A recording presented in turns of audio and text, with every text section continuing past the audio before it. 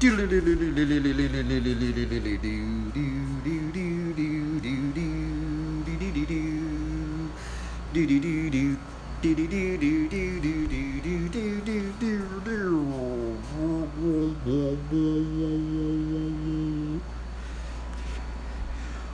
travelers. Welcome to another awkward episode where you get to see me do these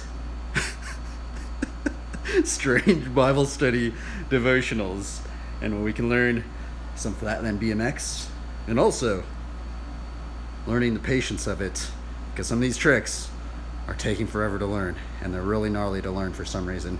And what's really weird is that these so many riders make a lot of these tricks that I'm trying to learn look really, really easy, and sometimes I thought it was going to be way easier than I thought. And I don't know, like, I feel like even some of the how-tos, they make it sound way simpler than it actually seems, because it probably just seems like it probably just seems like I'm crazy, honestly, just trying to learn some of these tricks, right? And but man, some of these guys just make it look so easy, especially like the cliffhanger, man. And like, I honestly, when I see people doing the cliffhanger, they make it look really easy, to be honest. But like, I've been just struggling with it. I don't know if it's just my bike geometry. I don't know if it's just I should probably be learning in a straight line, which that's probably what I should be doing. But it is one of these tricks that kind of resembles the cross. It's also one of the tricks that got me also interested in flatland. That trick, and also the stick B no-hander. By the way, I do apologize. It's going to be a little bit more louder. It's super hot lately, so I'm going to have the fan on. But oh well, it's all good. Anyway, we're going to have to just continue to just battle through our failures, or maybe not just battle, but just endure through our failures. And what's really weird about these streams, right, is that, like, see, I was like editing this little video, right, and it's so weird because, like, sometimes when you like edit a video, you kind of like want to put all your highlighted clips and like only your best, maybe not best, but just like the stuff that's like good compared to everything else. And that's the strangest thing about streaming, right, is because we're just like, everybody just gets to see you fail, basically, and you have to almost like accept your failures. Especially like yesterday, like the Bible study was hard, the riding was hard, and then the drawing for some odd reason was hard. It was just a hard day, and I almost like wanted to try. I was actually just going to delete the stream yesterday, but the thing is that I keep trying to remember this verse of God is glorified in our weaknesses, right? Now it's weird because I've done maybe like 2 Bible studies on it, but it's so strange to even really like think about it. And I've almost like forgotten everything that those Bible studies even went into. Is like, how is God really glorified in our weaknesses, right? And it says something that we should even be boasting in our weaknesses. And it's just sounds really, really strange. So that's what the Bible study is going to be about. So let's get this going. I'm going to plug this phone in, and we will. Hopefully, it's not too loud. By the way, I do apologize. I have the fan on, but honestly, I have to be thankful that I can even ride. I honestly feel like I shouldn't even be riding. I don't even have an AC on this knee. It's so crazy I'm even able to ride flatland. It's just crazy to me, honestly. Lately I've been trying to ride outside a bit more, trying to get more outside clips. So I've been trying to cut these streams a little bit shorter as of late, but so yeah, let's see here. But we can still try and do these Bible study devotional things. Okay, what are we going to get into? We're going to get into God is glorified in our weaknesses. It almost just sounds so weird, right, to even say that, right? Because it was just so weird, because I was like thinking about it, especially like yesterday. Like, I don't know, man, like it's weird because like some of these days, dude, just like feel like super hard in flatland. I don't know about other people that ride flatland, but bro, like some days like I feel like I'm on it, like I'm on it, like the timing's good, the weight placement's good, just something about it. And then like other days it feels like it's just a grind, bro. Like it just feels so hard. Like it feels like some of these tricks are already hard and they just feel like way harder, right? So you have to somehow even just accept our failures. And then the weirdest part is we're streaming this, so you just get to see me fail over and over and over again, basically. And shout outs to the flatland riders that can do stuff first tee, because that stuff is insane, actually. To even think about like like when like the pros go out and do like a run, right, and they're like landing their tricks first try. That is incredible. Like it's like, holy moly, man, like they are on it. Like just every little it's like literally there's some tricks where it feels like if you're off just like even like maybe even a millisecond or something, like it changes so much. Like you lose a balance point, or like you'll loop out, or just like, I don't know, man, it's crazy. It's very interesting. But anyway, let's start off with this this verse right here. I did pull this up. It's 2 Corinthians 12:9, and we're actually gonna read this this verse right here. So 2 Corinthians 12:9 verse. I'm gonna read this verse and let's get into it. Now, I have done a couple Bible studies on this, but I feel like this is just going to be a good little re-up for me personally. Because honestly, I kind of like look back and I just go, how is God glorified in our weaknesses, right? It just doesn't really, I'm going to be really honest, it kind of doesn't make sense to me, especially like in our modern state of human society at the moment, right?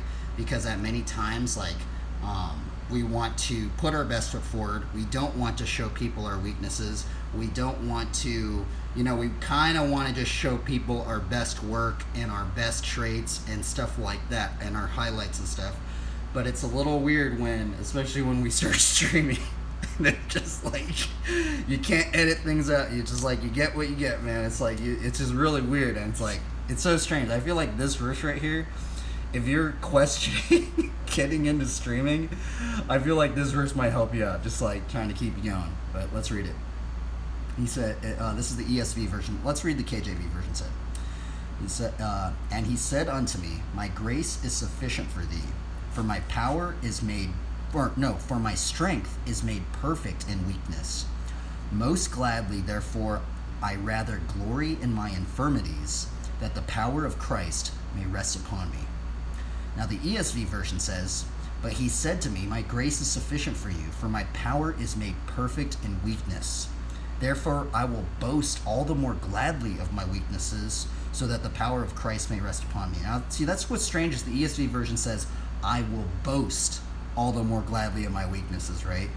I just feel like that's such a strange paradox of our society right now, because I feel like that's what we're not called to be doing, right? It's like, I'm gonna be flat out honest, but so we're gonna read a commentary on it, because I've kind of just like, now I feel like what this verse kind of does remind me of is, it does remind me of, there was this like Olympic athlete documentary that I watched, and there was this chick, and she was saying like sometimes the people at the top, they're not necessarily like the most like talented or like the most gifted. Well, sometimes it is like that. But how this chick said is generally the ones that just failed the most, and they just didn't give up. They just like kept going through their failures, right? And ever since I heard that Olympic athlete say that, I was like, that's really weird, right? It's like, it's almost like those who endure, like those who actually fail the most are the ones that end up getting to the top. Which it almost sounds so strange, right? Because it seems like, well, if you're failing, then like you should be at the bottom, right? But I don't know, it's weird, right? I think that she said something like that, and I was like, that's really intriguing how she worded that. Okay, let's look at the commentary on this. I'm gonna read this Got Questions commentary right here on how is God's strength made perfect in weakness. 2 Corinthians 12:9. I'm wondering how loud it is. I'm trying to get closer to the mic. By the way, that's another reason why I sit up. Hopefully the sound has been okay, because I'm sitting pretty close to the mic right here. So let's see here. Let's read this. Many of the principles of God's kingdom are paradox. Oh, that's so hilarious. What in the world, that they use that word? Maybe I've already read this commentary, and I've just remembered that word for some. Maybe I already read that. I don't really remember reading this one, but maybe I have. Oh well, we'll read it again. It's all good. We'll just let's see, because I probably haven't remembered a lot of stuff in here. When the Apostle Paul pleaded with God to remove his affliction, one he called a thorn in the flesh, The Lord said to Paul, "My grace is sufficient for you, for my strength is made perfect in weakness." 2 Corinthians 12, 8 through 9. The New Living Translation says, "My grace is all you need. My power works best in weakness." God's strength is made perfect in weakness because he delights in taking situations where human strength is lacking to demonstrate the greatness of his power. God's denial of Paul's request for healing turned out to be a blessing in the apostle's life. Now, see, that's strange. I'm wondering, you know, like that phrase where there's like a blessing in disguise? I'm wondering if this is kind of maybe where it stemmed from. I'm actually just curious, where did that, let's look that up right now. Where did the phrase blessing in disguise come from? Where did the phrase blessing in disguise come from? Question mark. I'm not sure. I'm wondering if it's from, let's see here.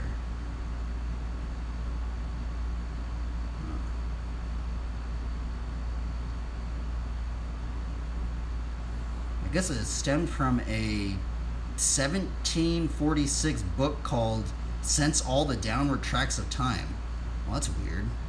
Well, because it's weird how like certain phrases, like even just using the word blessing, right? I'm wondering where that author got that inspiration then, right? Because he might have wrote that down, but I'm wondering if he got inspired by something else, right? I don't know. So anyway, let's get back to this commentary.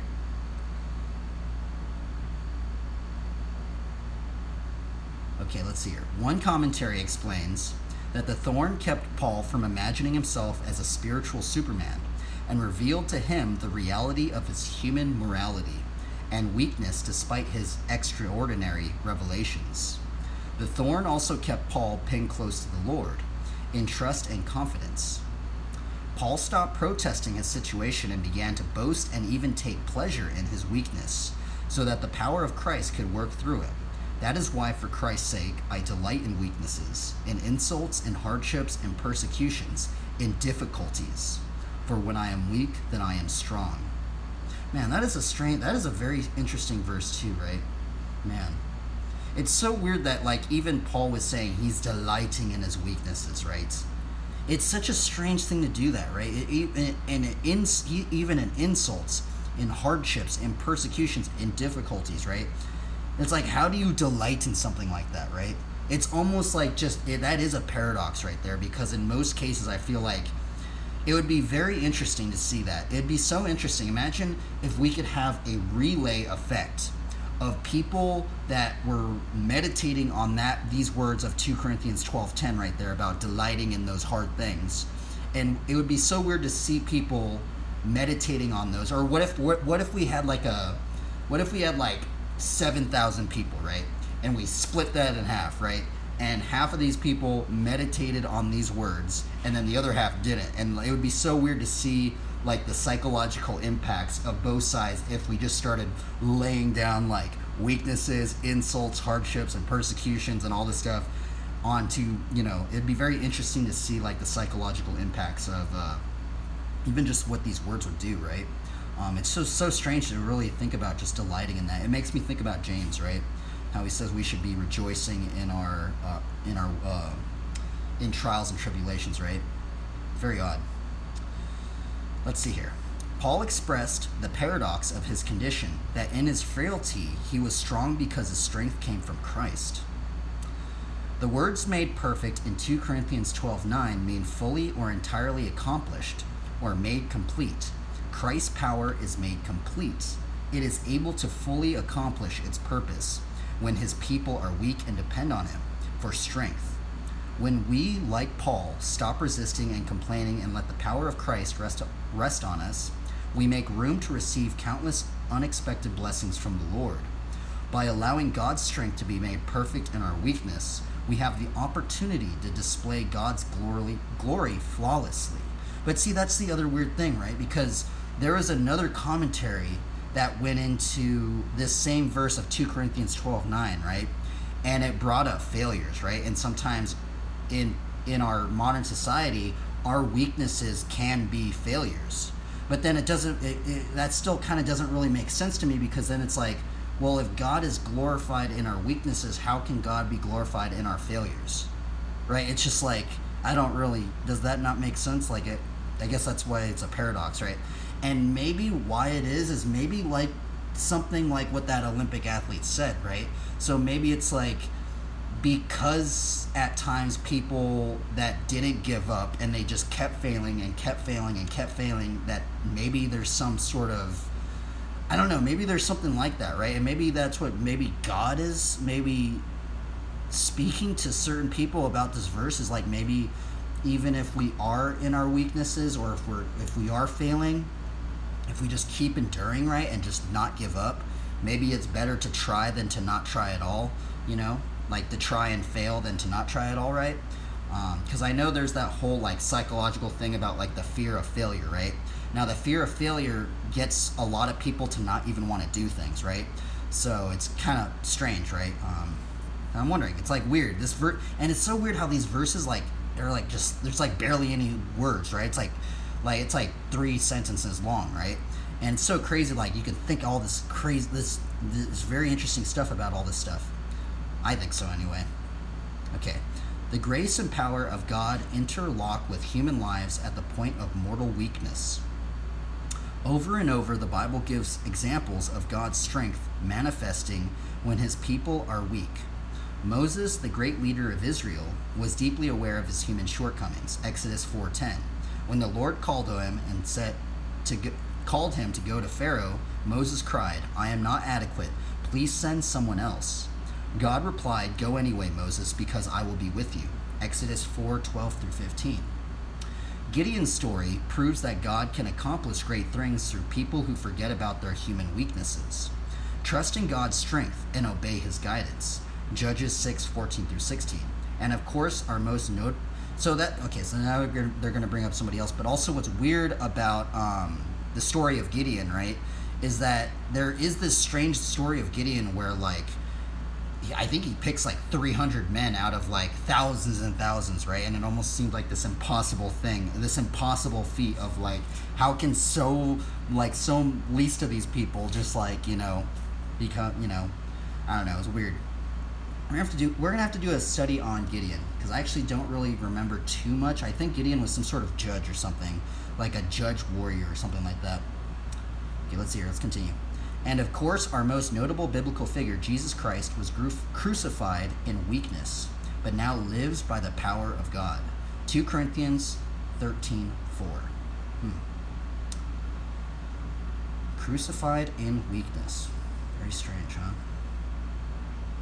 1 Corinthians 1:27 teaches, "But God chose the foolish things of the world to shame the wise. God chose the weak things of the world to shame the strong." We must never shrink away from God because of our weakness, but run to him, letting him equip and empower us to accomplish his will. We must remember his promise. He gives strength to the weary and increases the power of the weak. Even youths grow tired and weary, and young men stumble and fall, but those who hope in the Lord will renew their strength. They will soar on wings like eagles. They will run and not grow weary. They will walk and not be faint. Isaiah 40:29-31. That is so strange. That's so weird that they brought that verse up. It's so weird because we literally did a Bible study on that verse like last week. And what's strange is, like, that Bible study that we did, they did not go into any of this stuff. They did not go into 2 Corinthians 12:9, right? It's so strange. And now I find this very, very weird, right? Is when we get deeper into these commentaries, right? Now, some commentaries are really, really dry, right? Sometimes it's like I can't like think about things. Sometimes I feel like I'm just like a robot. Sometimes I'm just like reading these things, because sometimes like I feel like certain people's writing style is kind of like monotone, or I don't know if that's the word, but it's sometimes I feel. Do you ever get that where you read something and it's almost like you get bored reading it? You're like, ugh, like you're just like kind of like it's just like I don't know. There's something about it, and maybe not boredom is the right word to use, but there's just something I don't know, something about it that it's like maybe not enticing or something like that. And I feel like this is what's so strange about God's word, is because like there's so many like interesting stories and plots, and just like how it's worded, and just like the numbers in it and the verses with the numbers. I find it very, very interesting. And so anyway, but what's weird about this verse, right? About those who wait upon the Lord will soar up on wings like eagles, right? This is one of the reasons. This is actually one of the verses. This is actually the verse that this other BMX rider relayed. He was like, he brought it up to me. I'm like, what in the world? Like, this is such a why? Like, out of all the verses, why do you bring that verse up, right? It's just so weird, right? And like, what's strange is that this verse has also inspired me to kind of like learn as many like no-handed tricks on BMX, right? Sounds kind of ridiculous, right? Even just like, but there are a lot of scriptures that talk about lifting up our hands and stuff to the Lord and stuff like that.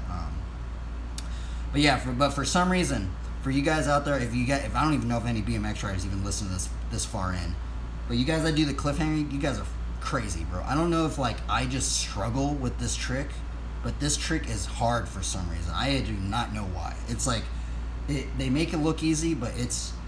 I honestly think it's just my bike geometry, because I used to run an 18.75 frame, and it was way easier on that thing, because you could get behind the seat. You didn't have to go to hang 5 behind the seat and then take your hands off. You could just go straight behind the seat and then boom, take your hands off. I think it's just, it might be my bike geometry. Anyway, we're going to get into that later, but let's finish off this commentary. Trick's really hard though.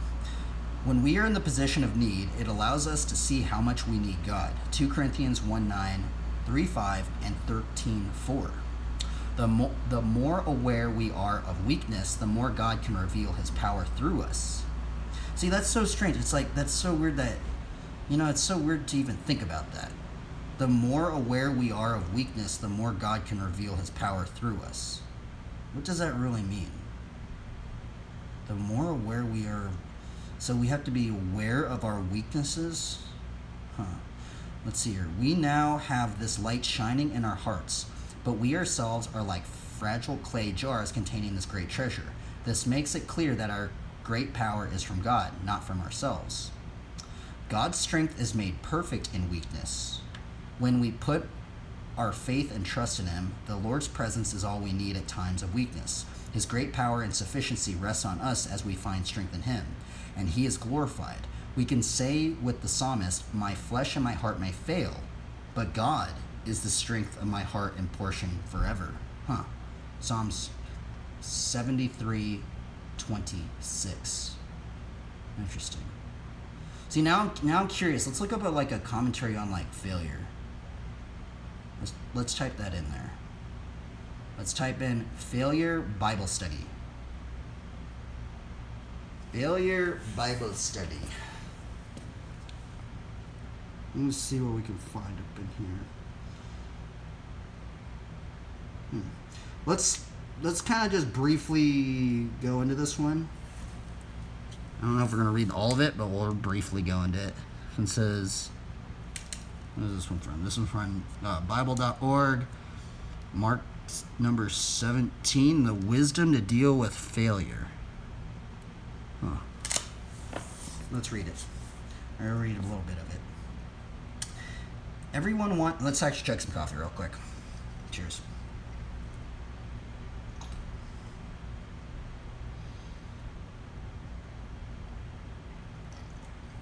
And that's the weird thing about these streams, man.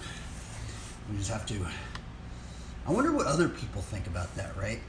I'm wondering, like, do other people, like, when you guys have, like, a bad day, just, like, streaming or something, and you just, like, can't do anything, you're not landing anything, what if you just lost every single match or something in a video game or something like that, right? Do most of these people just, like, keep their VODs up, or do they delete them or something, right? Because I have noticed that there are some streamers that I've noticed, like, I'm not going to name any names, but one dude was doing the WoW hardcore challenge thing, and what ended up happening is something happened, and then the chat, like, got all crazy, and they called him out, and now he, like, doesn't even stream anymore. It's just weird. And that was weird because, I don't know, it's so strange to really think about that. I wonder what's going on in his mind at the moment. Now I think about it, I'm kind of curious. I'm wondering what, because he, like, stopped streaming. It was, like, weird. Like, he was, like, a really big streamer. He just stopped streaming. I don't know, it was weird. Anyway, let's see here. Everyone wants to be a success. I have never met anyone who purposely set out to be a failure. Undoubtedly, this is why so much has been written on the topic, how to be a success, and why these books are so popular. I think it was Theodore Roosevelt, who said, "The only man who never makes a mistake is the man who never does anything." Let me read that again. This is from Theodore Roosevelt, by the way. "The only man who never makes a mistake is the man who never does anything. The simple reality is that failure is one of the ugly realities of life, a common experience to all of us to some degree. Thus, the ability to handle failure in its various forms and degrees is a vital part of the spiritual life and another sign of maturity. A careful study of the Bible reveals that most of the great figures of Scripture experienced failure at one time or another. Yet those failures did not keep them from effective service for God. As a partial list, this was true of Abraham, Moses, Elijah, David, and Peter. Though they failed at some point, and often in significant ways, they not only recovered from their failure, but they used it as a tool of growth. They learned from their failure, confessed it to God, and were able to be used in even mightier ways." Now see, here's actually something I didn't bring up today, right? Now, it's also very strange to think about failure in of itself, right? Is that sometimes I wonder if we can motivate people through having other people see our failure, right?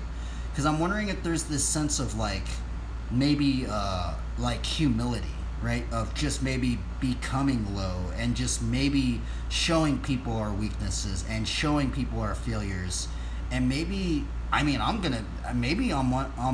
kind of wondering if maybe this is why streaming in some sense has been growing so much as in the past, 5 years, maybe, I don't know, more than, it's probably been like 5 years or so, right? Maybe more than that. But I'm wondering if that's one of the reasons why this sort of media has become a little bit more, maybe it's gaining more traction. Maybe it's because it's showing people maybe maybe more of a realer side of we get to see people's faults. We get to see people mess up because you just can't edit it out, right? It's not it's like if I say something wrong right now, I can't just clip it right now and be like, "Oh, well, I never said that." All right, it's like if I say something wrong, it's like, boom, all right, well, dang, well, I can't take it out. All right, we're just have to go with it, right? And that's the most awkward. That's one of the most awkward things about streaming, by the way. Is just that very feeling of being like, "Oh, did I say something wrong? Oh, what are these people gonna think of me?" Or something like that, right? And what's weird is I have gotten some questions being like, "Well, why do I put the Bible study and why do I put the bike riding and why do I do the drawing all in one stream, right?" Well, I'm gonna be flat out honest. It's like I feel like I do it now because of it's kind of like a mental barrier thing for me. It's like almost like a psychological shield in some degree, because what I've noticed is I tried to split up my drawings and my bike ridings and my Bible studies at times earlier, right? And what would trip me out is I would be like, well, why are people watching just the bike stream, or why are they just watching the drawing stream, or why are they just watching the Bible study thing and and so it started I noticed sometimes I don't want the numbers to impact my my zeal about things, right? But sometimes it really does happen like that when you notice little numbers. Imagine, say, there was thousands of people watching the Bible study and then nobody wanted to watch the bike ride or the drawing one, right? I think that would kind of trip me out a bit, right? And so if I just put them all together, it's like kind of this armor that I can wear and not have to worry about this taxing of the mind of thinking about all these numbers, thinking about what's working, what's not working. I just put it all in one. I'm just like, all right, well, we'll just go with it, right? And so that's kind of why I do it. And also, there's also another reason, is because I feel like there is this strange sense of commitment as well, especially if you start doing these Bible studies, right? They feel so awkward to do these Bible studies, right? Many times these Bible studies are just super awkward. I just feel like I've said so many wrong things, so many cringy things at times. And so what ends up happening is many times, even yesterday, I wanted to just delete that Bible study, right? But the thing is, I started riding my bike, right? And then once I start landing stuff on my bike, I just almost start committing to it fully. and so it's a way for me to kind of commit to these Bible studies, right? And it's very strange. Did you turn off that AC thing? Yes. Okay, let's see here. Where are we at? Oh yeah, and by the way, the other thing is that I wasn't the one, because I got inspired by some other believers that started doing their streams. They would do Bible study devotionals, and then they would go into playing video games or working out and stuff like that. And then the other reason why I do it is just it's way easier. You don't have to retitle your stream. It's also maybe less of an annoyance, because imagine if I were to just kind of just cut up everything, you'd probably get a notification like 3 times per day or something like that. And so if I do it this way, boom, less maybe of annoyance. It's easier. You don't have to retag things. Way easier online and stuff like that as well. So anyway, let's see here. Anyway, I mean, I guess maybe we'll just leave it at that in terms of the Bible study. I guess we'll read a little bit more on this. Let's see here. Where are we at? Yeah, I guess we'll leave it at that. I guess that was a Bible study. We got to remember that many characters in Scripture also failed, right? And it's very strange to think about. Okay, well, let's do a card draw. I'm going to get into writing.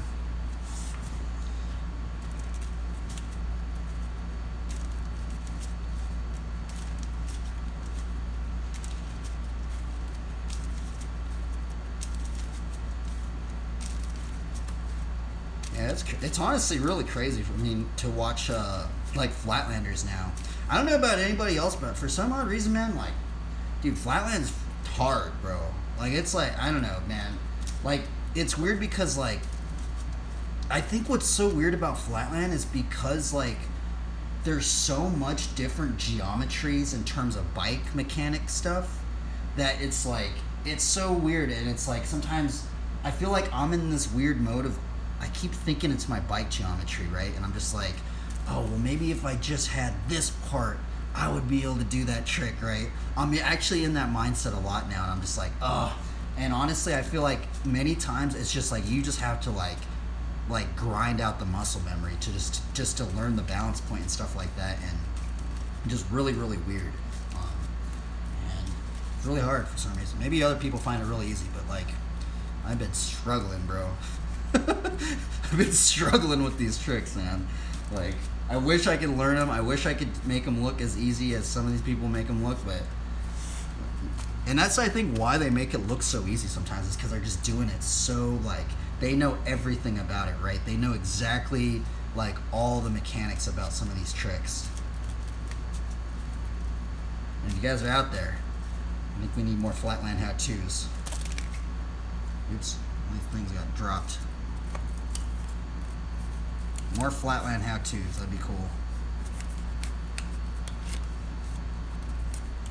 I'm gonna reshuffle these now.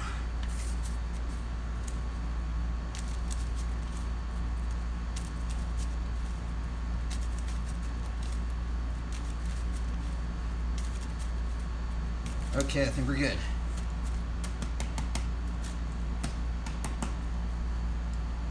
Put that up on there. Let's do a cut. Whoop. Whoop. Whoop. Whoop. Put the light on.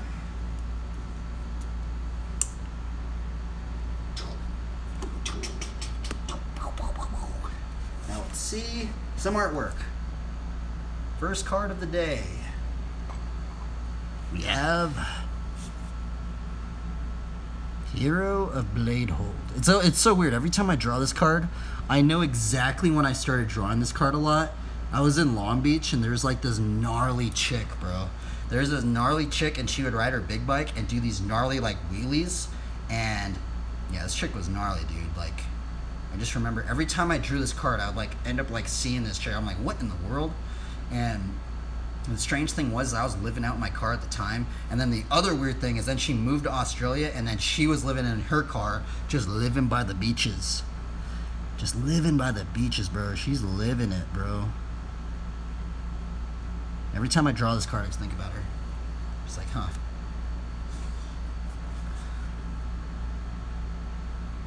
Rafik of the Many. I like this card. I like the line in the back. It reminds me of Proverbs 28:1.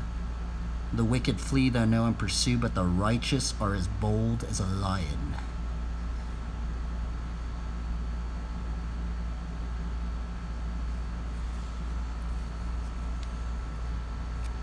Three.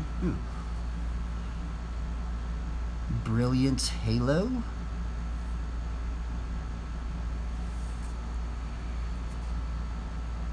Number 4. Quarter Paladin. 5. Angelic Destiny.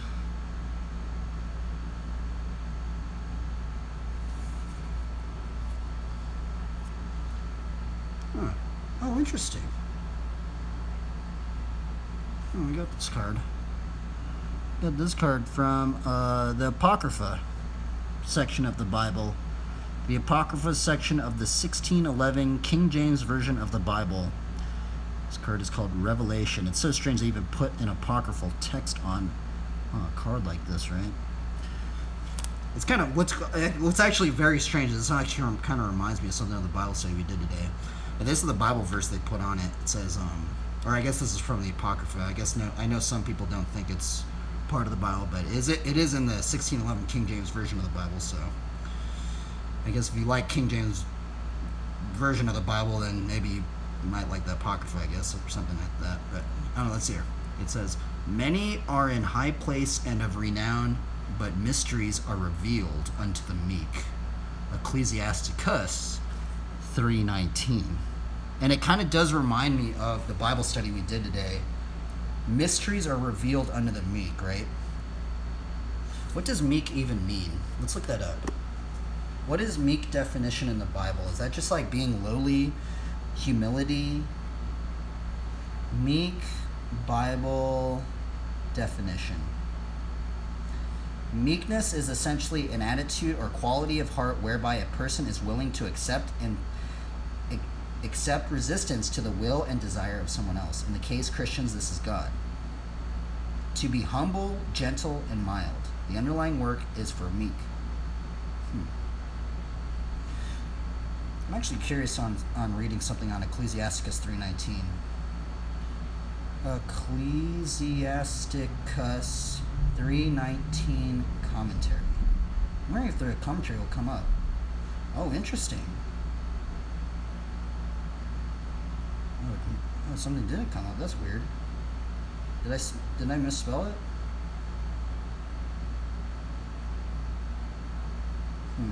That's weird. Just look up that verse then.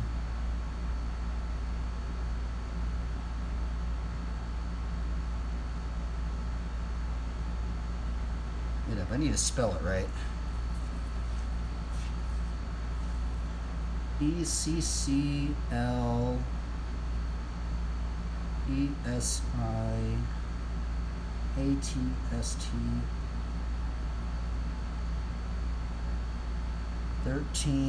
3:19. I misspelled it. 3:19.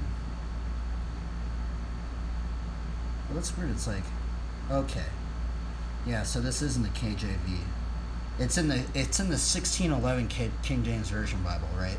It's so weird how it's so weird because I hear people that are like, oh, well, the King James Version's so awesome, right? And then I go, well, what about the Apocrypha? And they go, yeah, I don't know about... It's so weird because in the original King James Version of the Bible, it had the Apocrypha in it, and I just find it very strange.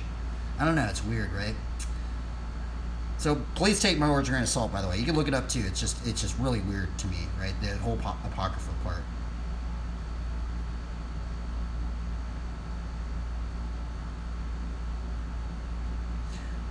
What is this? Let's just read like the entire this little verse part. It says, my son, go on with thy business in meekness, so shalt thou be lewd of him that is approved. The greater thou art, the more humble thyself, and thou shalt find favor before the Lord. Many are in high place and of renown, but mysteries are revealed unto the meek. It's so weird because it's like written in this strange, I don't even know if I'm pronouncing these words right. For the power of the Lord is great, and he is honored of the lowly. Seek not out the things that are too hard for thee, neither search the things that are above thy strength. Huh.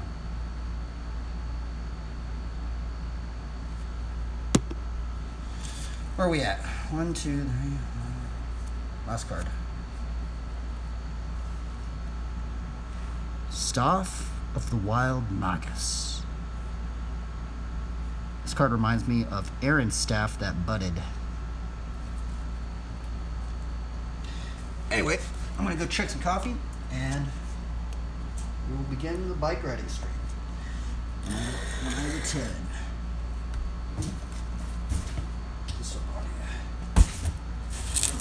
We will be back. Still the tweets.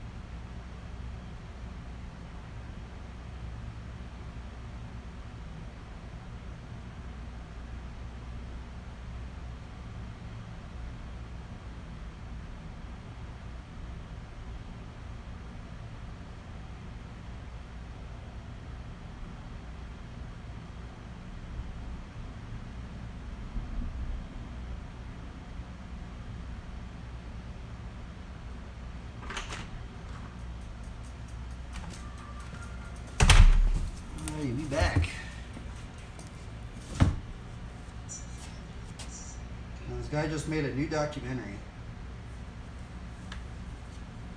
It's in French though, but I just saw it. This is the place that I got into flatland. This is the place where I met my first flatlanders. It was in Long Beach. This exact area right here. Just crazy.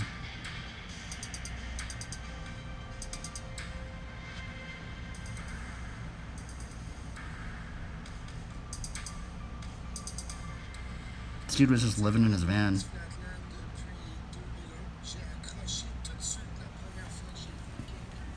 Shout out, dude. Okay, let's get into right. I'm gonna open it up on here. Man, it looks really nice right now. Like the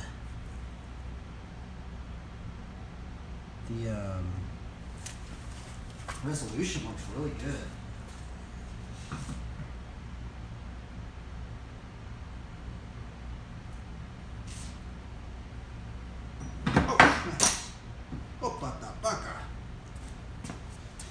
Okay, let's do this. Boom. Man, I miss Long Beach. It's so weird how there's like barely any flatlanders out here. I feel like I would have just learned so many more tricks. Like, I feel like you learn way faster if you're by like gnarly flatland riders, right? What am I doing here? Let's chug some coffee. Cheers, everybody. Hopefully we can land a cliff, or get closer to a cliffhanger. I'm pretty sure I'm not going to land a cliffhanger today, but we can at least try to get a little closer.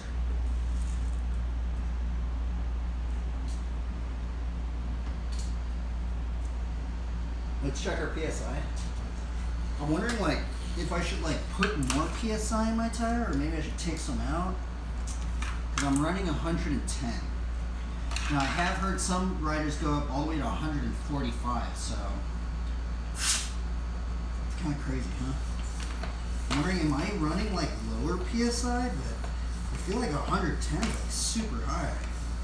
And now knowing that some riders are running 145, like, bro, that's insane. This pump doesn't even go up to 145. This thing goes up to 120.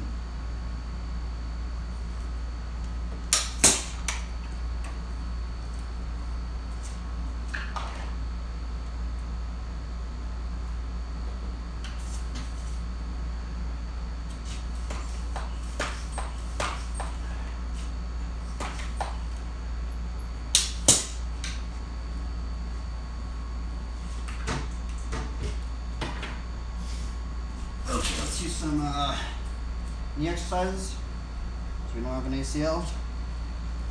Any one of these days I'm probably just gonna blow my knee out again or something like that, and I'm just kind of waiting for it, honestly. But right now we just gotta be thankful we can even ride.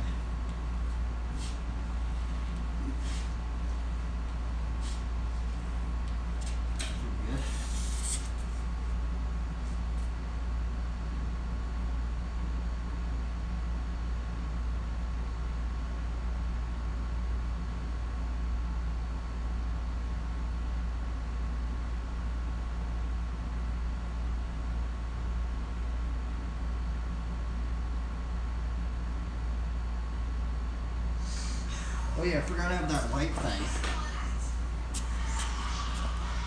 Forgot we have this thing. I didn't put it on yesterday.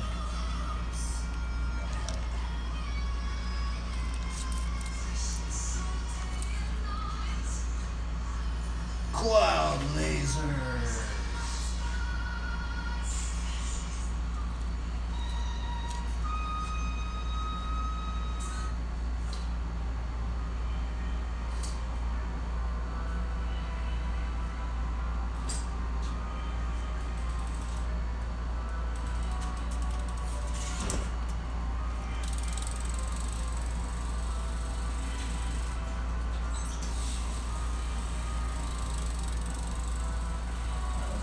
Fail, I guess, today, right?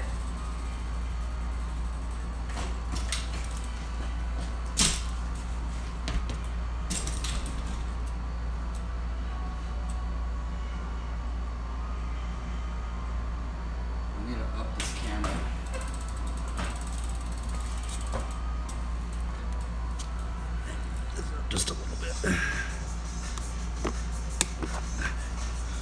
I wish I could have this thing in different angles. It's just like the garage is like so tiny that I have to have it down here in order to be able to catch everything. Because I want to have like different angles, but like I can't just have that thing like, you know, it just gets in the way. I don't know. Oh well. Just set it right there and we'll just forget about it.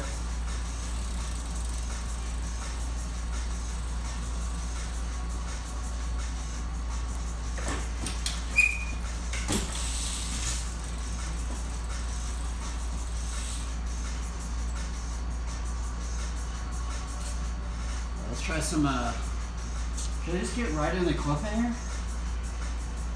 Let's just try it, right?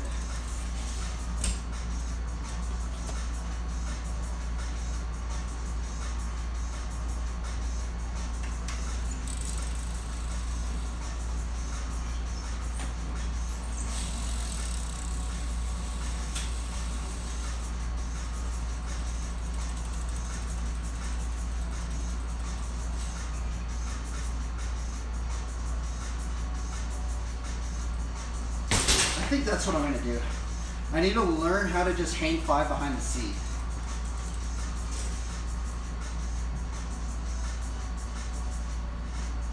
Yeah.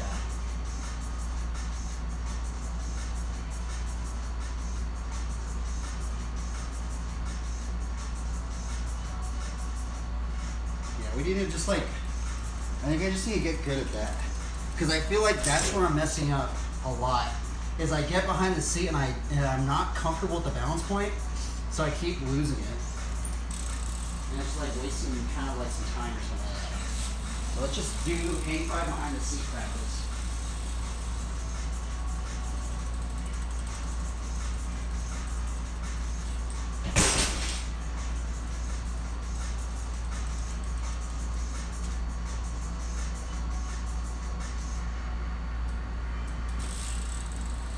I'm also kind of like tripped out about like where they put their cranks, because like I tried to put my cranks like the how-tos. A lot of the how-tos say you put your cranks like that. But for some reason I hit my leg on that one too. Some people have been putting them like this, where they're cranked like that. Actually, I see a lot of the people doing their cranks like this, right? But I don't know if my cranks are just too long, but I keep hitting this, and then if I hit this just a little bit, it pushes it up like that, right? And then it gets right into to my balance point, right?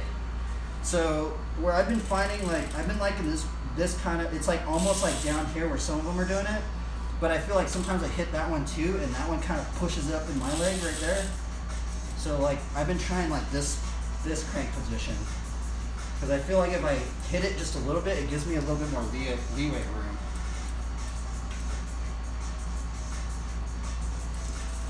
I don't know.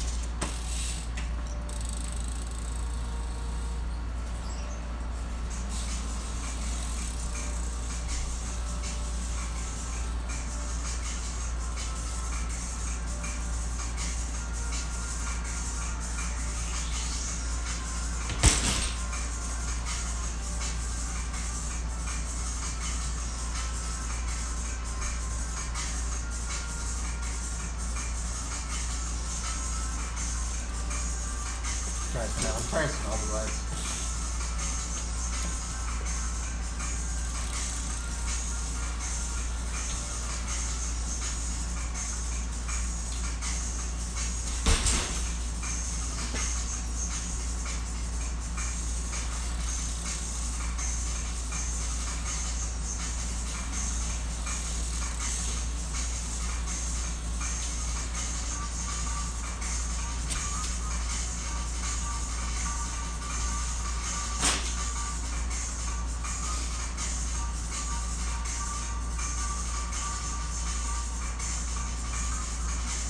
For some reason the resolution's like really nice right now.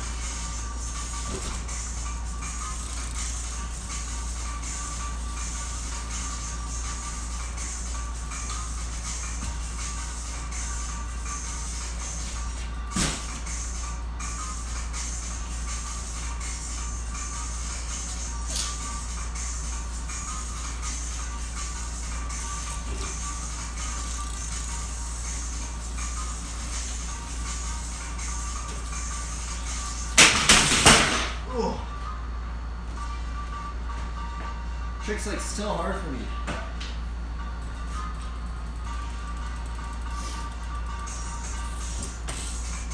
It's a really safe trick though, that's for sure. I mean, that's like the worst that'll happen, but it is hard.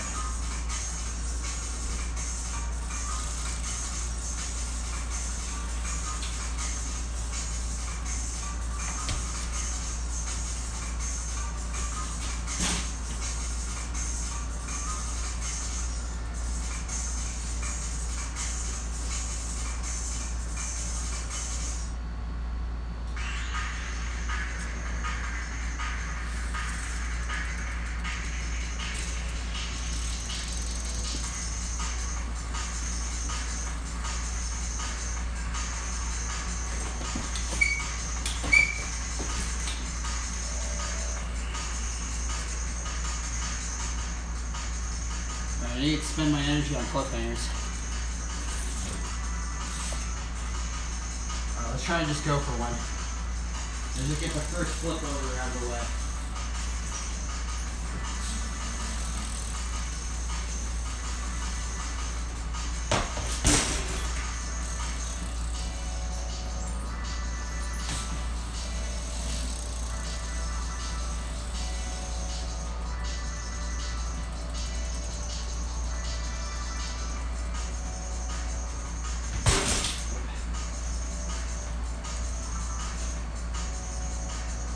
How do people do this trick so easy? I think it's because I'm not used to hang fiving behind the seat. I'm not used to it. It's so weird. Like, I always lose my balance point.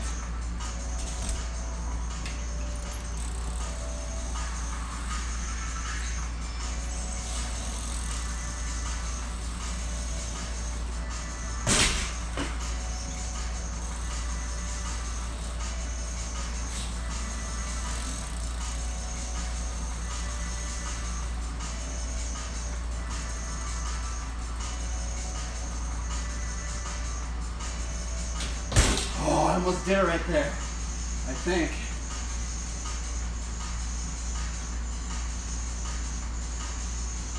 Oh, I'm not getting upright enough.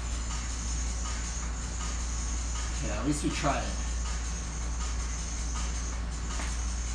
I'm like scared to get in a balance point. For some reason this trick scares me. Alright, we just gotta commit. I feel like this trick is like 100% commitment. If you don't commit, like you just flip over.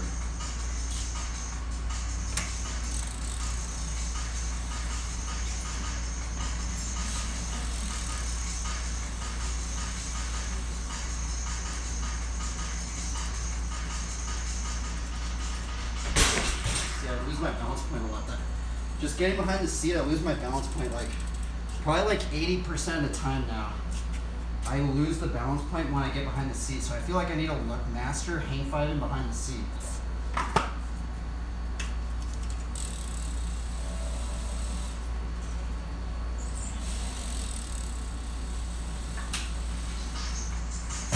my goodness, no, let's not get frustrated. We're not going to get frustrated with this trick.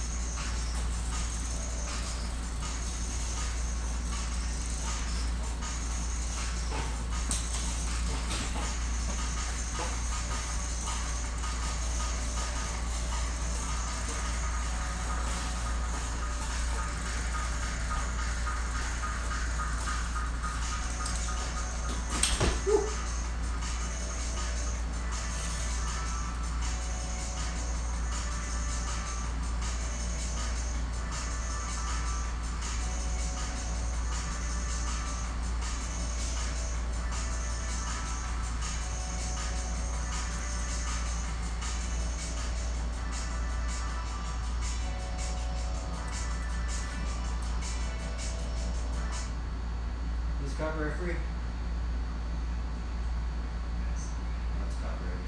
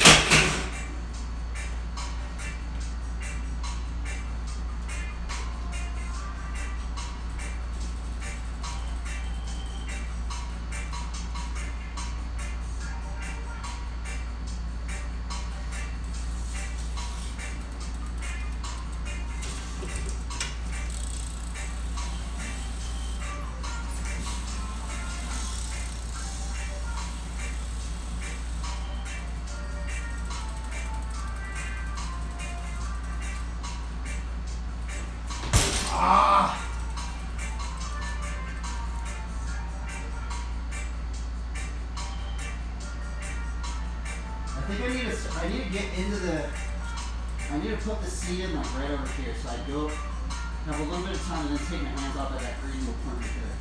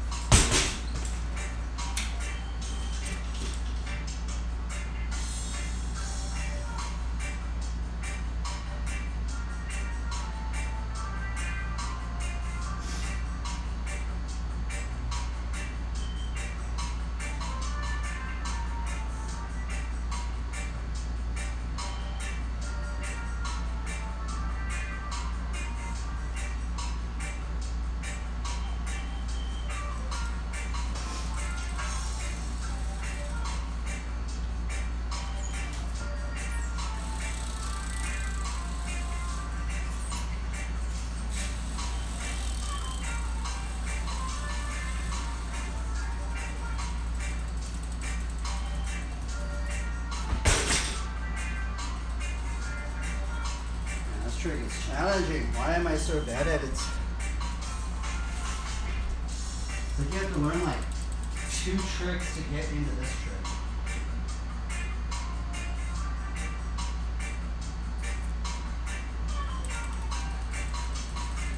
Let's practice the one though. Like I kind of feel like the one wheel's balance point isn't the same like on the bike. It's like different on the bike.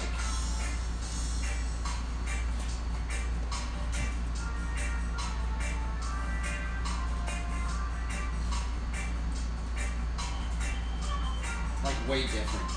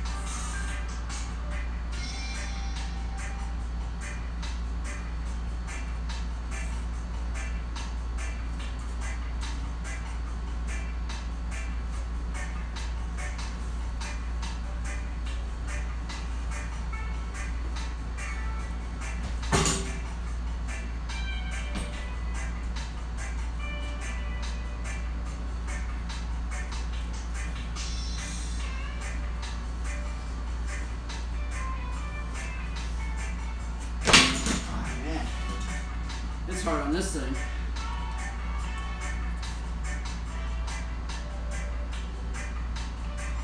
I didn't even do it on this thing.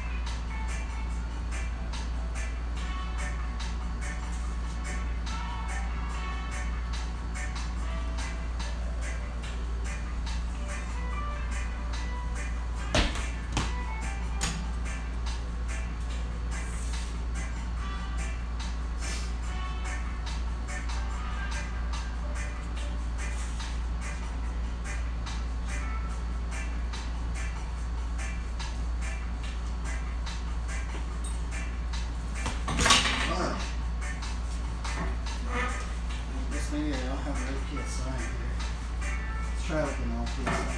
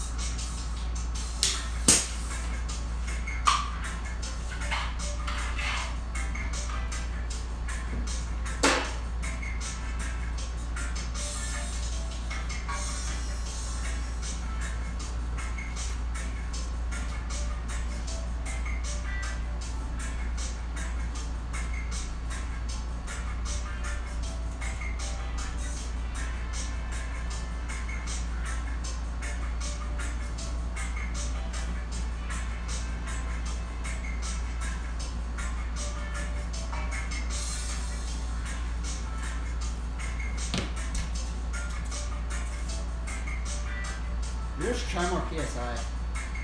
Maybe I'll go to 120 on this one. Maybe that might actually change something about it.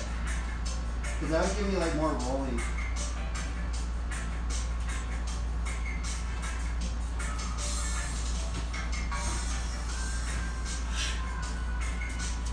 Maybe not.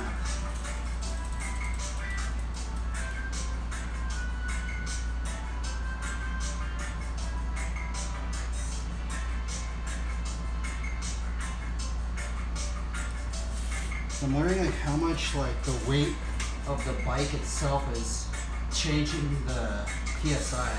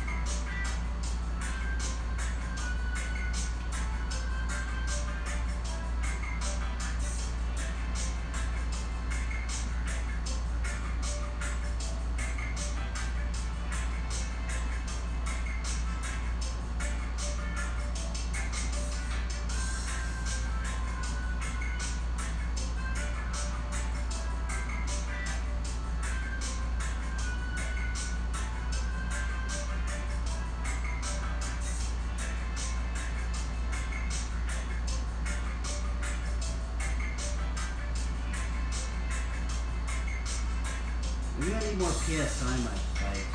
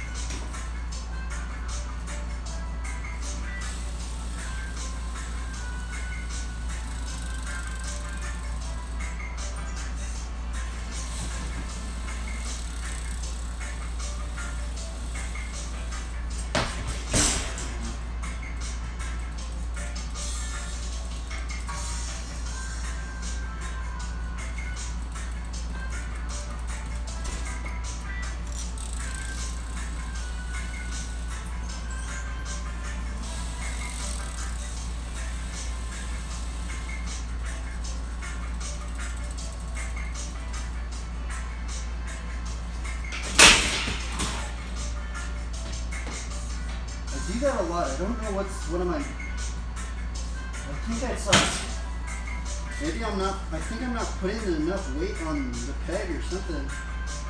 And I think what's going on is I'm not putting enough weight at the same time.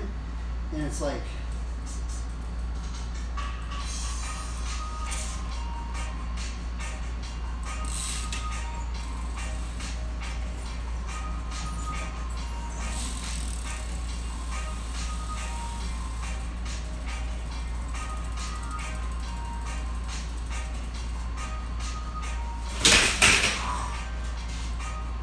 keep doing that. Yeah, I'm not putting my weight. I don't think I'm like centering my weight out or something.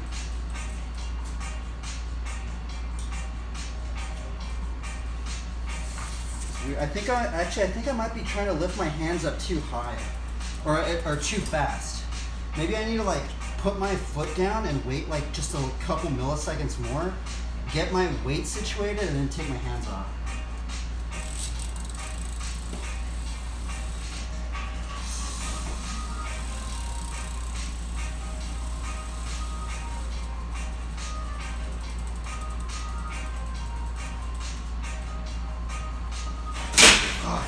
Doing that. What am I doing wrong? I'm doing something wrong.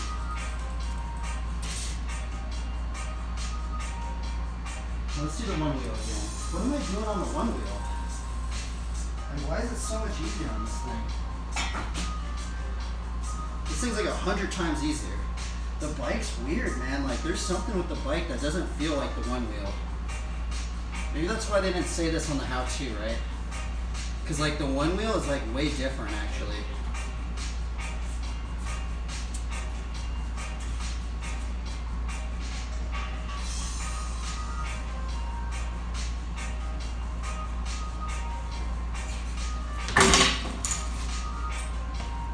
Okay, I think that's what, I think you have to put the right weight on the pegs. That's I think the secret of it.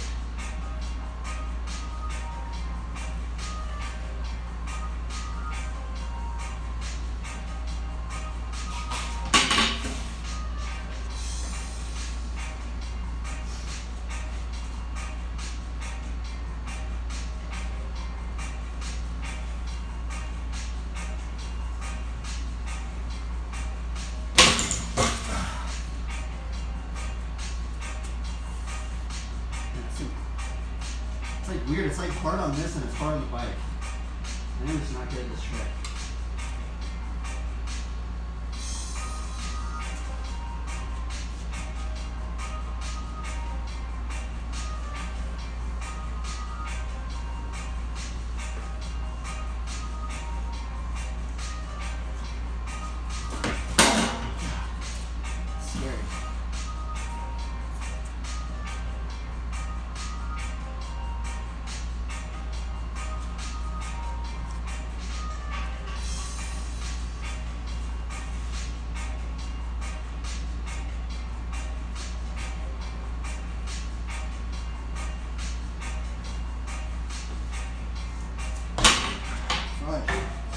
If I can't even do it on this, then there's no way I'm doing it on the bike, right?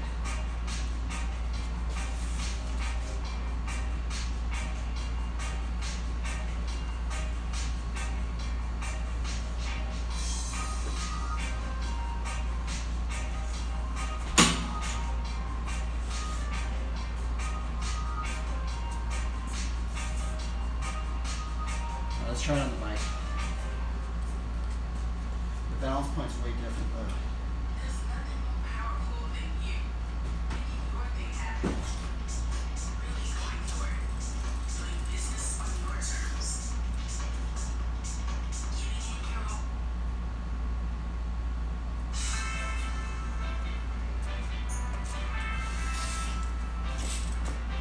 Okay, what I have to do, I have to remember to put my weight on this peg. I think it's because I'm not putting the weight on the peg and I'm like not committing to it.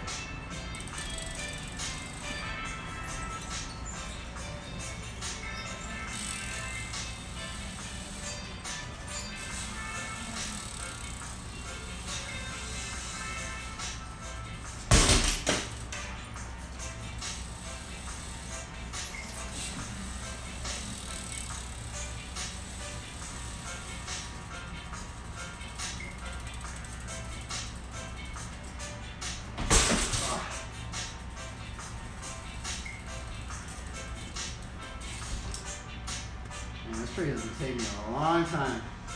I don't know what is wrong with this trick, bro. Man, it's so hard.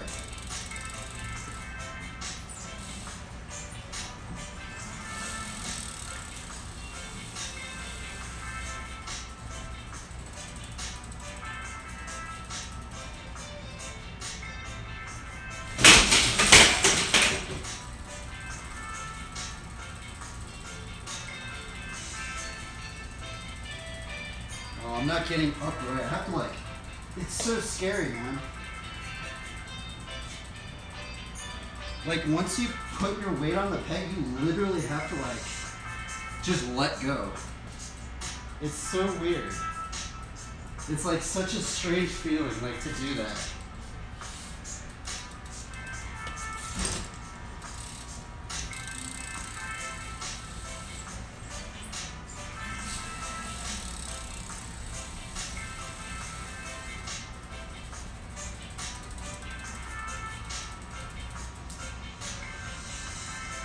Oh, I was about to do it right there.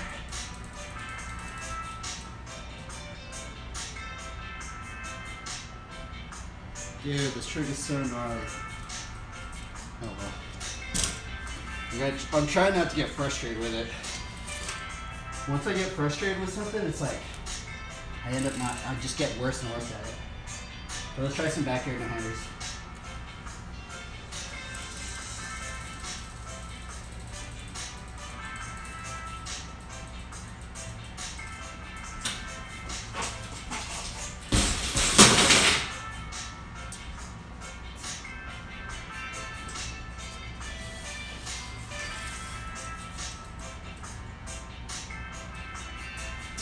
These two tricks. These two no-handed tricks for some reason have been the hard ones for me to learn. I have landed both of these, that's the weird thing, it's just I don't have them unlocked.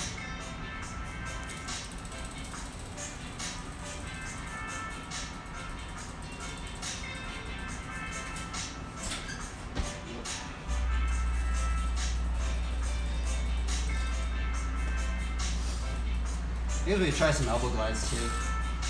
Because I know that goes into the hitchhiker, so I need to learn, I need to master the elbow glide.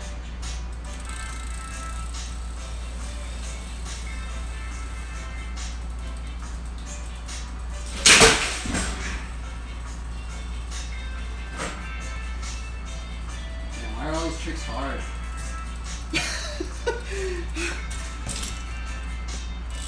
I feel by now I should have gotten the elbow glide down, but I'm like still stuck on it. It's ridiculous.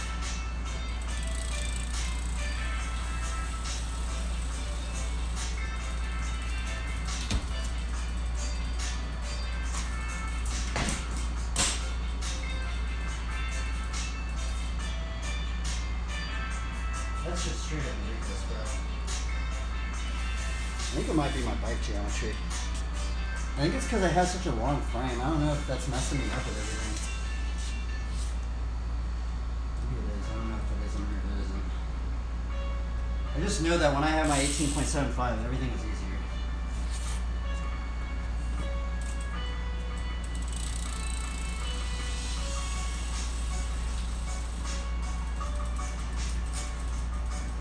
Ah! You're kidding me. Like if you're off like 1 little centimeter, it just messes it up. It doesn't make any sense.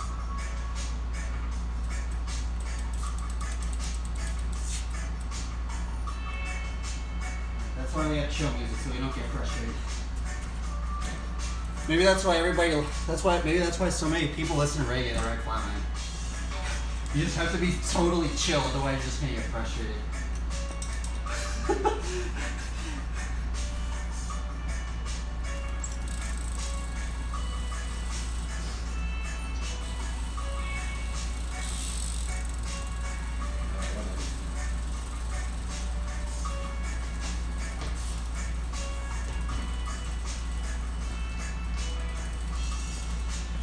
Okay, we gotta be chill with this one. This one I have to be like, you just gotta go with the flow.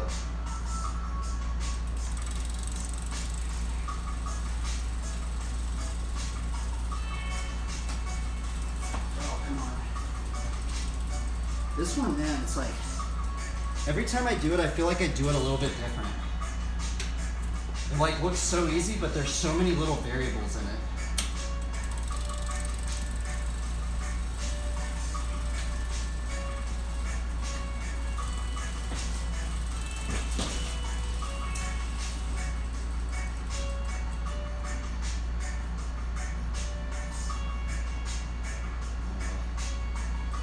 I'm not landing anything today. What is wrong with me? I guess it's because I'm doing things I'm not good at. So I don't land anything. I kind of want to do a, I wonder if I could do a foot jam no-hander to stick beat.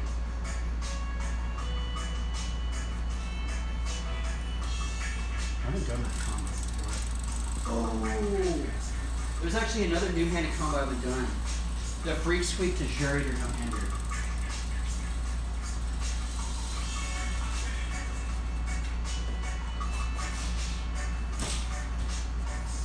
Freak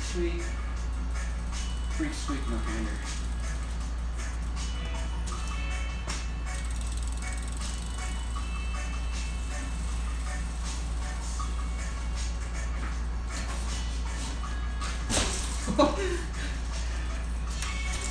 I'm bad at that trick.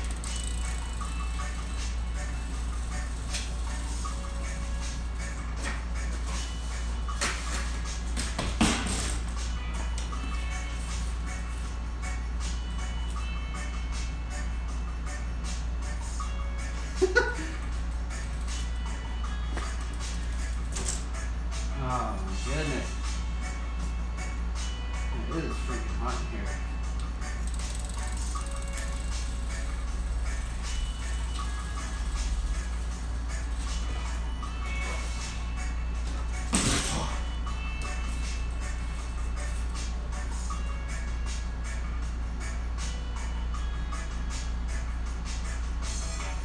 What's wrong with all these flatline tricks, bro? I can't land anything. I guess we're just in learning mode. You just have to take it. I'm gonna try not to do much Jerryers today, because I always just do Jerryers.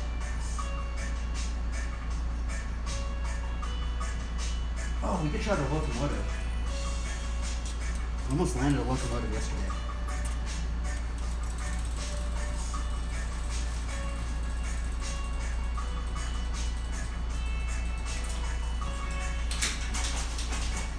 Oh, that was crazy.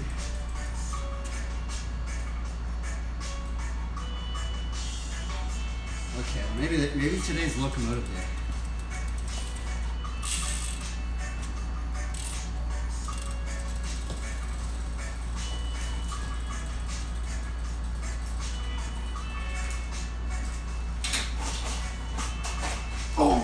Almost landed.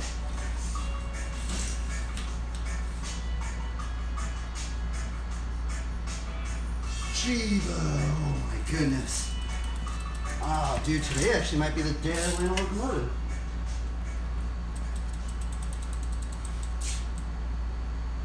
Ready to reach the right crowd? Get influencer marketing right on Fiverr.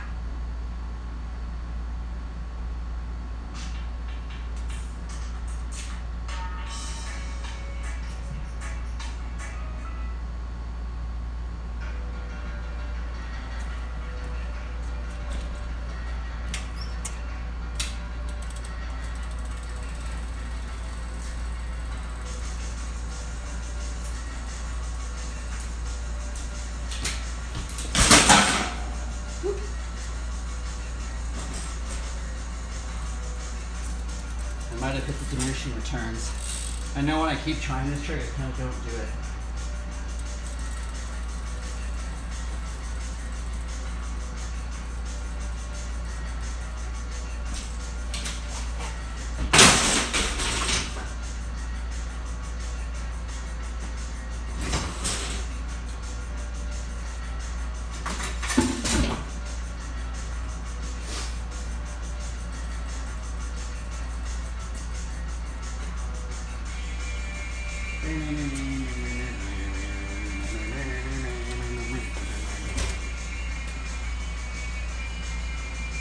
We could do Ulta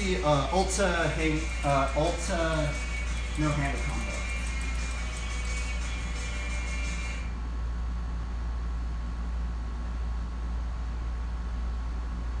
Ulta no hander.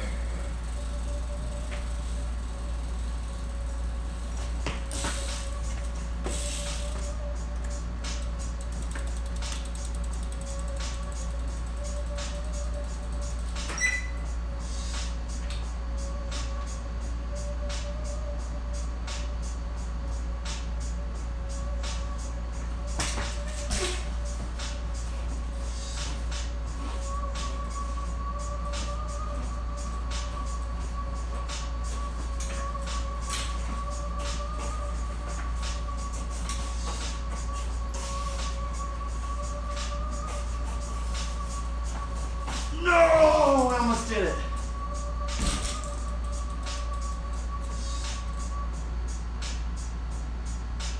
Are you kidding me, bro?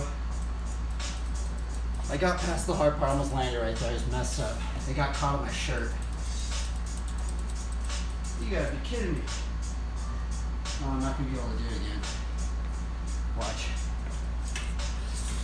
I know, every time I try this combo again, I can just never do it.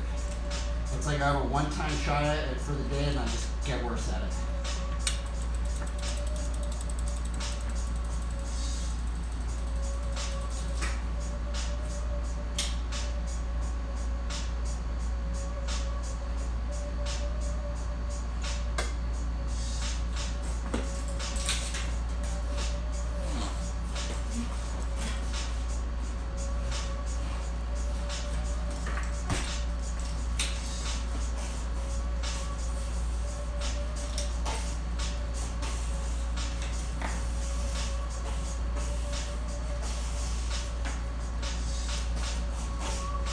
No, fudge.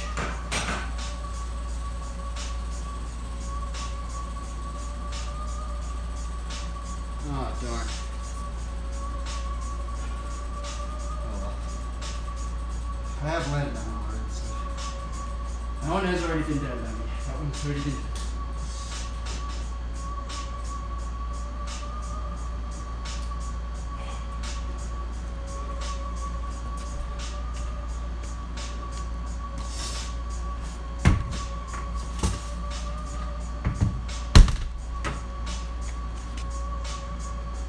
Woo-wee! That laser is awesome.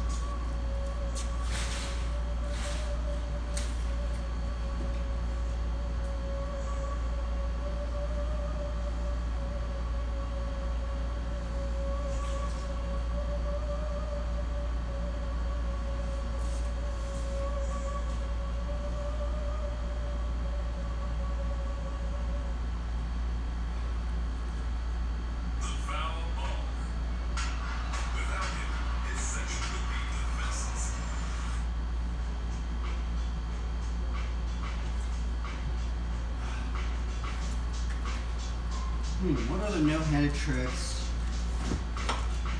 I haven't done in a while. I feel like I just practiced all my no-handed tricks. I guess no, not all of them.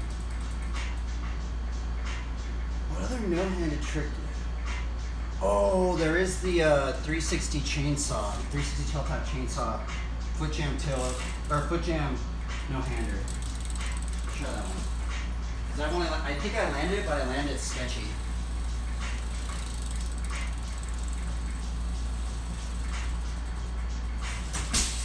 Oop, ah.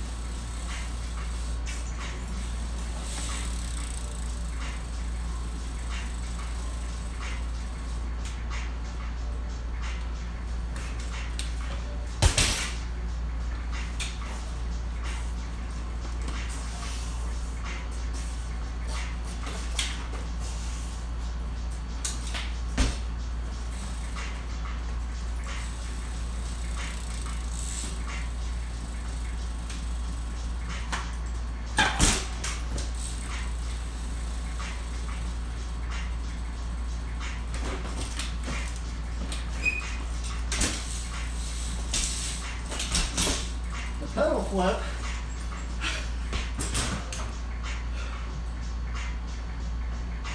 That was the first line I landed all day today. Dude, I did a double bar gyrator.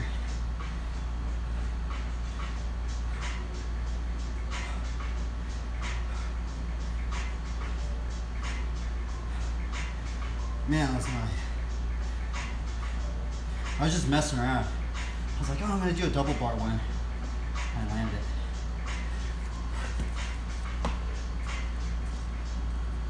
Woo! First line of the day.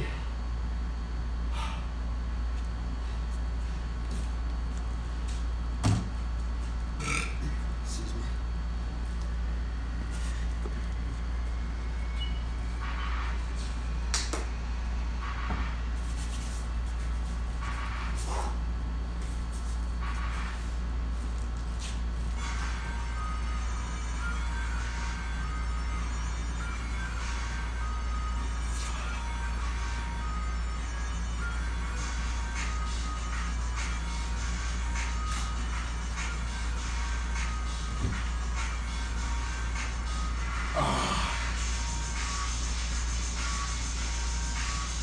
I can end the stream today happy.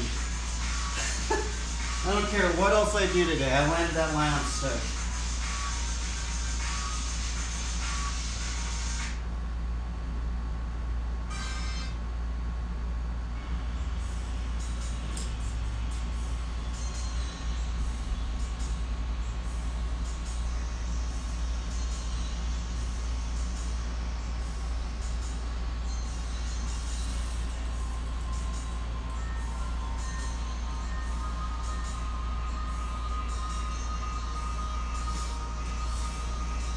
Let's do ultra kickflip line.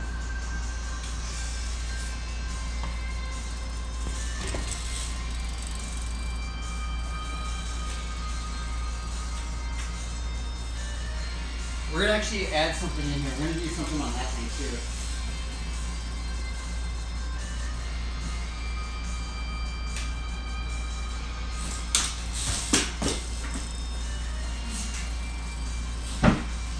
I got fudge.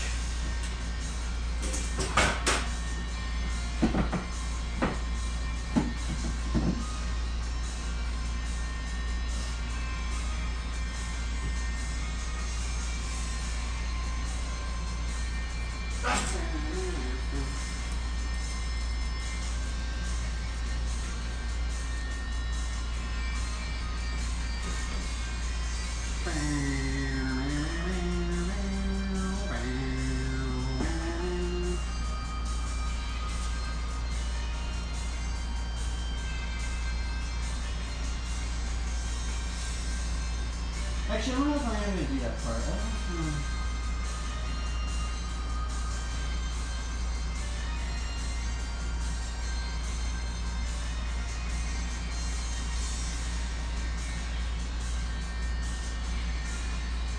Let's do an out. I don't know.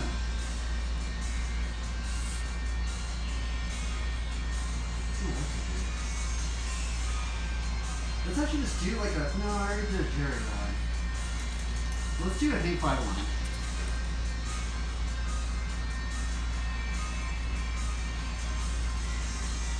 I like that. I need to get better at the hang 5 line.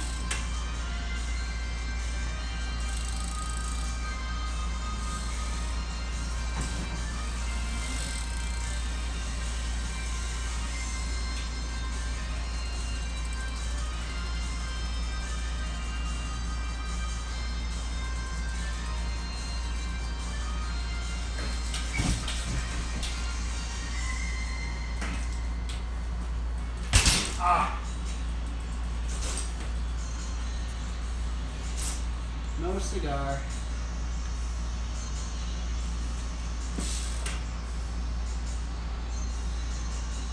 You know what? I've already done that line before. I need to do something else. I guess we practice funky chicken tail whips. Funky chicken tail whips for Thomas. 'Cause he's the only one with a clip of it on YouTube.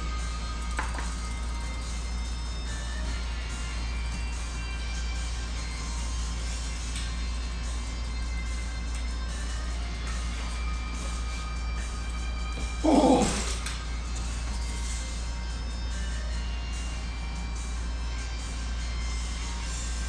Oh, that trick's hard. I have yet to get close to even riding this thing.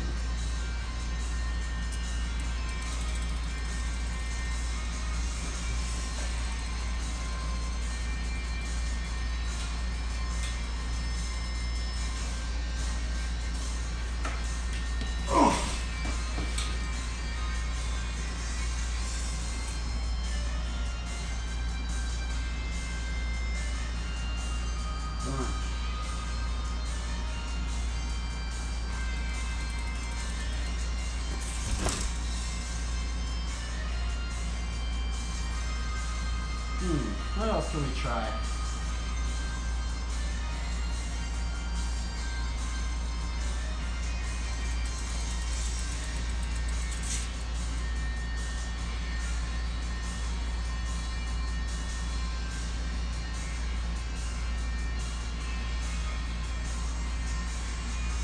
I guess we could do the long 60 one.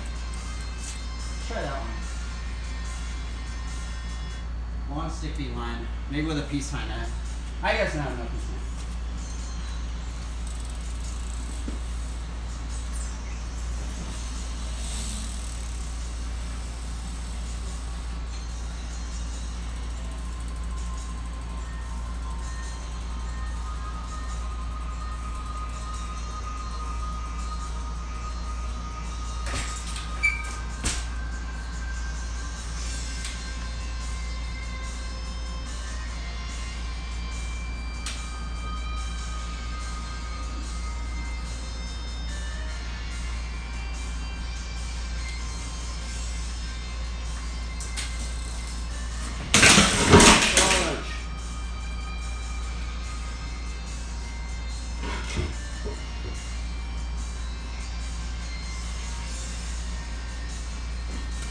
Almost did. That one was so clean.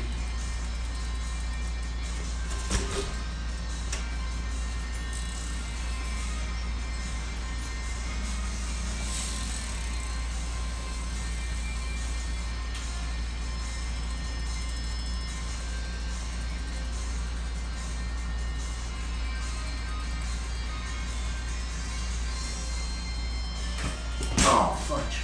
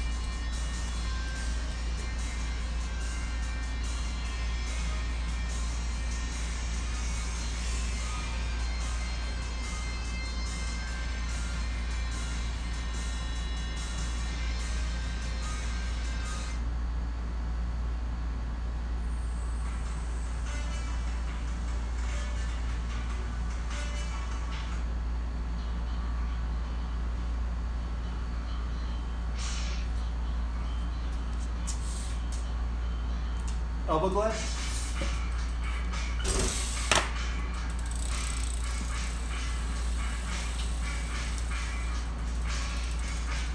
Ah! Man, I'm terrible at this trick. I've like landed like 10 of them. See, I can't land it.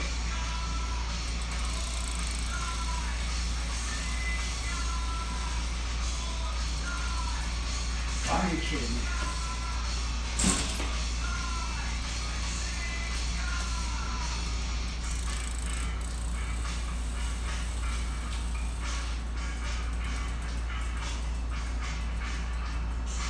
Oh, that was so close.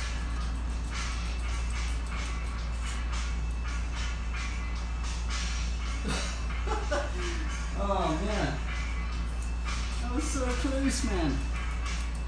So close yet so far.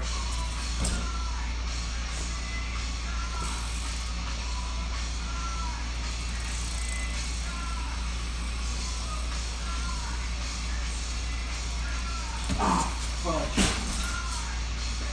What's wrong with me?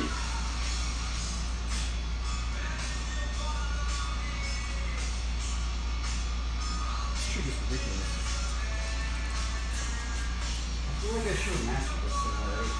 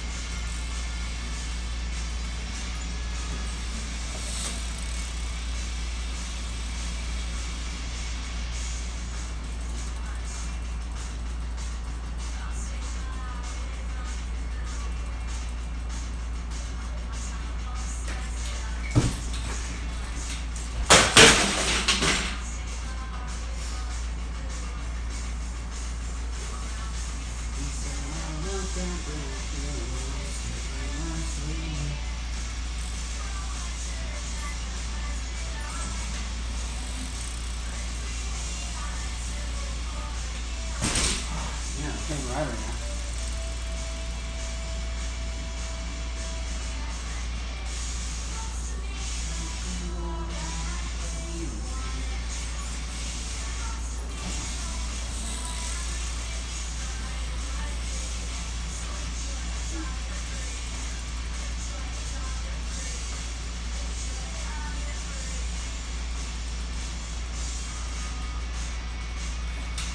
Are you kidding me?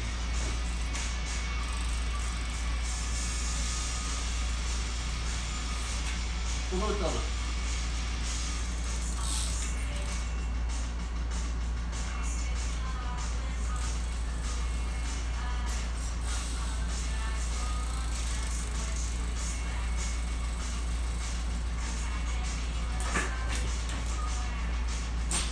Are you?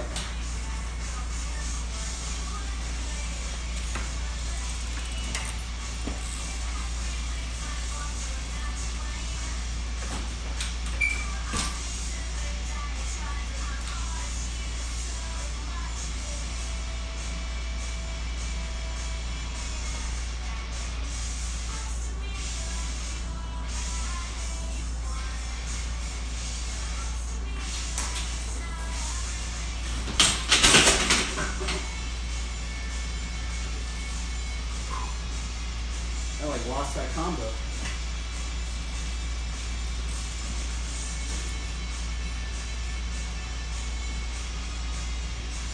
Sounds cool.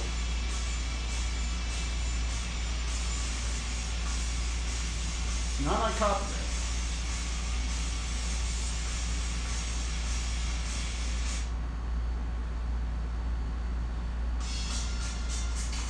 Let's do 7 no-handers.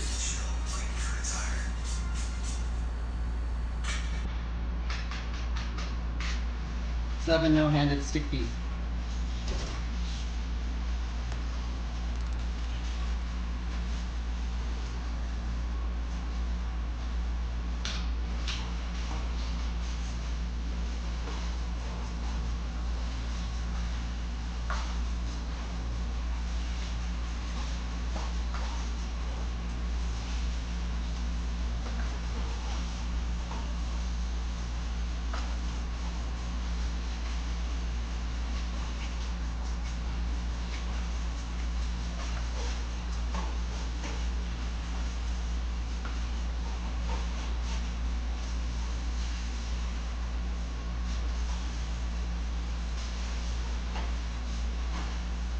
Oh, are you kidding me? I didn't land it. Darn. That was disappointing. Maybe I could never land that trick.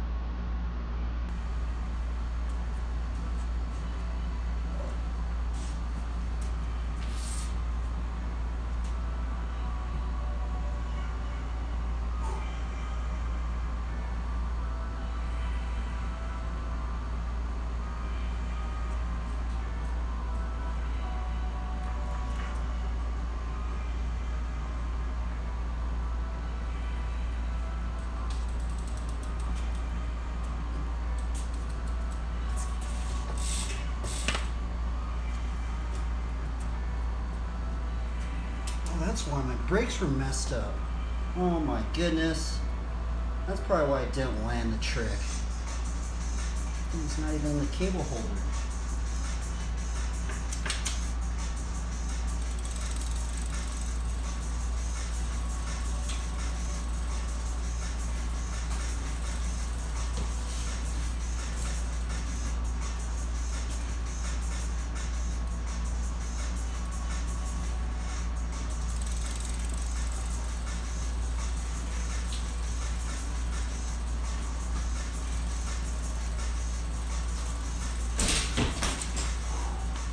Getting closer to it.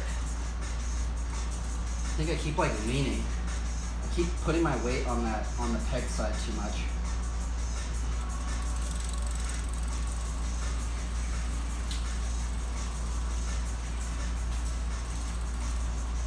Oh!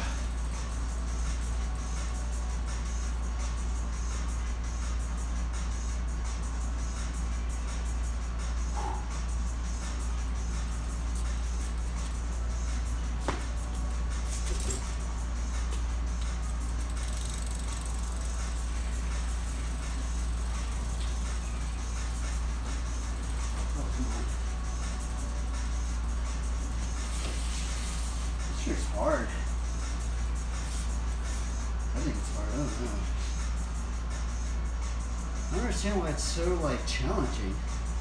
Like it should be easy, right? But I don't know. It's like hard. I don't know why it's hard. It's just hard.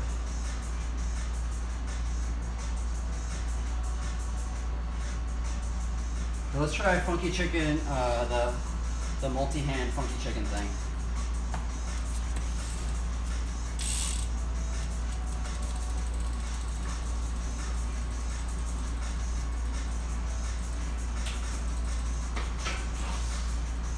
Oh.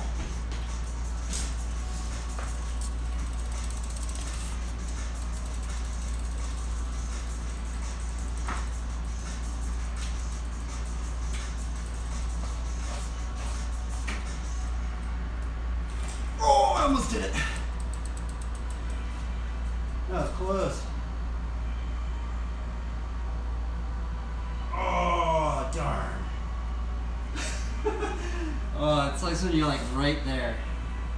I was literally like, I literally had the balance point. I just like missed it just a fraction of a hair.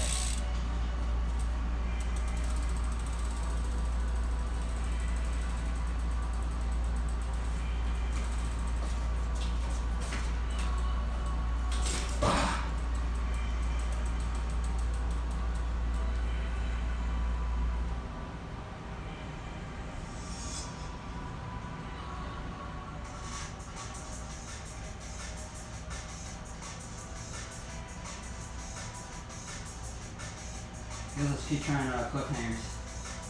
We need to get back to cliffhanger practice. I've been wasting all my energy actually.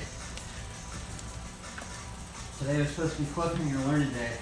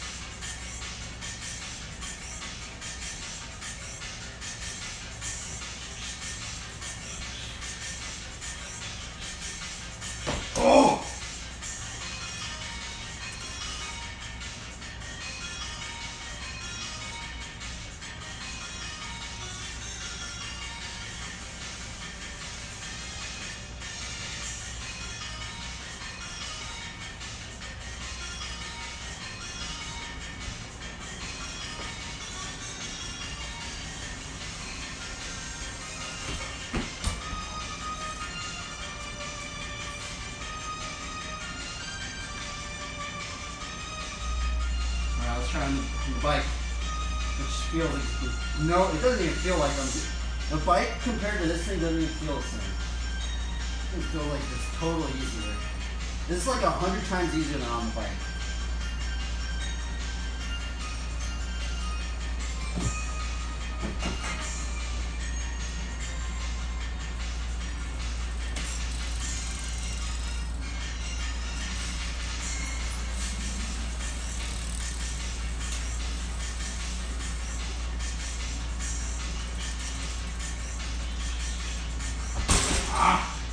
Just getting behind the seat, every time it messes me up.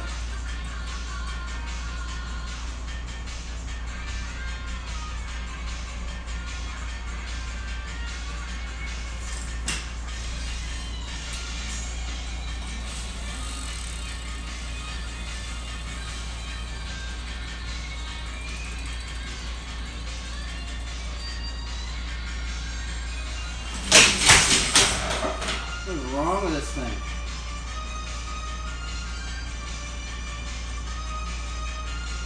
It like doesn't even feel the same. It's so weird.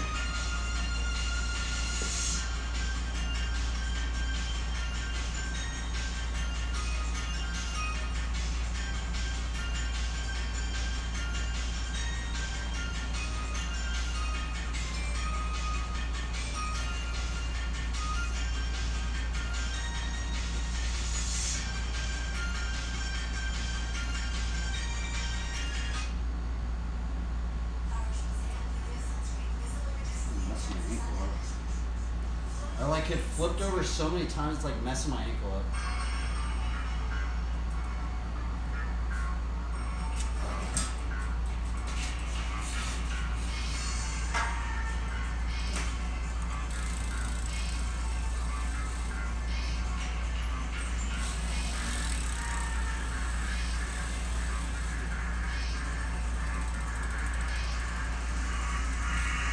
Ah! What's wrong? Why is this trick so hard?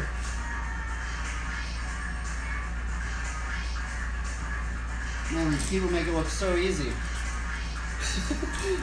I'm like sitting here just struggling, bro. I'm making it hard. I don't know why it's so hard.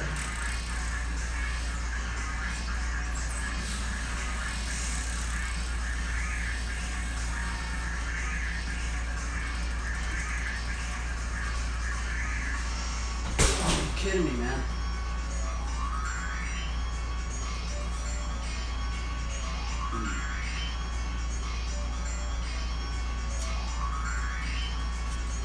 I need to flip my legs around. I'm getting a little worn down.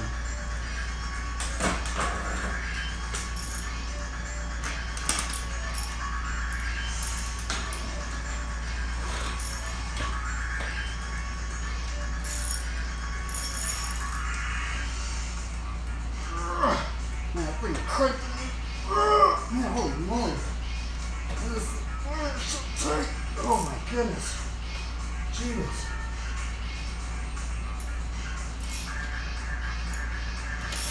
What the heck? That was cranked down.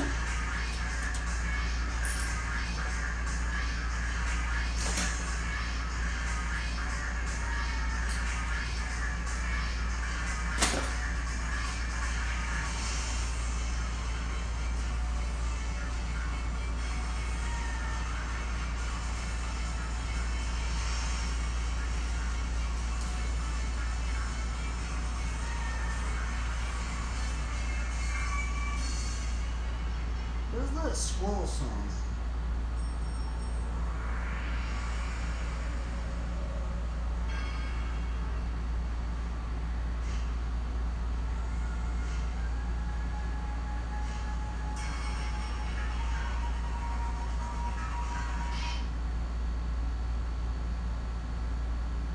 Oh darn, you gotta be kidding me.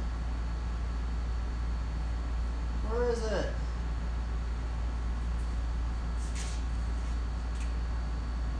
This is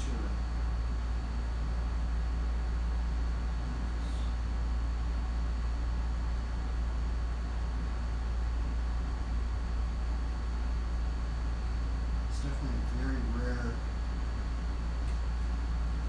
BMX video. I think it might be this one.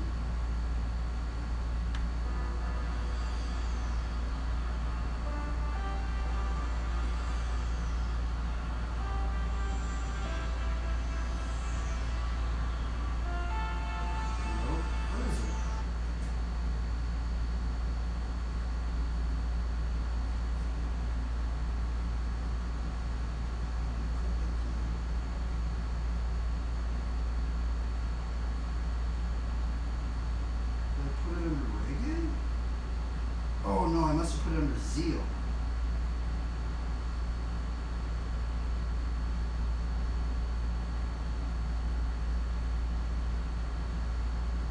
Oops.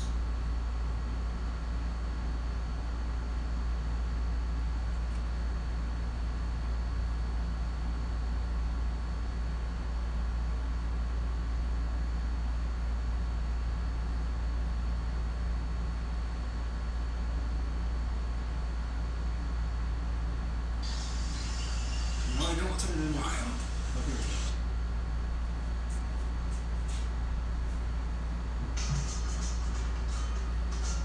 Alright, cliffhanger. Cliffhanger day 3. Or actually, I think it's day 4 of cliffhanger learning in the garage. I've landed 10 cliffhangers outside in a straight line, but I want to learn in the garage.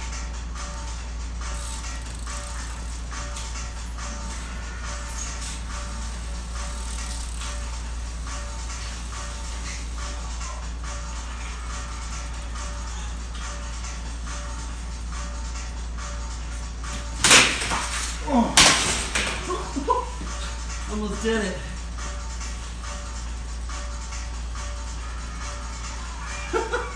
Oh my goodness.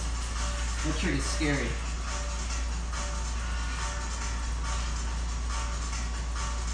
What is wrong with this trick, bro?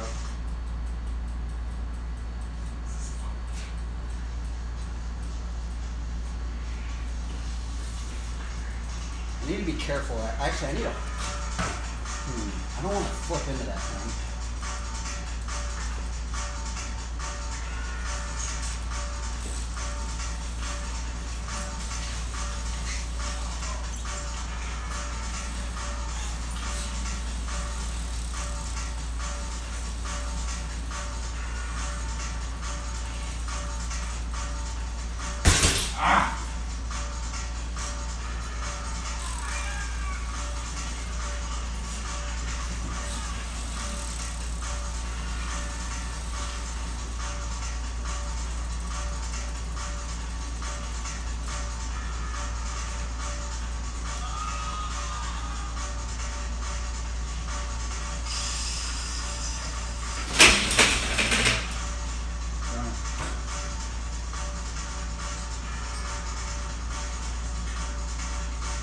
What is wrong with me?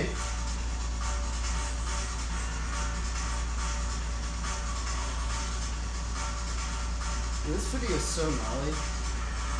Jesus Christ, bro.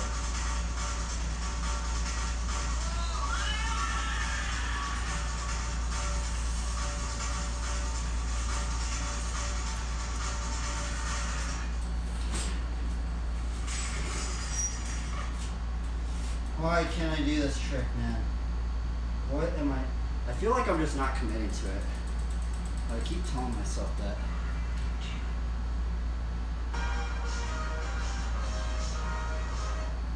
I need to put this in.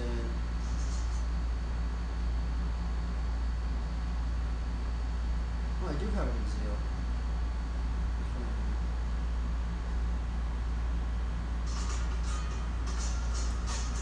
Okay, we need to commit.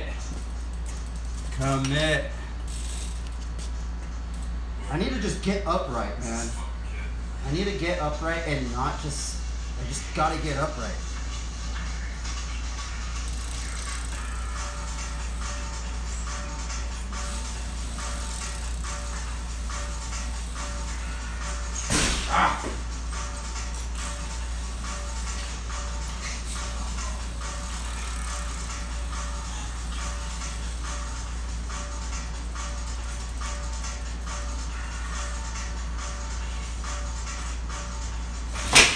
See, it's like it's doing the same thing.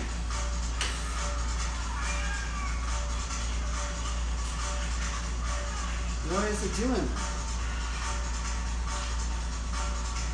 It makes no sense. Why is it doing that? I don't understand. Let's practice it. I went upright that time, but for some reason, it's like flipping me over. I don't know why.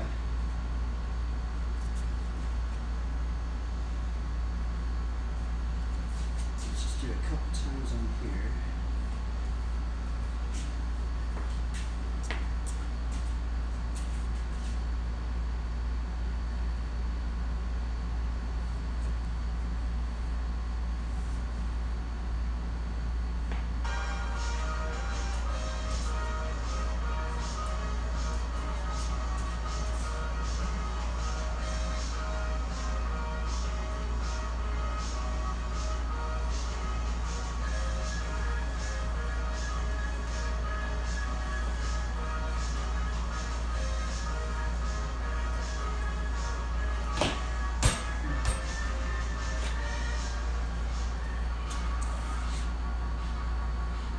What? I don't see what's going on here, man.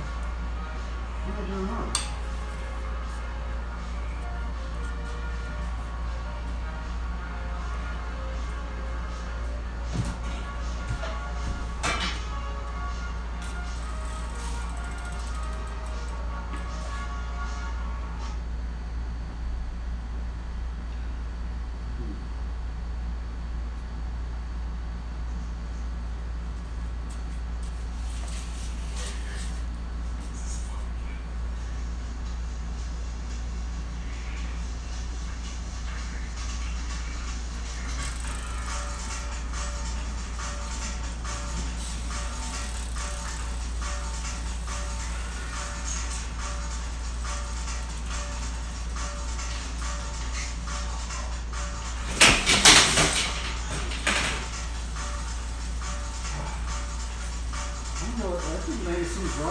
geometry or something. Look. Something's going up here.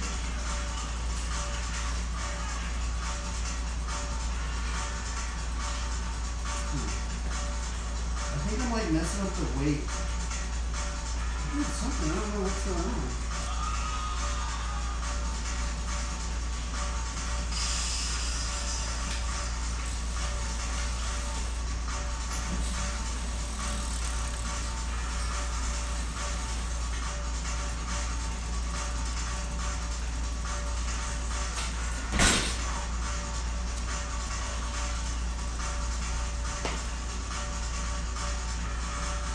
Brutal. Okay, I can't listen anymore.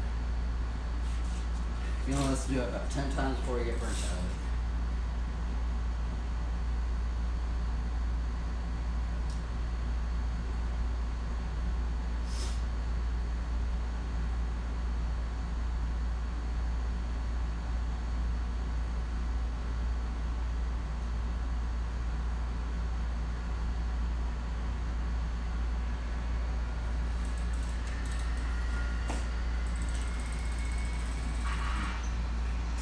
I'm trying to think what I could be doing wrong. I don't know. I don't know why it keeps flipping me over like that.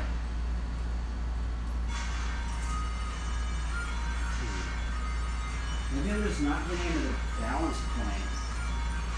I'm doing something wrong. I just don't know what I'm doing wrong.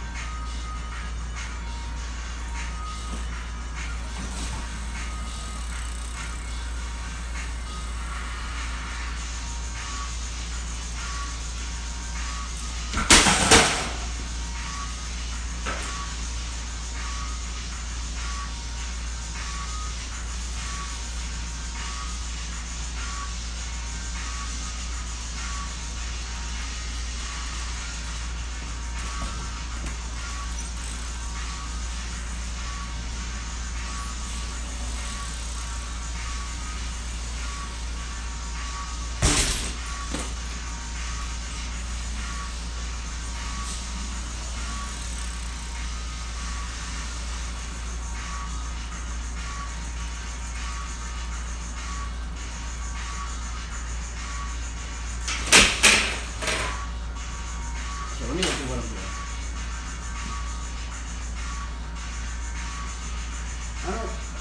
What am I doing wrong? It's ridiculous. It doesn't make any sense. Maybe this is why they say not to do it in a circle. I think that's actually what's messing me up. It has to be. Because I know there is one how-to and it says not to learn it in a circle because the circle's hard or something like that. So maybe I'm like trying to skip a step, but I thought like I've landed it on flat already, or a straight line. I should be able to land it in this one now. Huh. Maybe it's because, maybe it's because I see a lot of people and they start it straight and then they start going in a circle.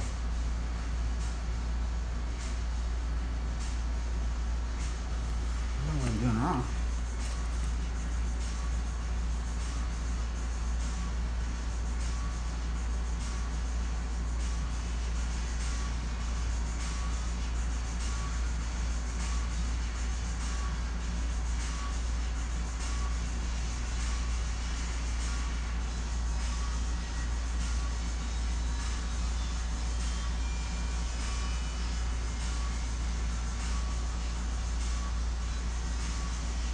Party at 10? What in the monkeys? What up, dudes? What in the world? Greetings, travelers.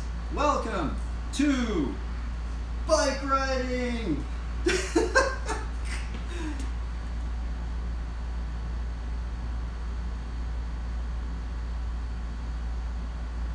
Where we learn some tricks.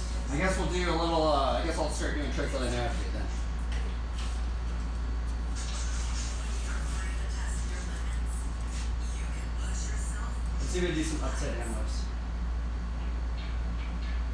So, right now, well actually, this is what I've been doing for the longest time, right? We're learning the mysteries of flatland BMX. And so, in the mysteries of flatland BMX, this is one of the very cool things about flatland, is you can learn this stuff in many, many areas.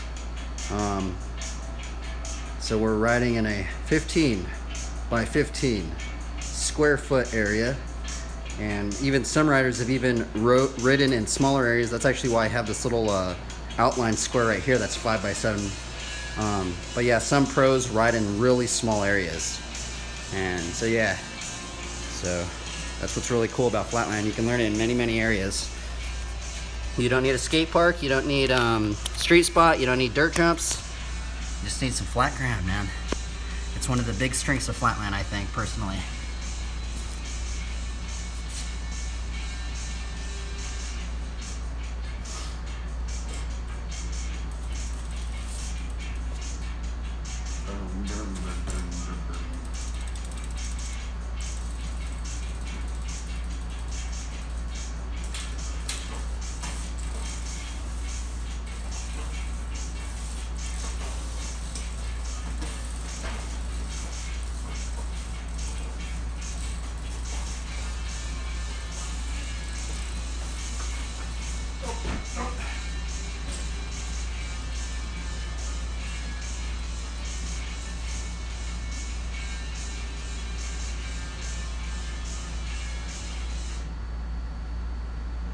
What are you doing, Priceless? You just been grinding, bro? You been working out? What are you doing?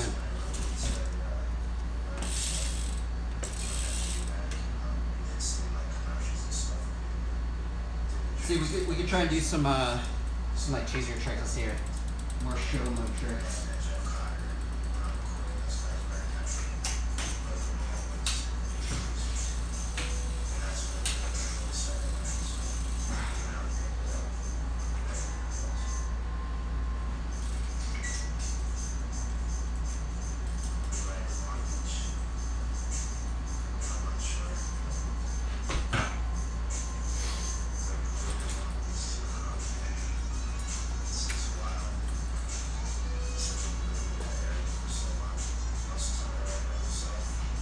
Doing 200 pull-ups? Man, 400 push-ups, huh? Bro, you're gnarly, dude. You're a real one, dude.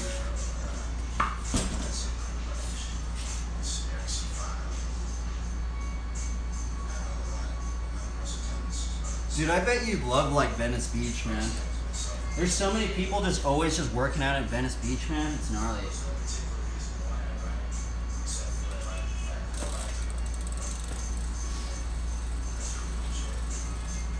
So you do some multi-whips.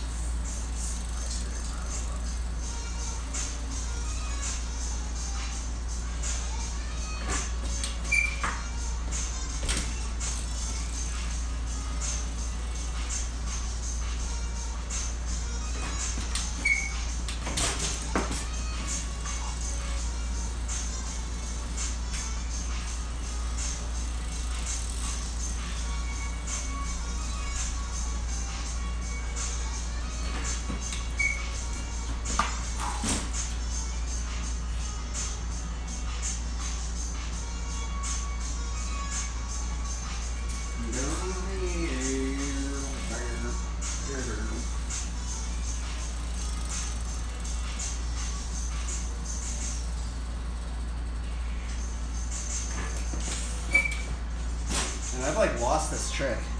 I used to be able to do it, and I kind of like lost it.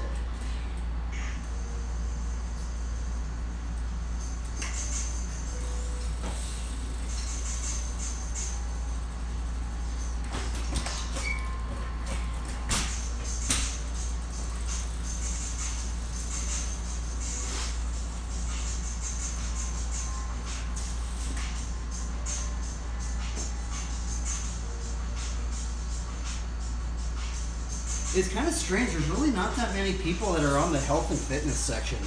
Have you noticed that? There's like barely any people. Like compared to like all the other sections of Twitch, there's like hardly anybody on the health and fitness one. Like today when I started the stream, there was only like 200 people on the health and fitness section. I was like, what in the world? Like, there should be like, I feel like the health and fitness section should be the one that has the most people, honestly.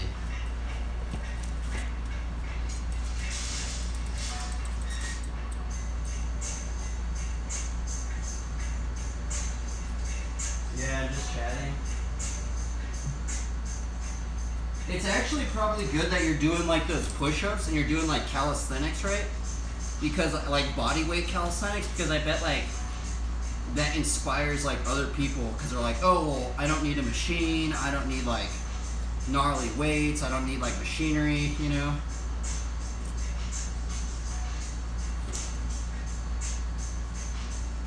That's what I'm thinking anyway.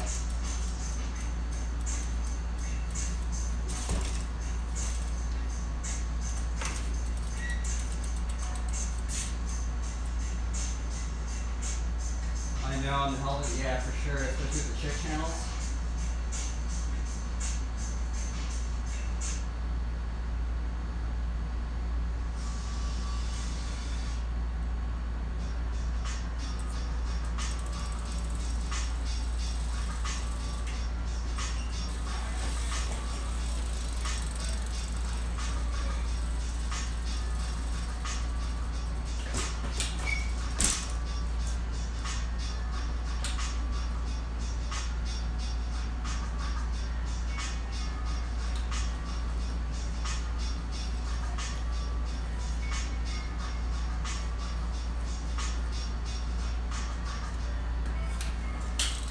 Oh, I ran out of room.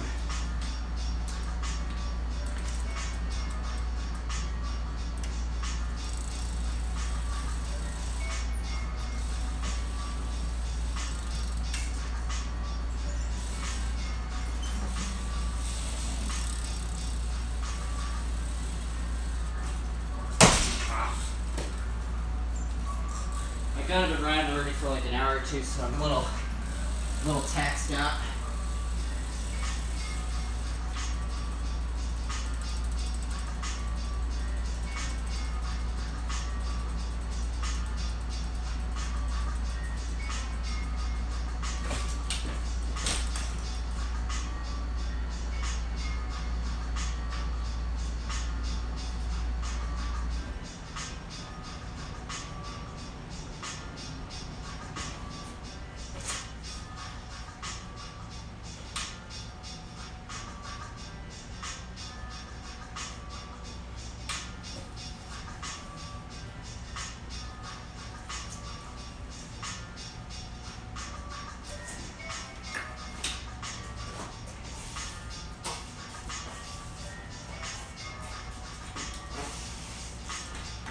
Oh, are you kidding me? I lost it.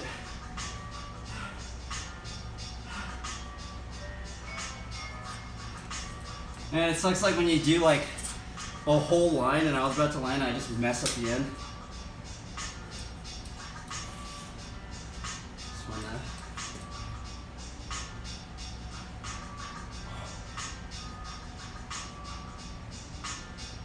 Who's this one?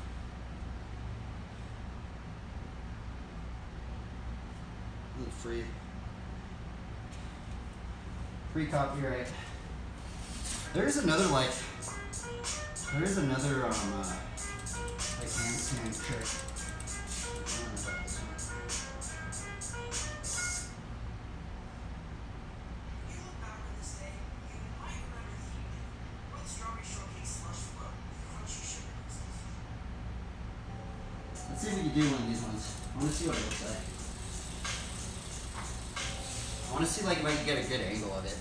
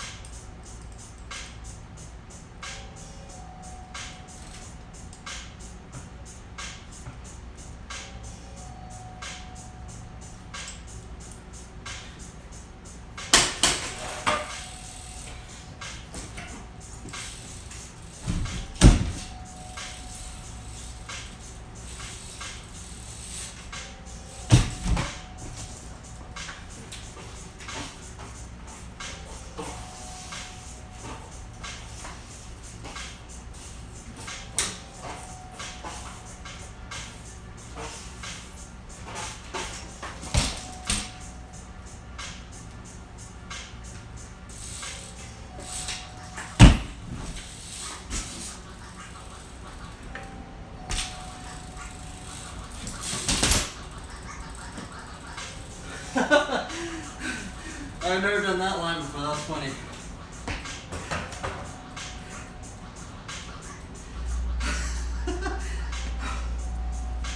Kind of tired of filming.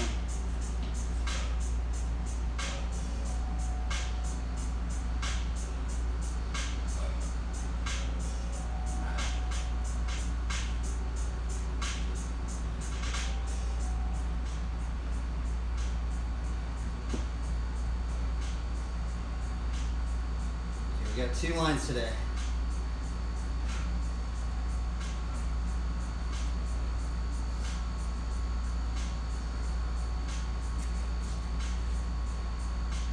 You still in here, Priceless? Do you do deltoid stuff?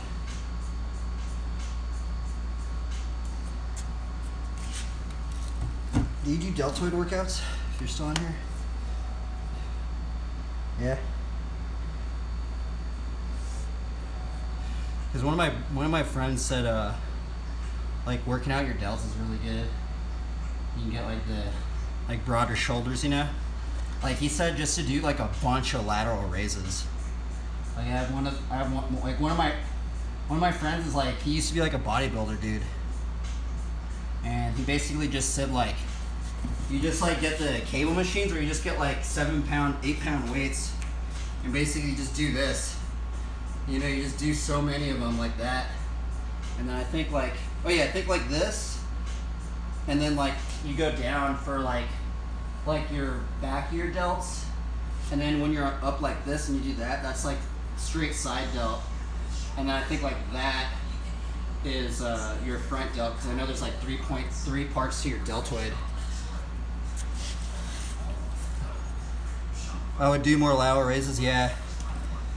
And also, yeah, because I know, like, my buddy said, like, if you just do those, like, work on your delts and then do your lat exercises, like wide grip forward pull-ups, and then, like, the, I don't know I think it's, like, cable down rows or something like that. I don't do them, but if I had one, I probably would do them. I think it's an Arnold exercise. He would do those. And then just do a lot of, like, core exercises and, like, cardio. And that's what my buddy said, and like deadlifts and stuff. And he said like that if you're like a bodybuilder, those are like some of your main exercises you should probably be doing to get like that gnarly like V taper, you know, like the straight up just like boom.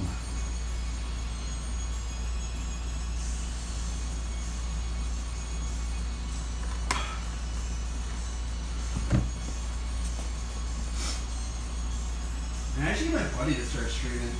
He's like a professional trainer. It's gnarly.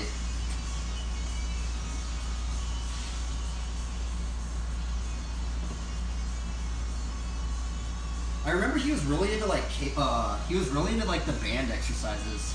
He had like a bunch of bands. It was crazy.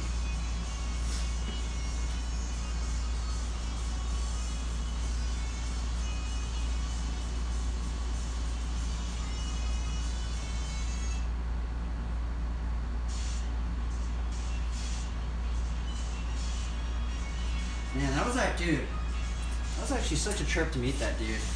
He would basically like, he was like a personal trainer, right? He still is a personal trainer, I think.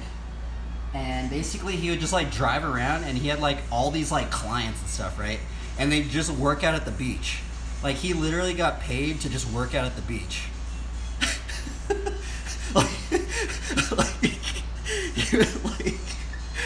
You know, it's just so hilarious. It's just like, and the funny thing is he was already ripped, right?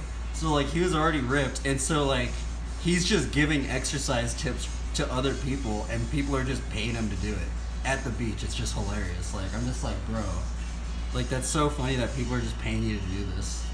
Like you're just getting paid to work out, basically. It's so funny.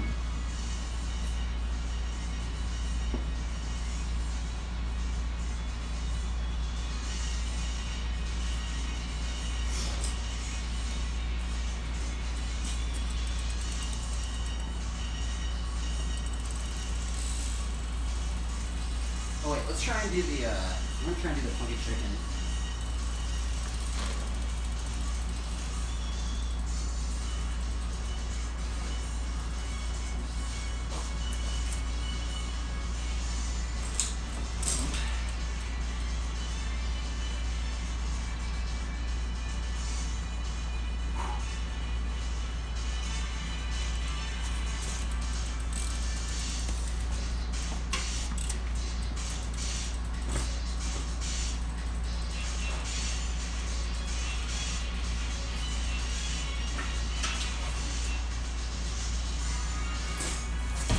kidding me, I almost did it right there.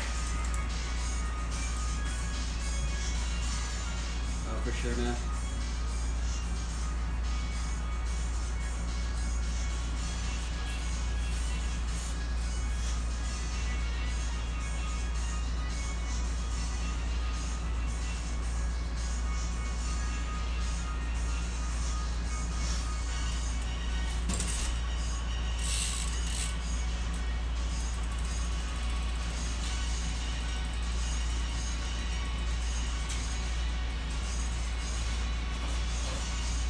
Ah.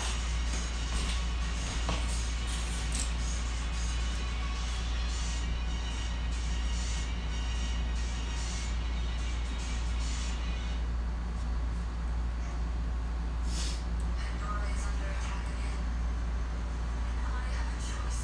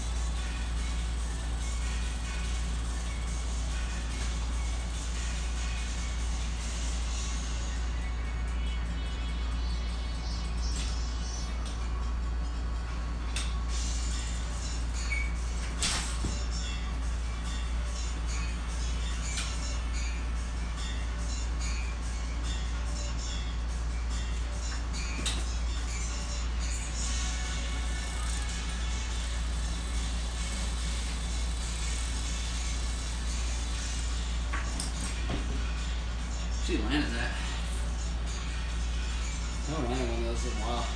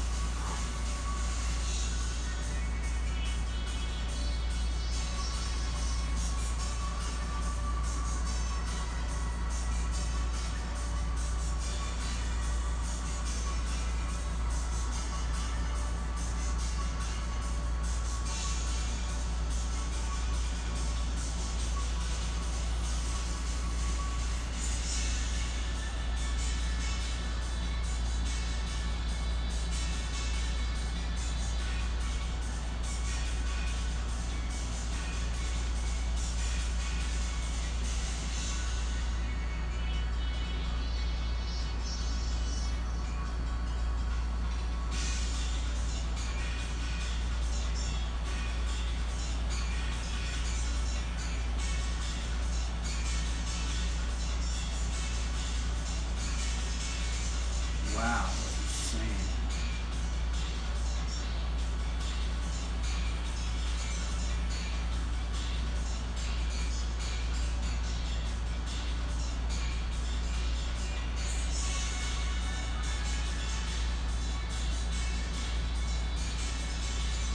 Brutal.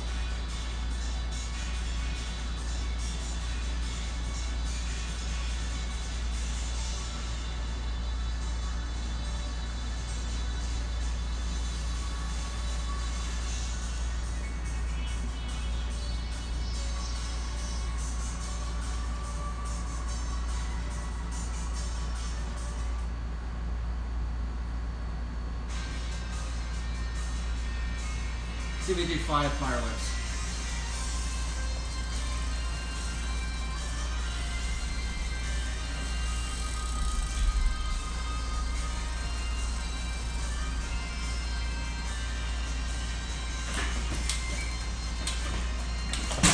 Ah, keep messing up. I wonder if I take PSI out of my tire, would it make it easier?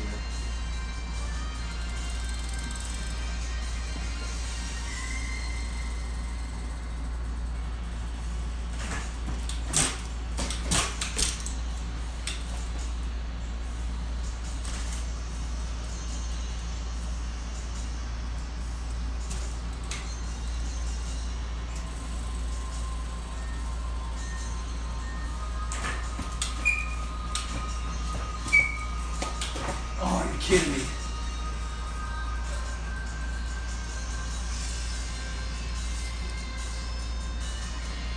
anybody's out there should be more how-tos on how to do this trick. Because, like, I think I'm doing something wrong. Or I think it's my bike geometry. Because I feel like everybody I see doing a lot of them, they're running, like, full flatland setups. Like, they have all these weird... Because I see a lot of them, they have, like, that bend right there. And that would make it faster to go over. And I'm, like, wondering, like, if I need a different geometry or something.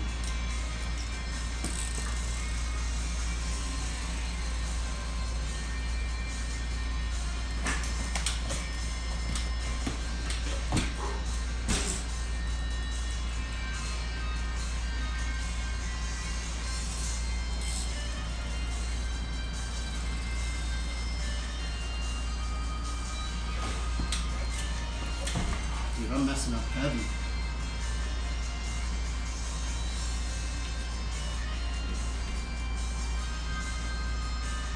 I don't know how people do like 20 of these things in a row.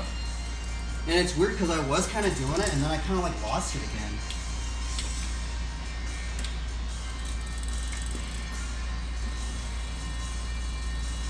What if I do, I'm just trying.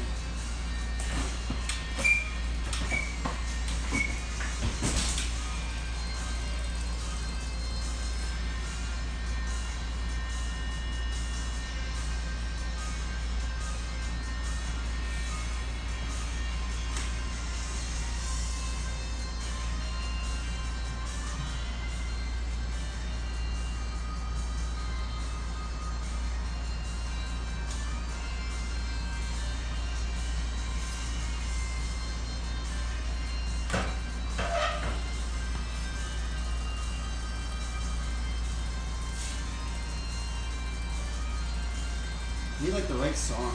Nah, let's just do it this song.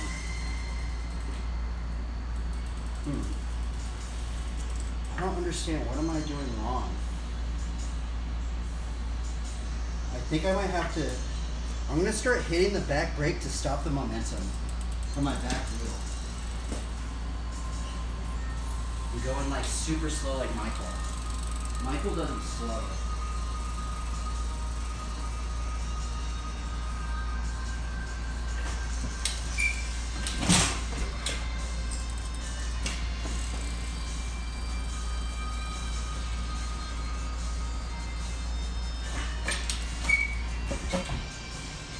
Brutal.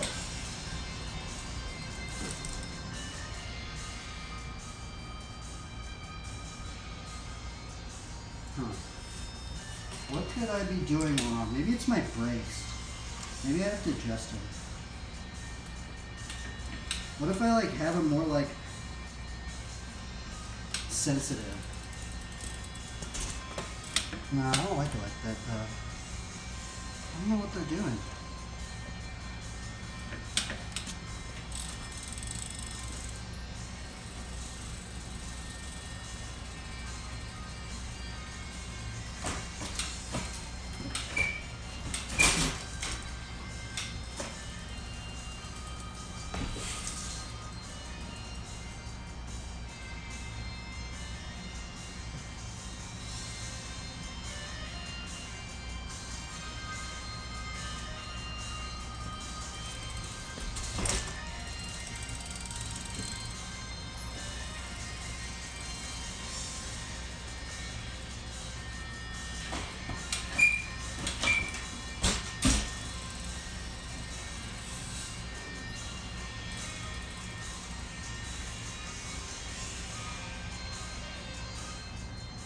What's wrong with me? What's wrong with this trick? This trick's hard. I don't know why.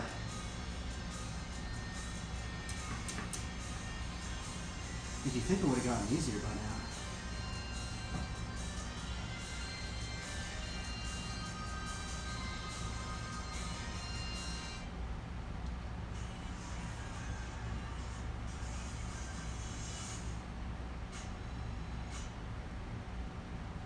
Maybe if I had a different tire?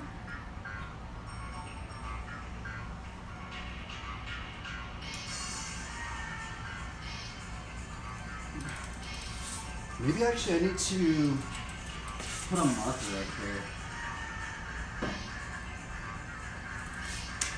Maybe I'm getting mixed up. I'm like not hitting it at the right time.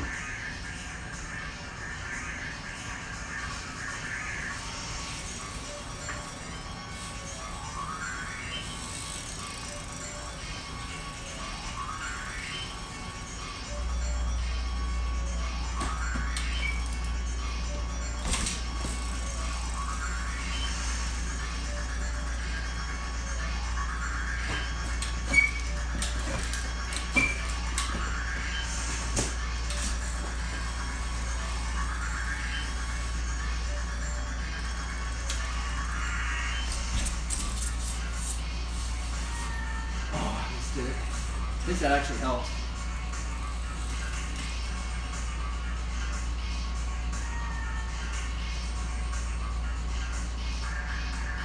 And you like keep track of the circle.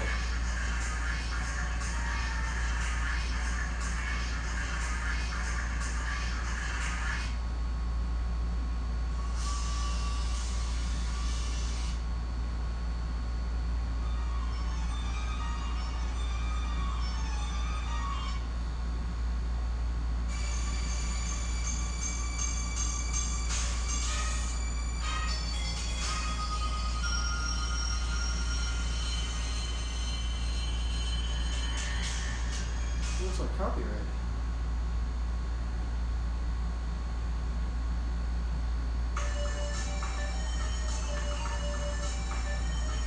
This is really copyright.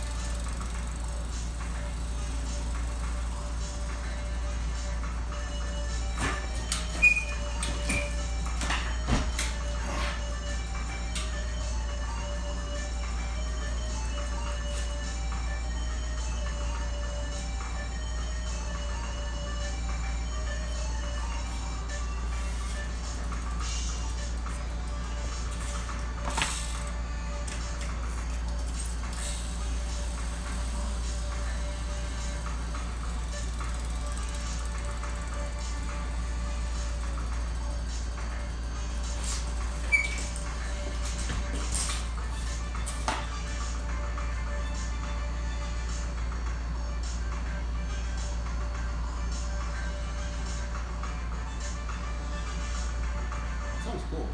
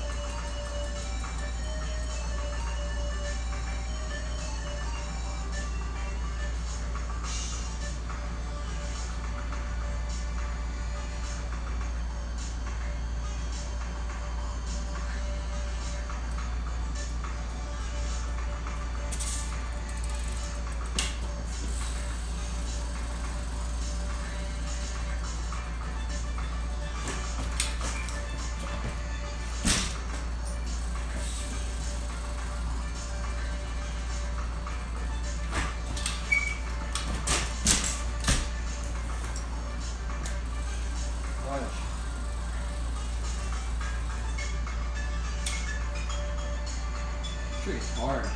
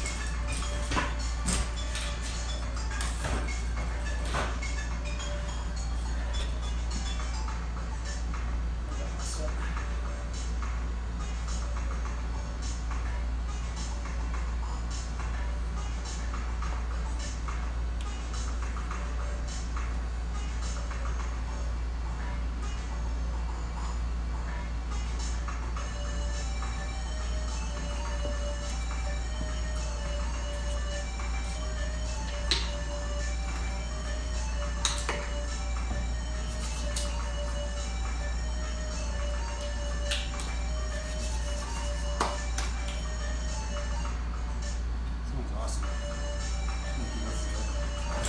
New song, I haven't heard it. New copyright free song. He has gold, but I haven't heard it.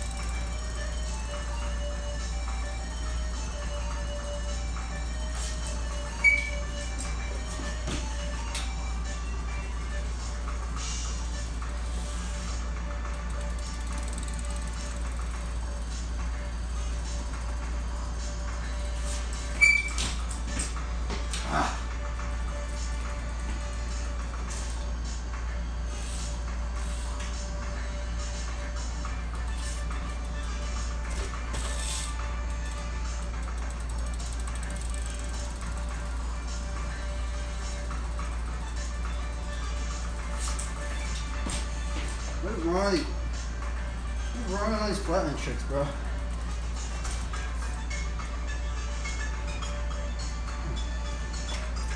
Can't land this thing.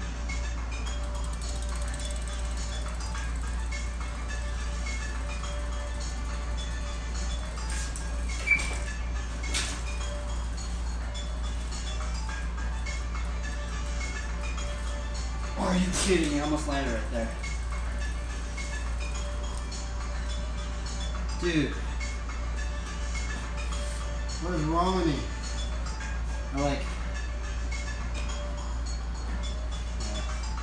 I'm not gonna get frustrated. It just sucks when you almost land a trick and you've been after it for like 50 tries.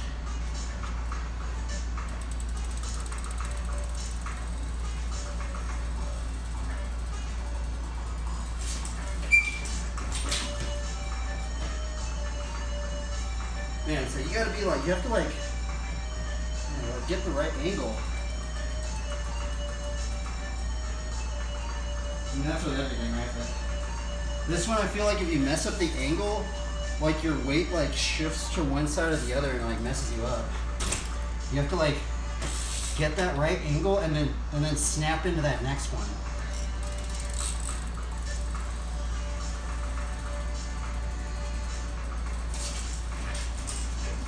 Whoa, that's weird.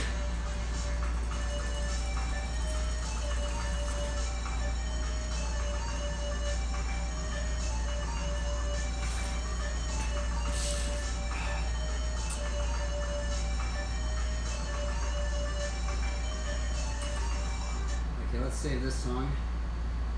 Save. We're putting it into Zeal.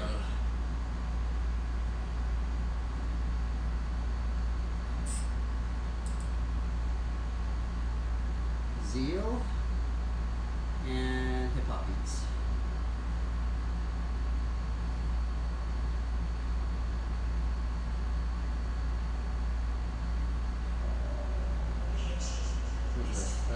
copyright.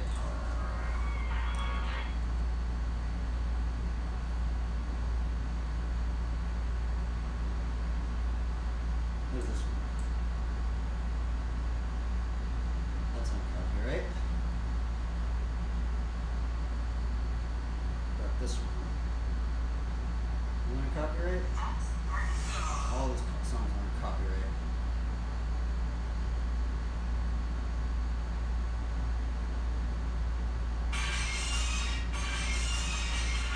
That's not on copyright.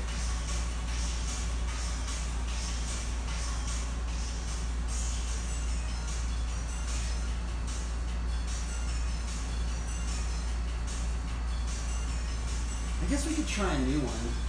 I guess not a new one, but an old combat event.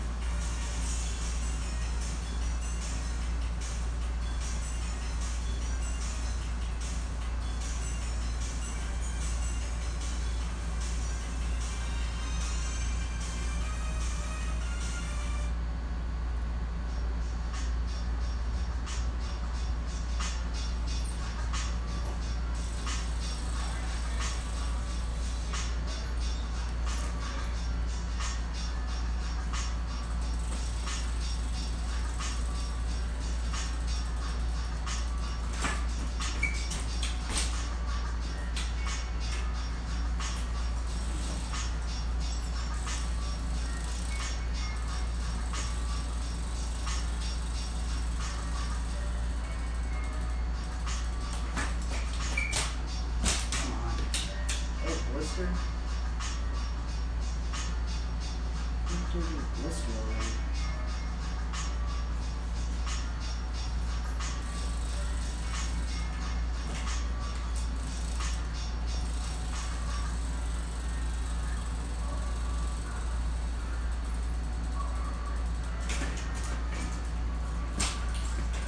Woo! Almost.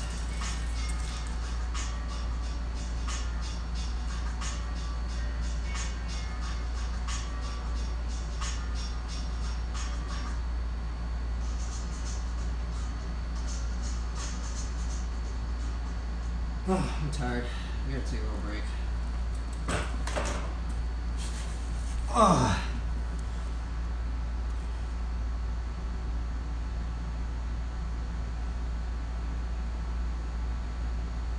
We think we did land 2 lines though, which is cool. Let's see the wind for today. I'm gonna go by how much wind.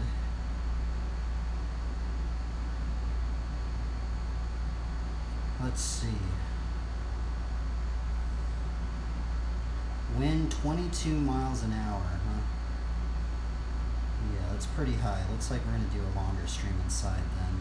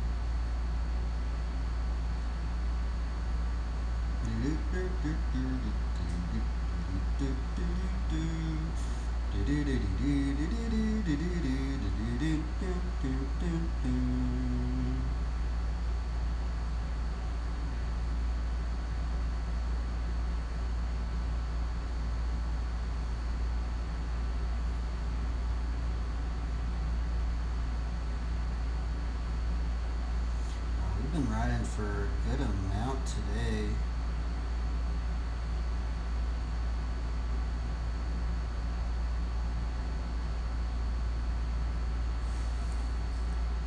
I guess I'll go maybe draw soon.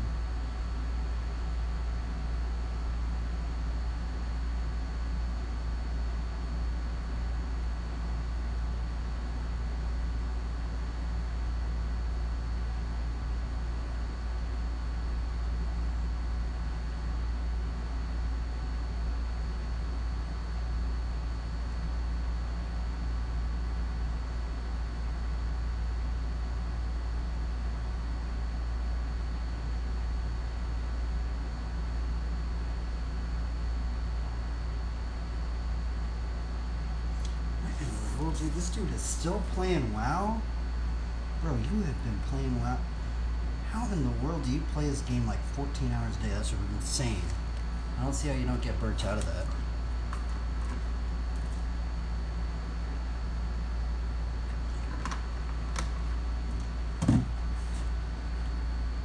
It's so crazy. I've seen these guys just play like for so long. More power to them, man. That's gnarly.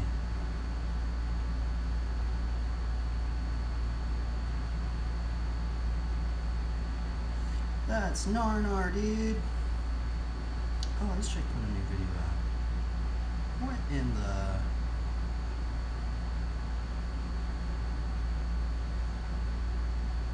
What?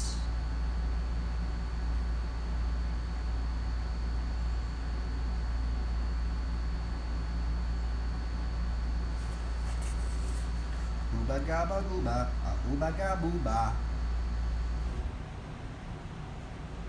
Ooba gooba, ooba gooba gooba.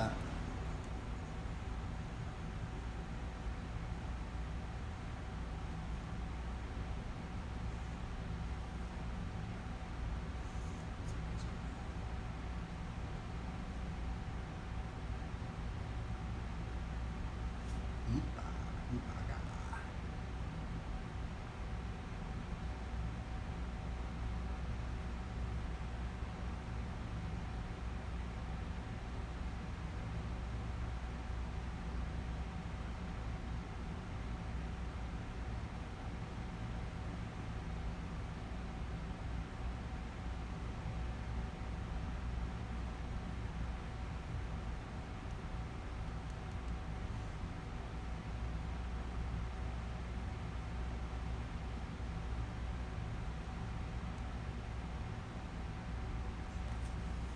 Oh, this trick's gnarly.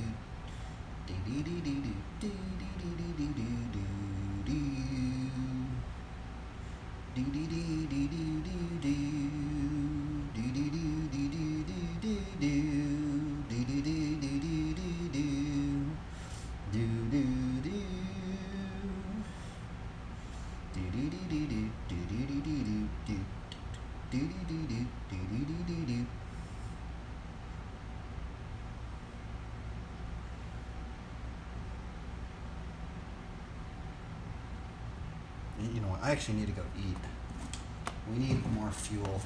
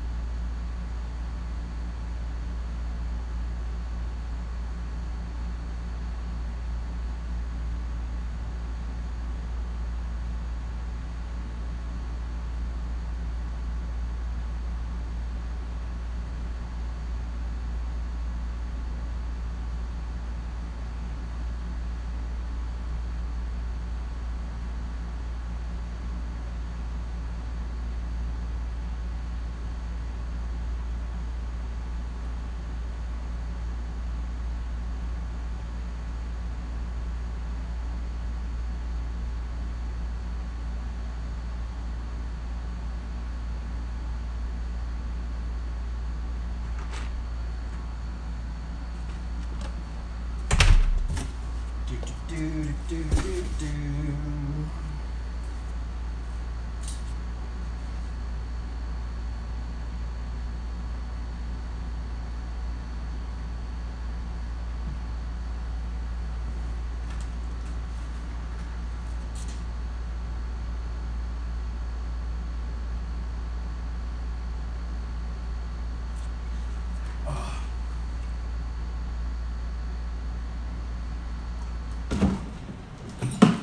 Oops.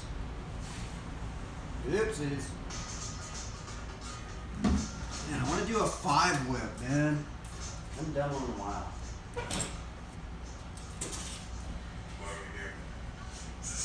I think maybe I have to clean my wheel.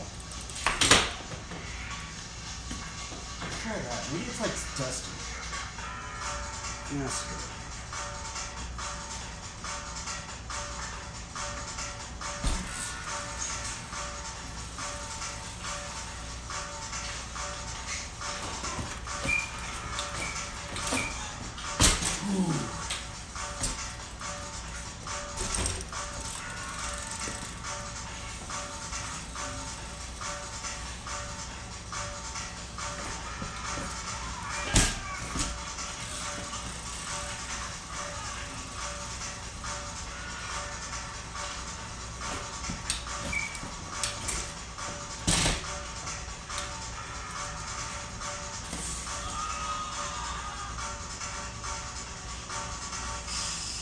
Wow, this trick. I think you need a shorter frame.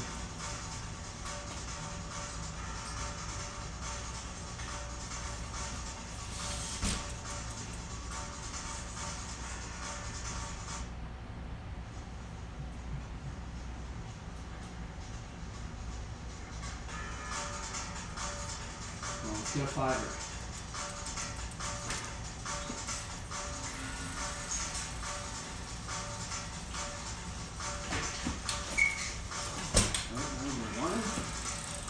Brutal.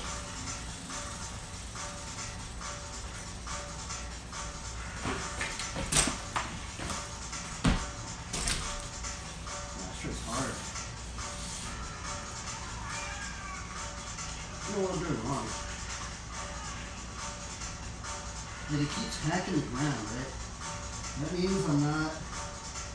What does that mean? It means I'm not scuffing enough because scuffing it brings it back.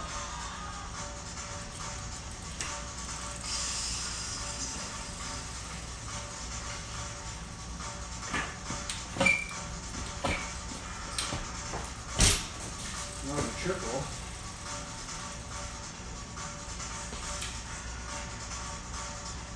We need 2 more. Yeah, I think I'm not scuffing it enough. I'm like being a little too quick on the draw.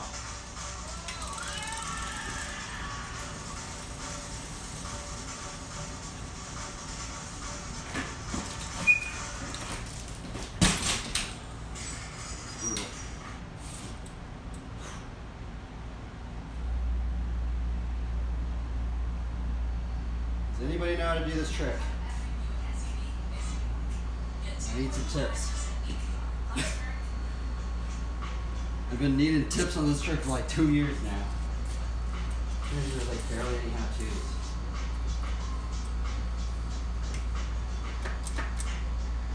Alright, what about the... Put that one song on.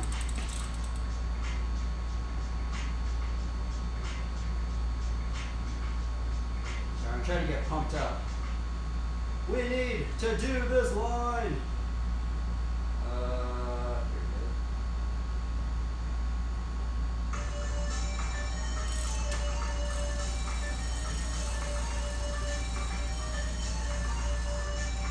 Multi-boomerang line?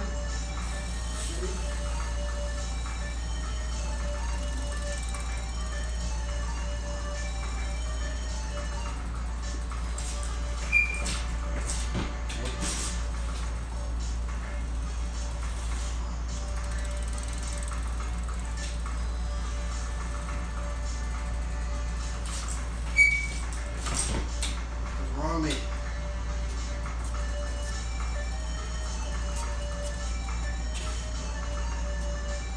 these tricks are just so finicky, bro. Like if you're off, like it feels like if you're off just a little bit, it just doesn't work.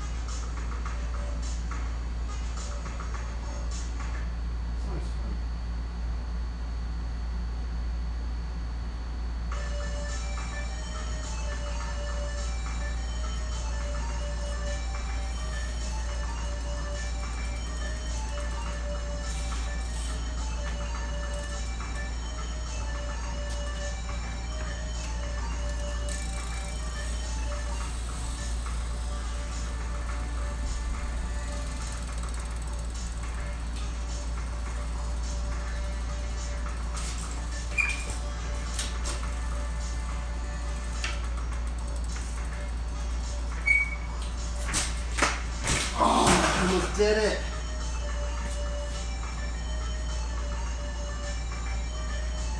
Are you kidding me, bro? I landed it.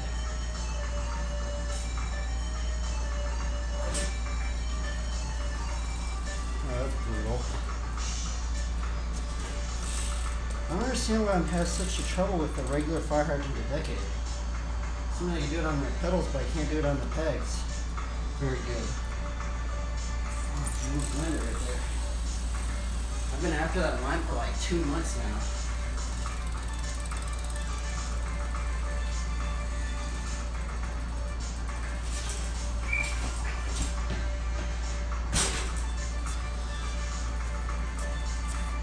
Come on. There.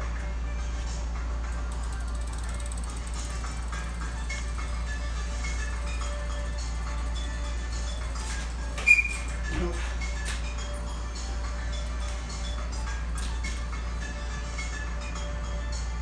Oh my goodness. I can't believe I just almost landed it. Oh, I almost landed. I can't even get into it now. Oh well. That's just how it is. That's brutal. I literally flat out almost just landed it. I can't believe it. Alright, one more try.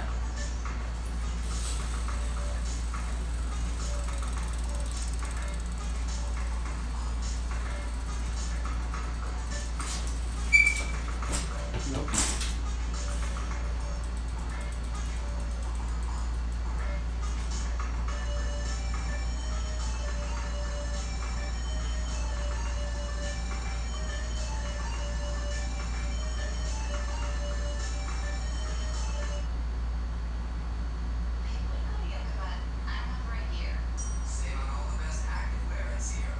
Let's see if we could do just like the normal long line. What is it after? I should be practicing it a bunch actually.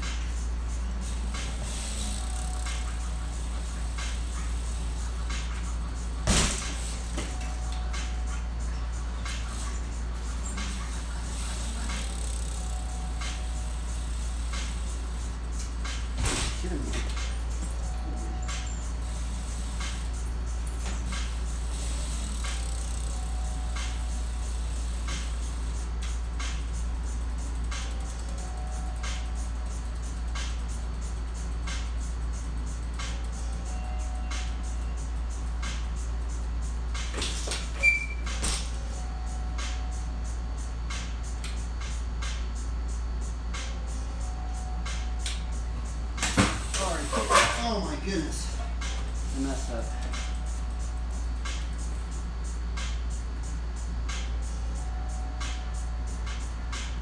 Fruto.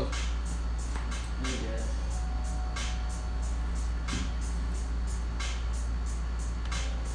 What about this one? What do you want this one?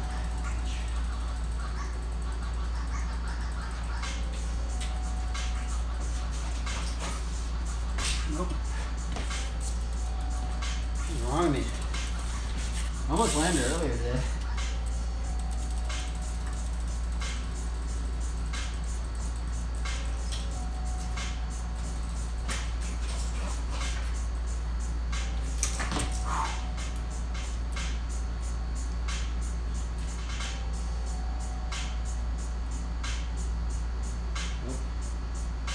No cigar.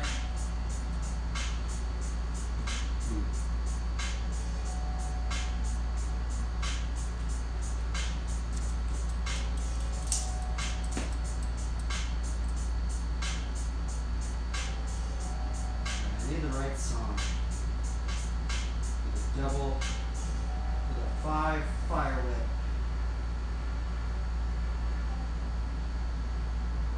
Alright. Back to the fire whips.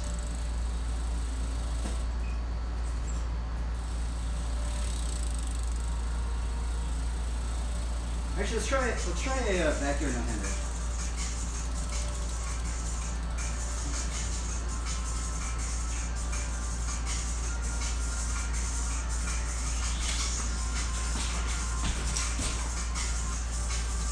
Let's just mess around.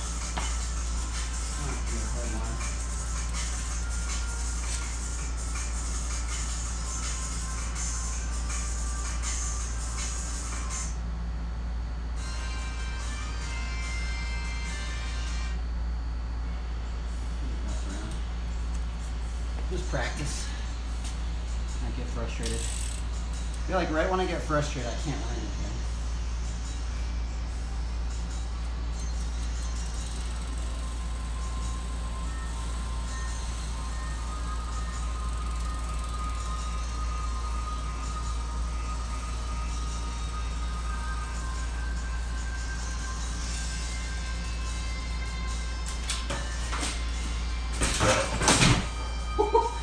I'm gonna land that one.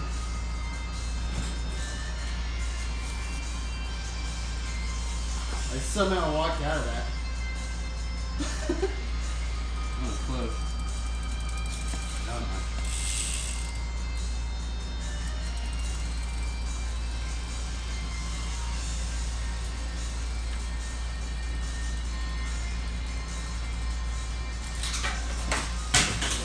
Oh, what's wrong?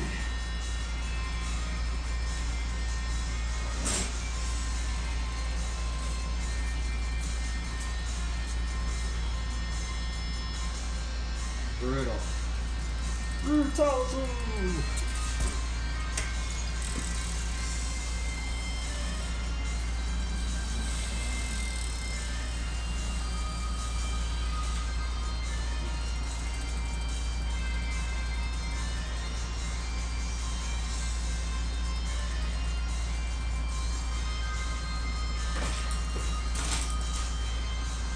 Are you kidding me? Oh! I'm so sketchy right now. I like, really can't land anything.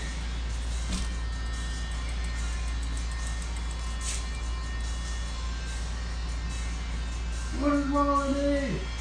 I can't land anything. What's wrong with these tricks, bro? Why are they so hard to land? Alright, upside down tail whip?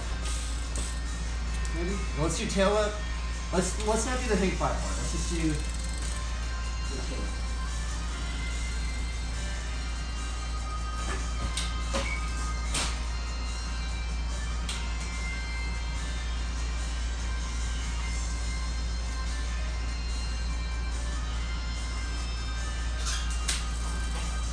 Are you kidding me? What is wrong with me? I keep like grabbing the peg all weird.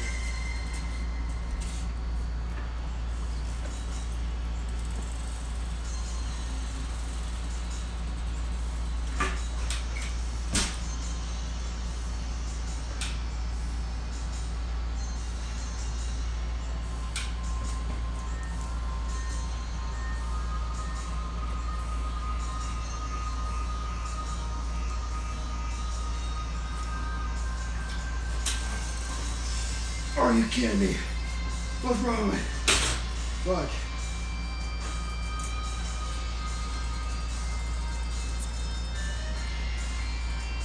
Brutal.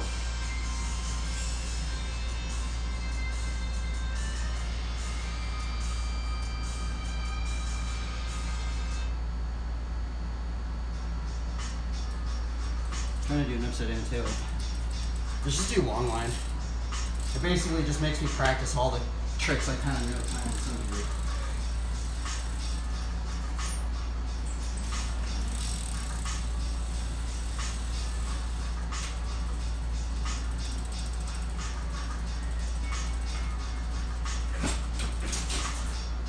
Oh, that's sketchy.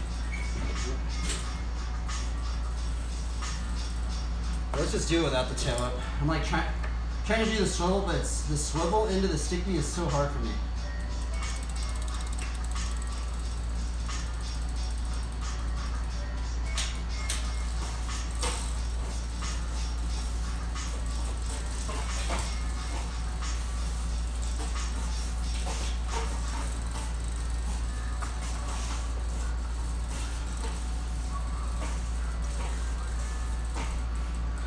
Nope.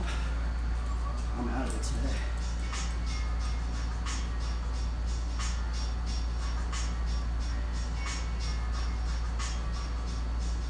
We can't land anything. I've landed 2 things all day today. You gotta be kidding me.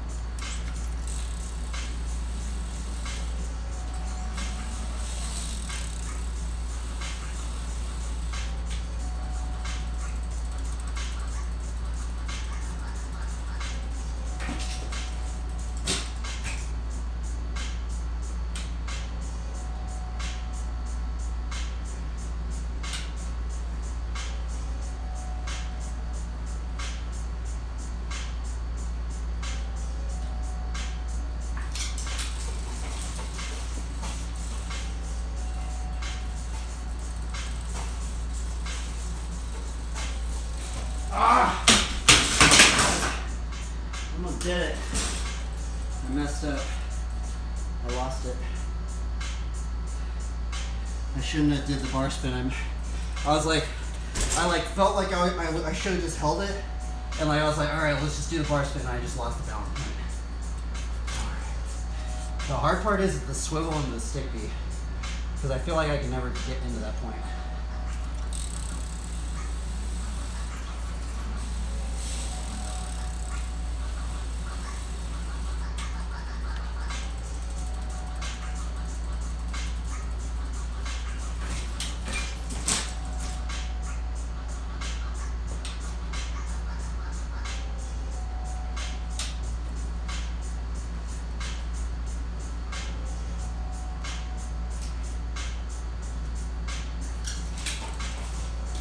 Ooh.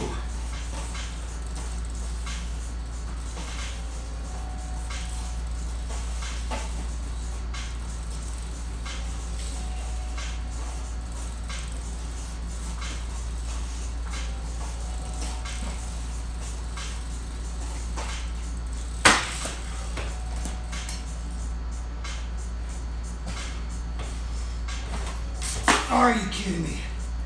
Fudge. I think I broke my seat.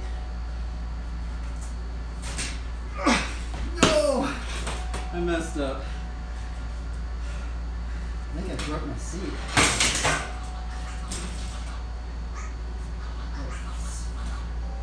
Heard something.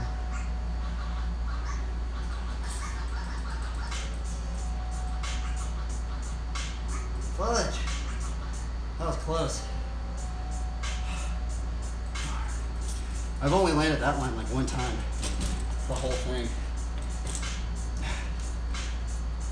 Let's do multi-hang 5 line.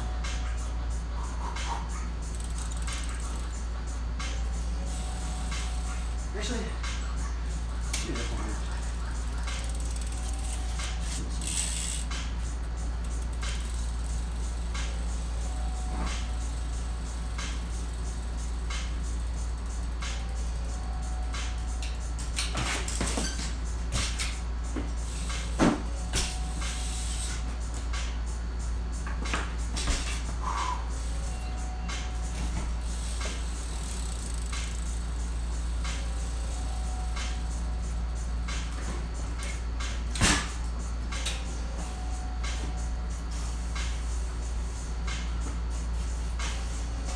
Oh, fuck.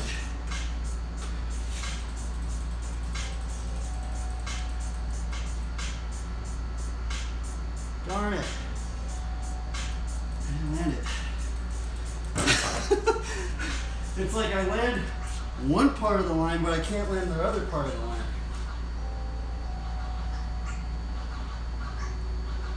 Sounds cool. I rate this song. It's like an old school, like 90s hip hop song. That's your Ulta kickflip line.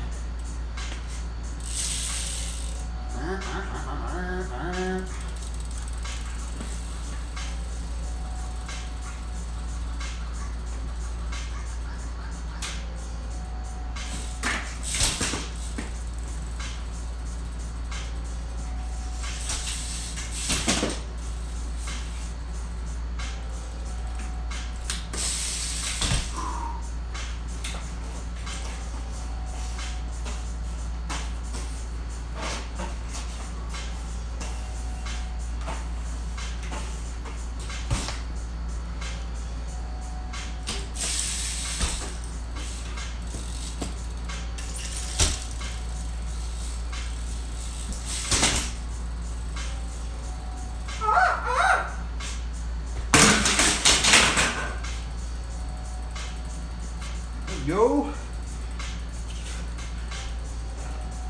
That was fun.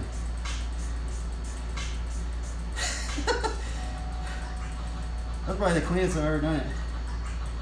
I'm stoked. Yippee! We've landed something!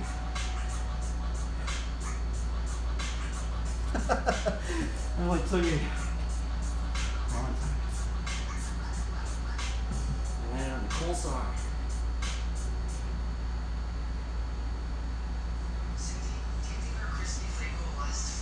Oh! Let's do a multi-hang 5 line.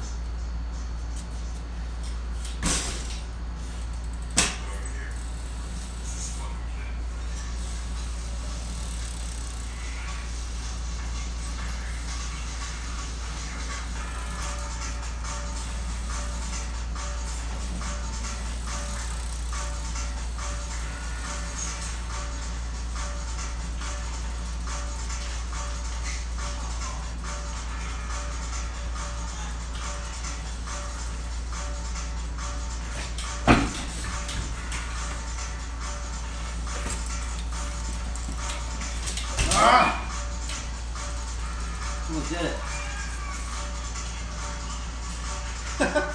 Oh, fuck. Oopa gaba.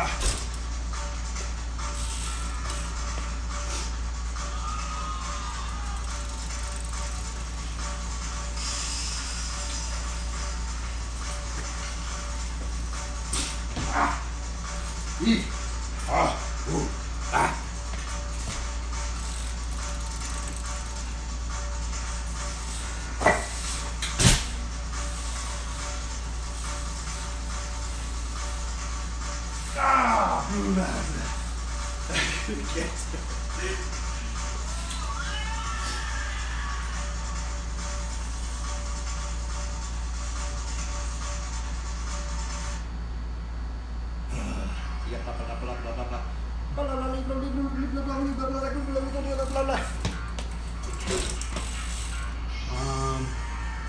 What are we doing here?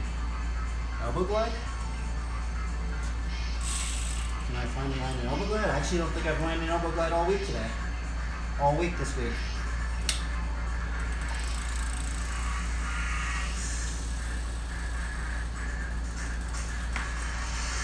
Ah!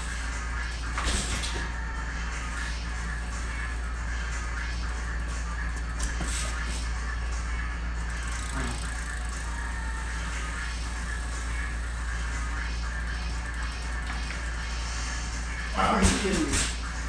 What's wrong with me?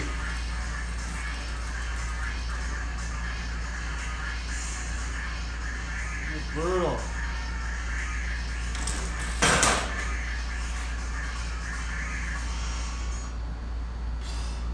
Oobla gobble, oobla gobble.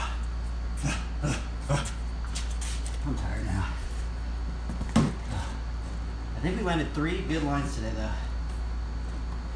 Glory be to the Lord of Lords and King of Kings, the Lord Jesus Christ.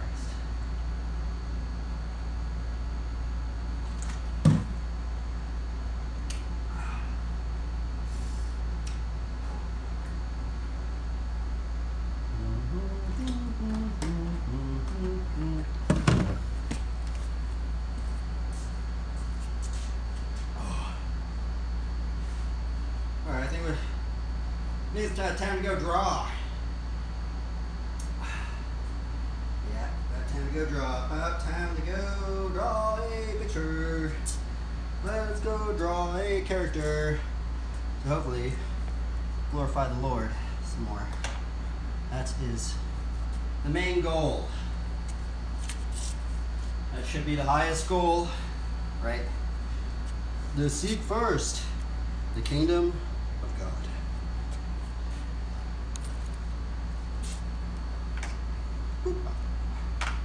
I'm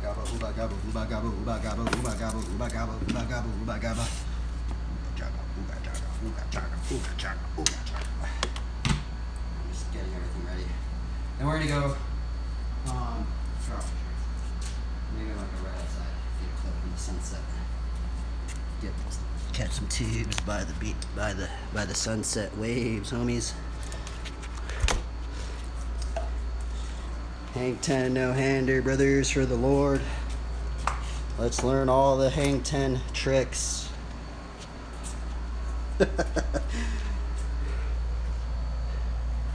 Woo-wee.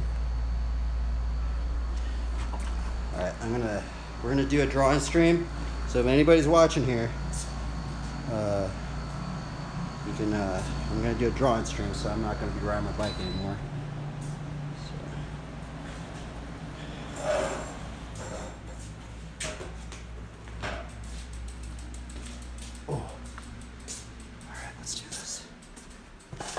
Bro, I've drank so much water today and I'm still dehydrated. It's pretty wild. I've literally drank like a gallon of water. I'm still like dehydrated. How does that work out?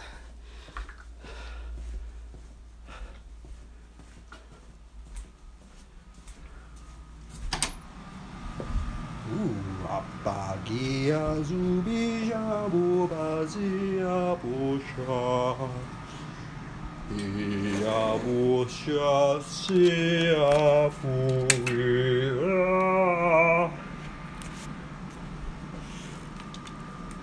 Babu bugu bugabi. Ego bagi ubiabu. Iabu iabu.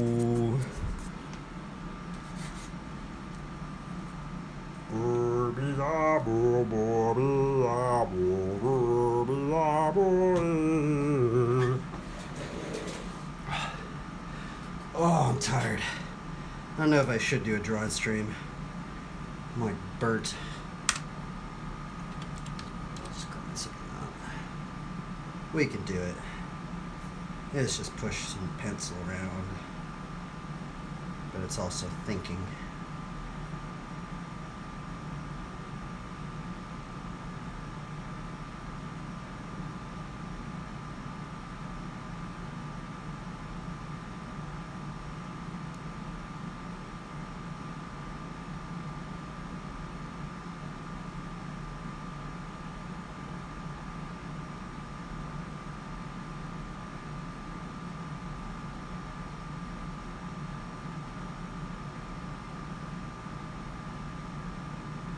Oh my god, dude.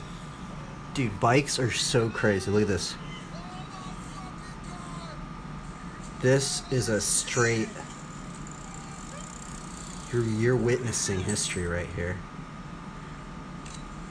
Oh my god. Oh my god. That is insane, bro.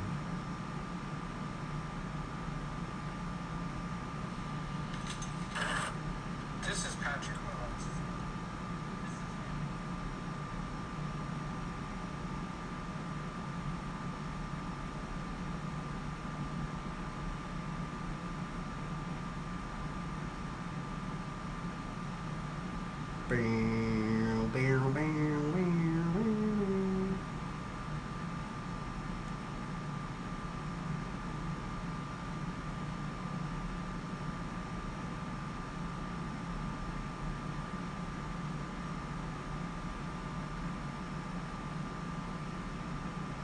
Oh my goodness, I'm sweating so crazy. Oh man, it's so hot. Ugh.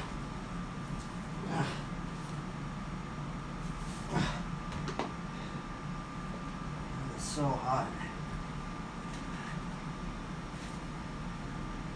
I like riding in the winter. I don't like riding in the summer. That sucks. But it's okay. At least we can ride. That's what matters. That's what matters. We can still ride it all. Okay, let's see here. What are we doing here? I guess we're just gonna draw like a knight or something. Some sort of knight. Let's do it. Yeah. I don't even know if I'm gonna do a drawing stream. Kinda burnt out, man. We're kinda burnt out.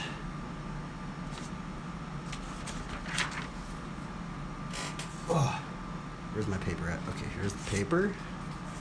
Let's get some clean paper.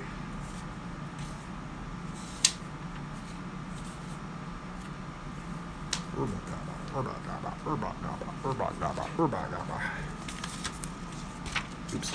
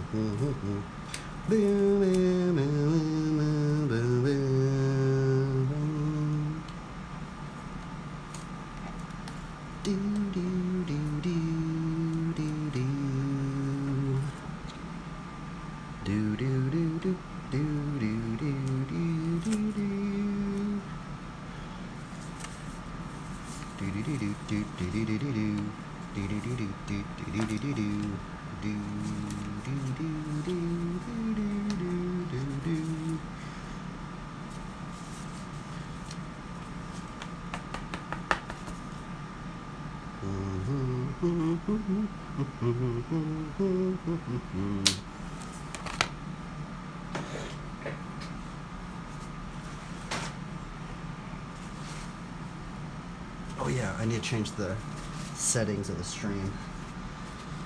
Okay, let's see here. We are gonna do artwork. Stream manager.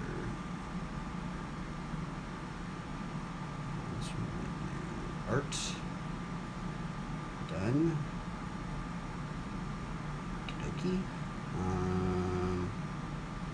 We're gonna open up the stream over on here. See the chat.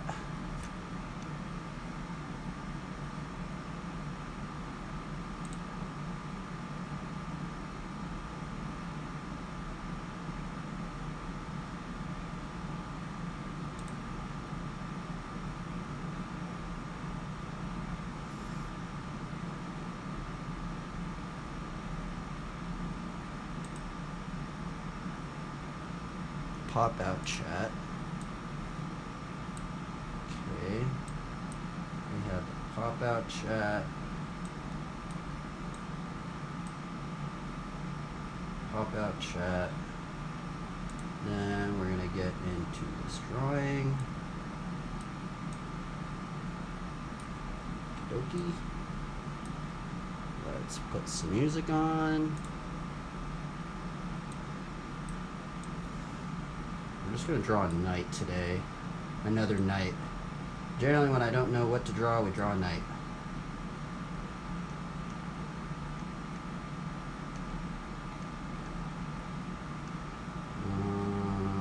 Put some music on. What music are we gonna listen to? We'll just listen to the same stuff we've been listening to.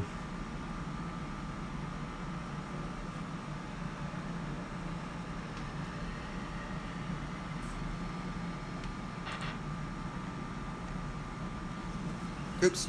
You know what's wild? Where's my pencil? Okay, here we go. We'll start soon.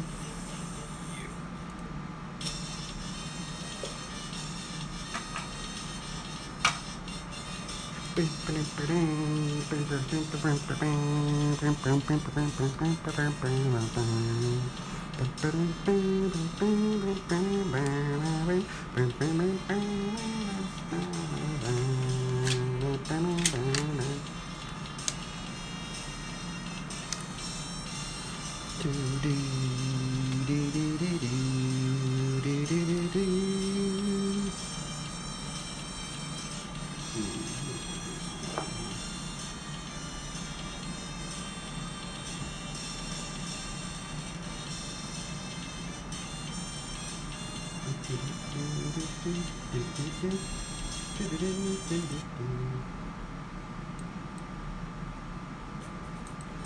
let's try this.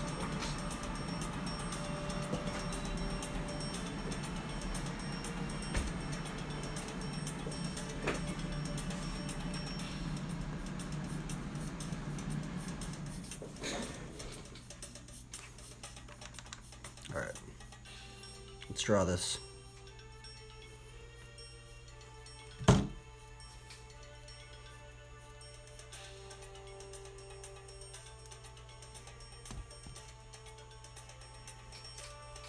Greetings, travelers. Welcome to the drawing stream, where we can't play. Unfortunately, I can't stream anything, any video games, so we're gonna play pen and paper. Let's go, let's do this. We are going to start with this character. We're gonna start with the line of action. Now, the line of action, like I say on many other videos, is basically the spine of the figure. It's also just the flow of the figure in some degrees. And we're gonna work on our 3 immovable masses. And yeah. Let's go with it. I'm gonna draw a knight. No portrait, just a helmet.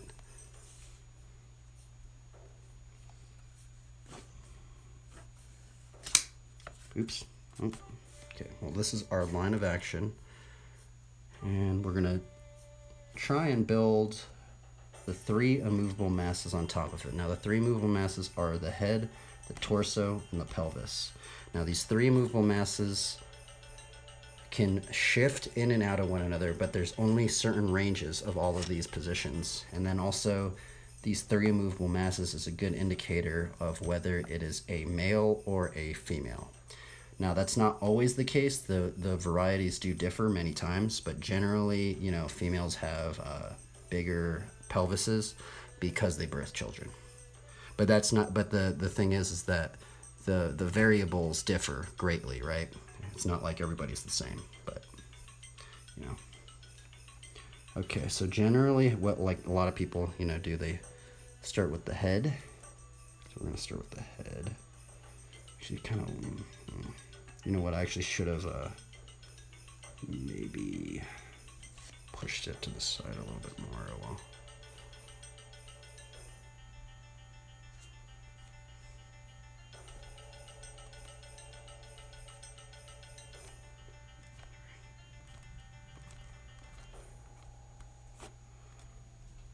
we have our proportional guide right here.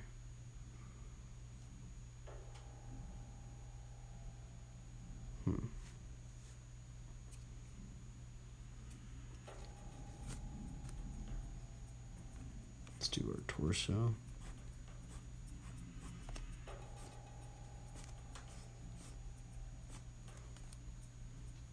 The pelvis.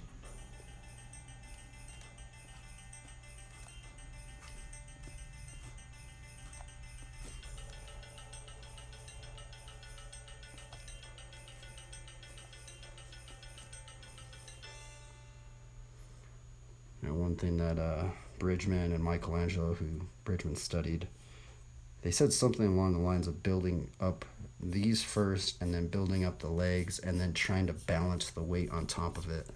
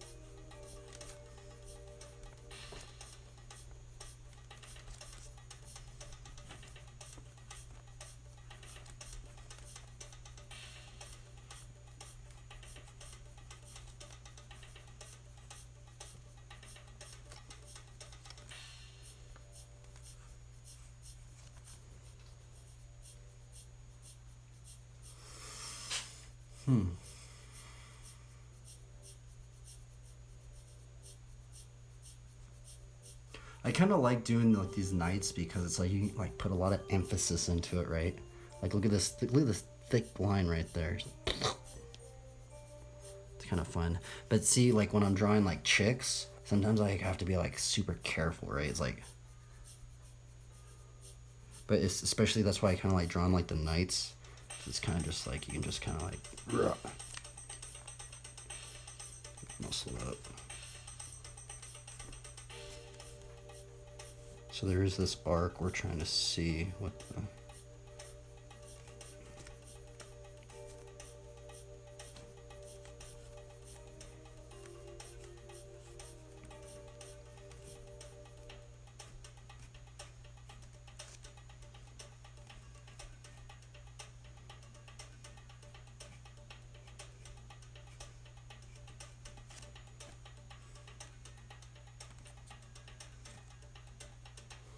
Put a giant shoulder pad on this dude.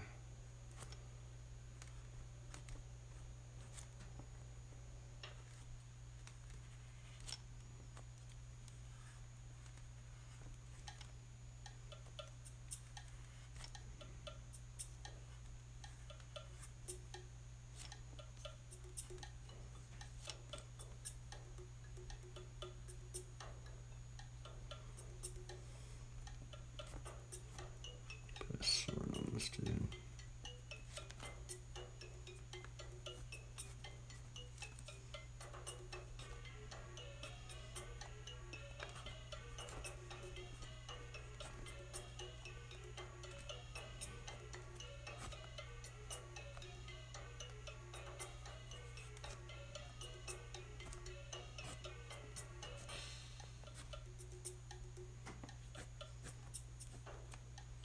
Like an axe sword or something.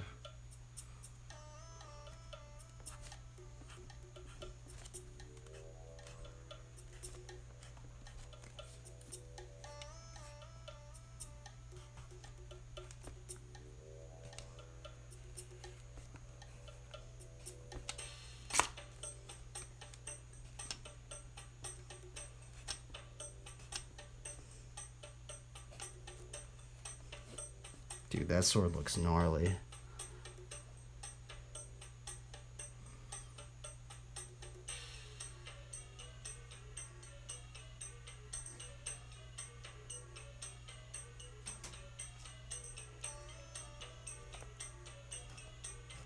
Leaf fanny pack.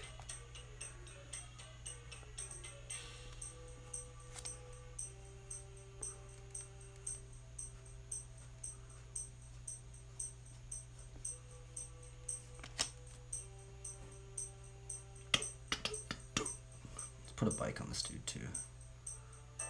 This time we're actually gonna draw a bike.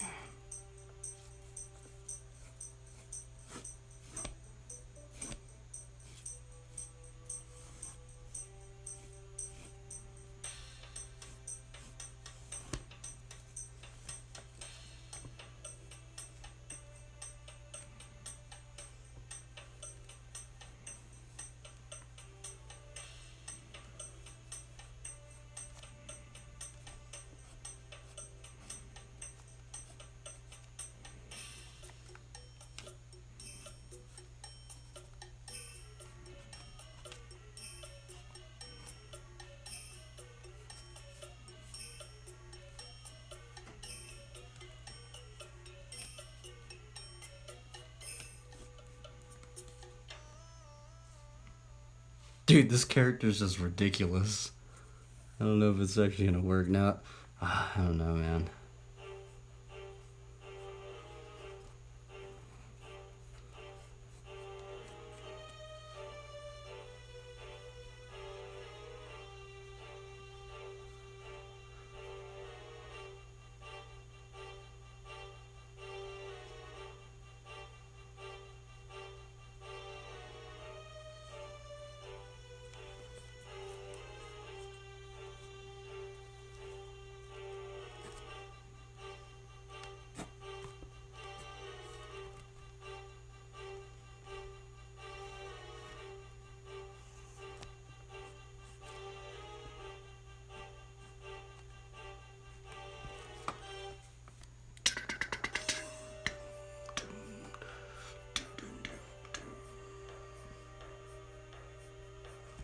Do-do-do-do-do-do-do-dum.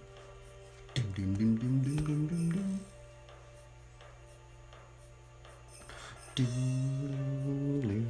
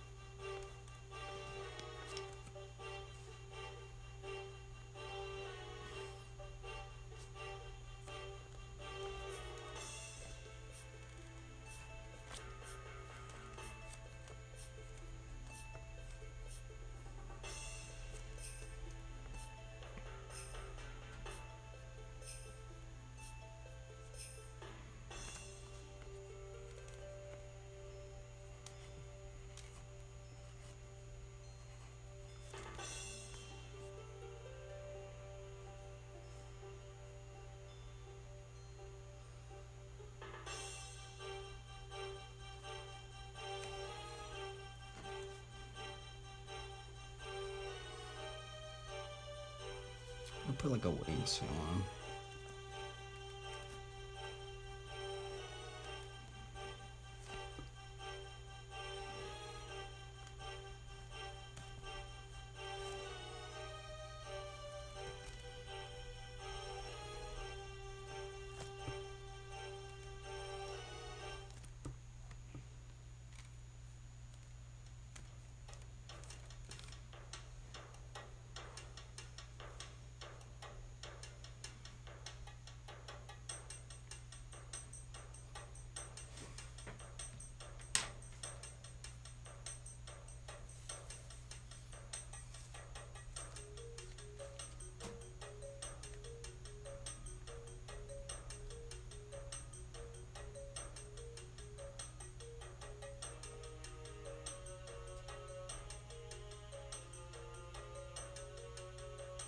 Dude, Terry Adams is amazing. Look at this pro.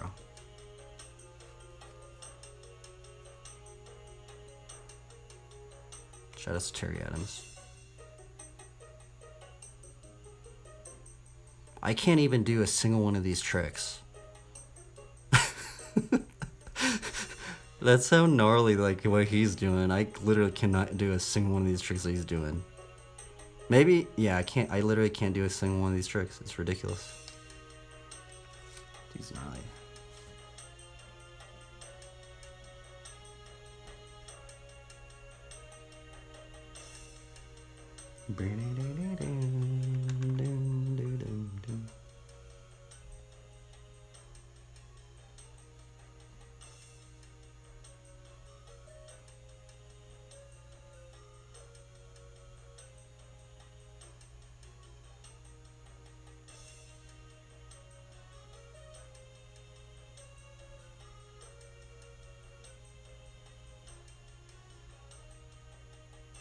All right, let's go for it. We just gotta go. The heat is on. The heat is on.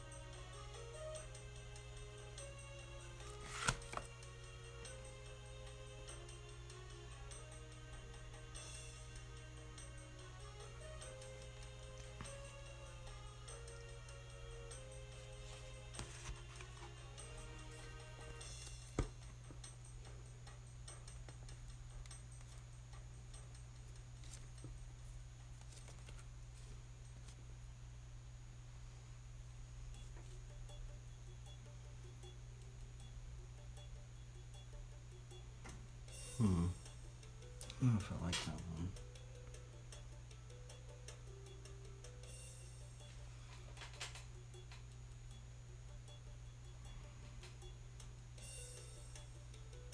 Yeah, I don't know.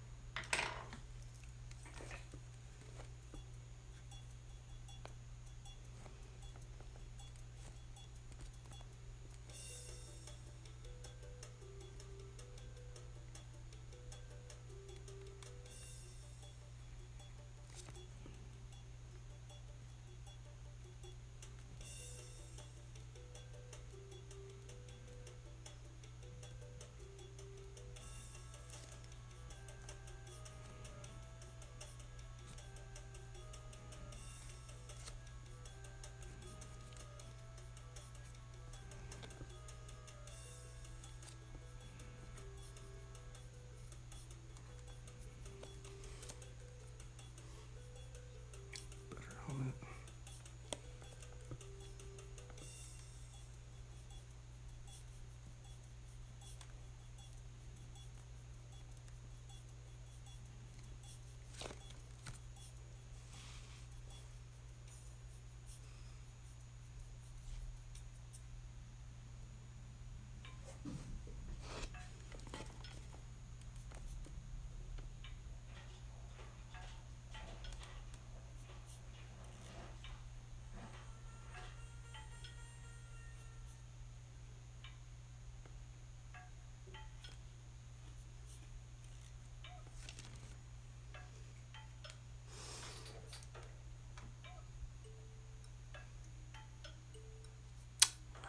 This thing's not working out.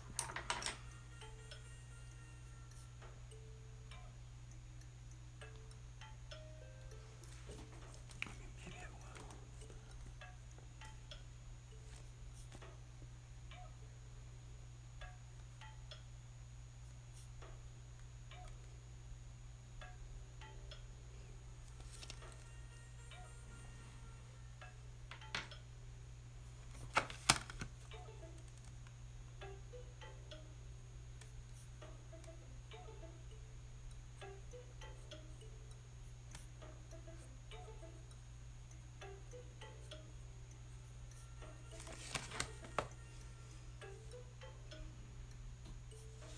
No, I don't know, man. Yeah, it's not working out. Darn. Man, I always think these nights are gonna be easy, and then like always just like run into some problems. I don't have enough room up here. I was kind of going for.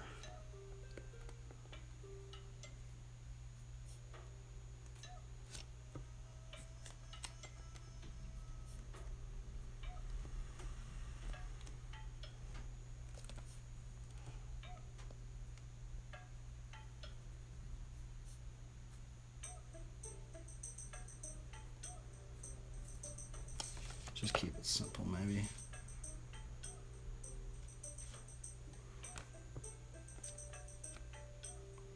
I mean, maybe we could put like a little leaf. Yeah, that's what we'll do. A little leaf night. Well, let's try and work on the hardest things first, and then we'll go with the rest.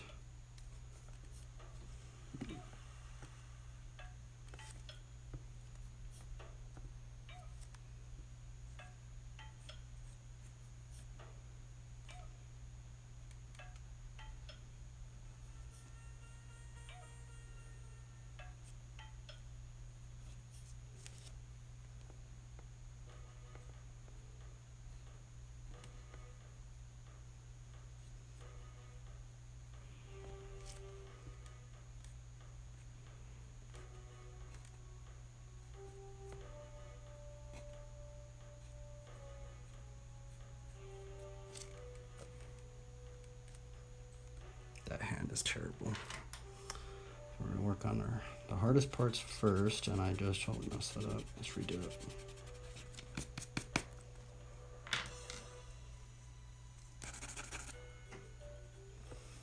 Okay, let's start with our base shape again. That's where our hand should be. Start with our thumb.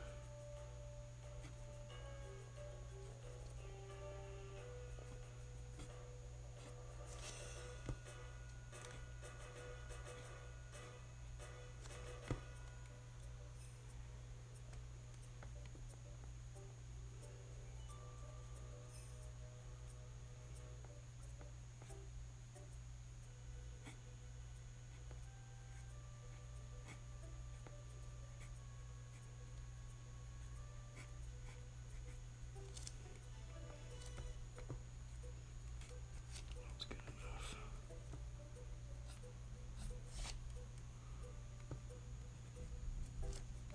Let's actually put like a buckler on him too. Kind of cool.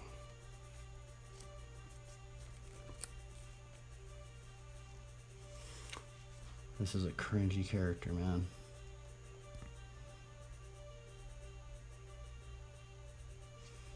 Yeah, we're gonna have to fix that. That thing is all messed up, bro. But that's why we work on the hardest parts first, because I know this part is gonna trip me up later.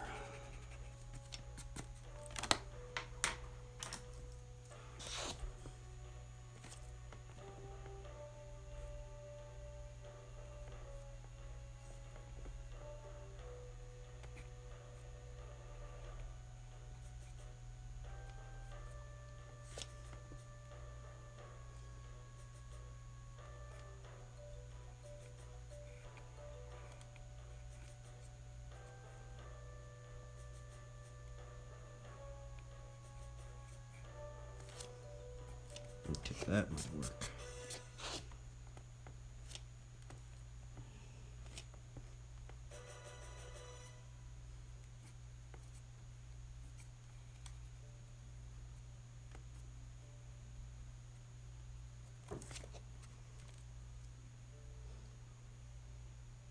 I don't know about that little leaf thing.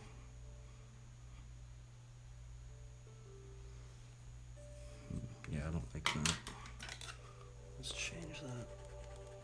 Man, I wish I had some more room. I would have like put like wings on top of this thing, but no worries. So what we could do is we could just do like the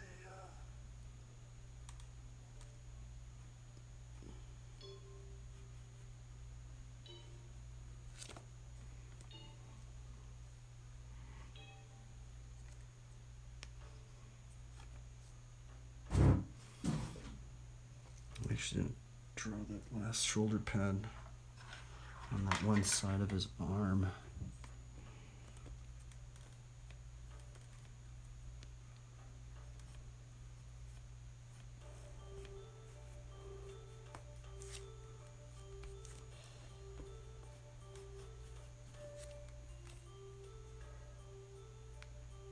Bro, this helmet looks weird. Something about it. Might redo it.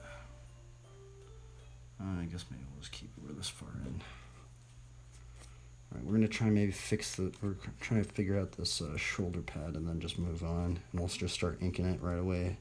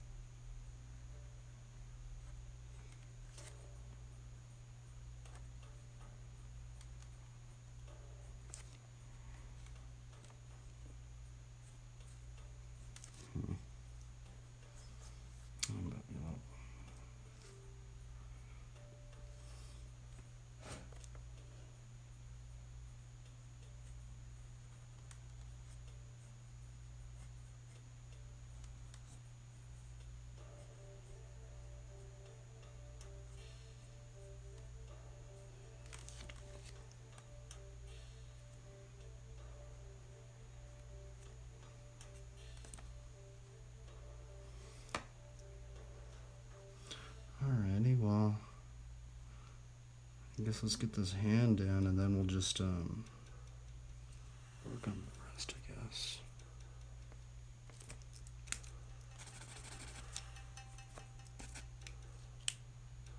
Just start inking it.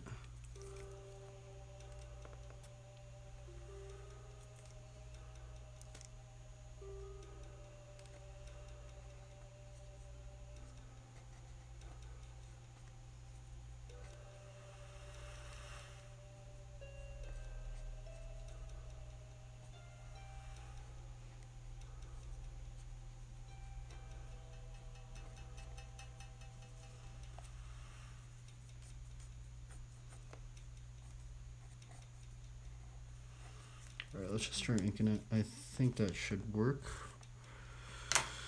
Okay, now this is where we're gonna get frustrated.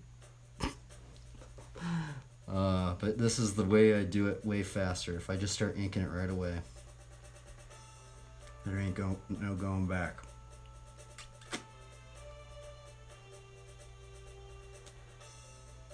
kind of want to put like eyeballs, you know, because you know the whole thing with angels and they have eyeballs. Maybe that's what I should do. Put eyeballs on the... How would you do that? How would you put eyeballs on the shoulder pad? Would the eyeballs be like this or would they be like that?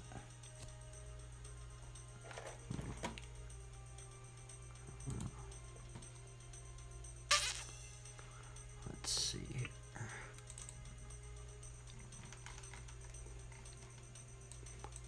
Dang.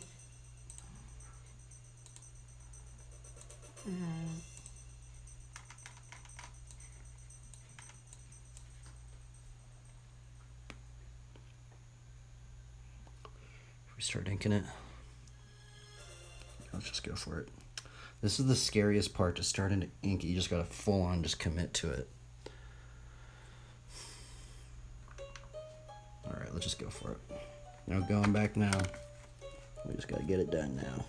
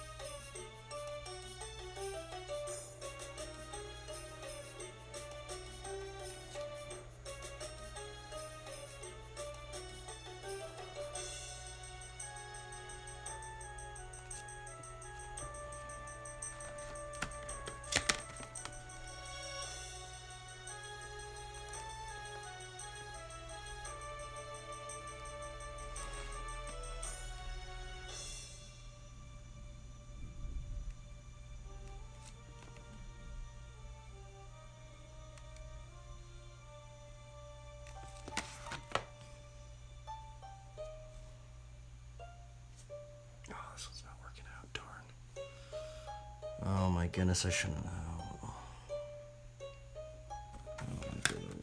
Darn it. I shouldn't have rushed it.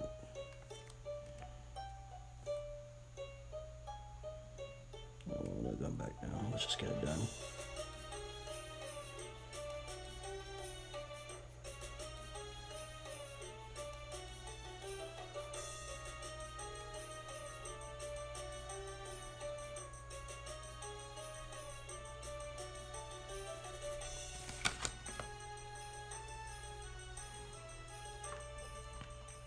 Fudge. I messed it up. I think maybe if I can cut my I might be able to fix it. Let's see here. I think I might have made that helmet a little too big at the end.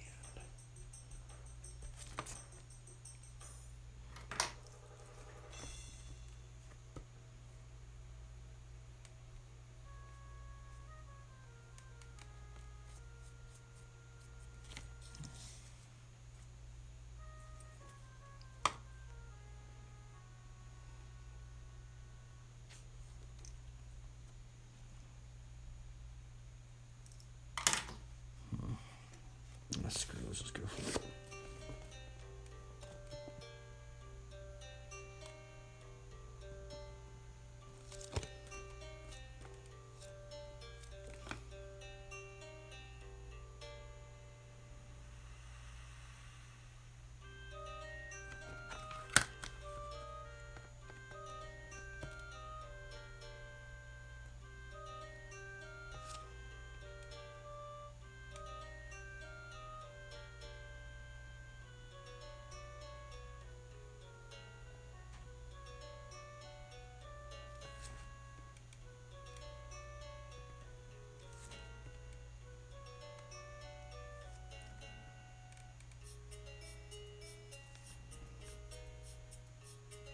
Darn it.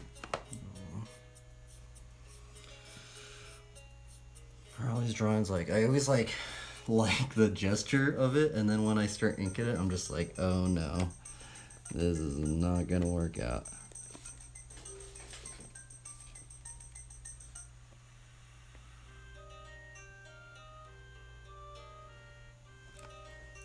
I kind of don't like that ridge right there.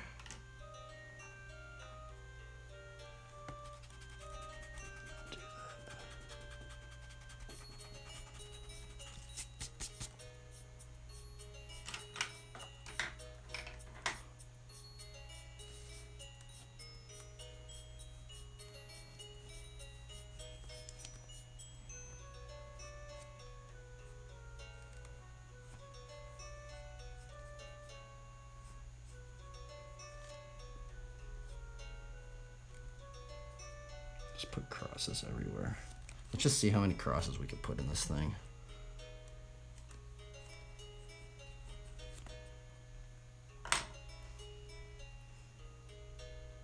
And we already have 1, 2, 3, 4, 5, 6. We already have 7 crosses if there was one over on that other side.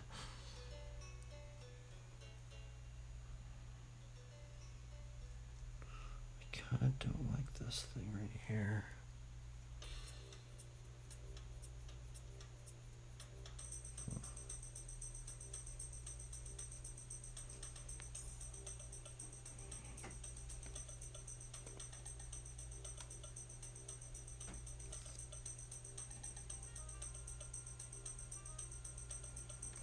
Let's work on the hardest things. Let's work on this hand. The hand, and then maybe the shoulder panel. Or just kind of work on this side and we'll go down.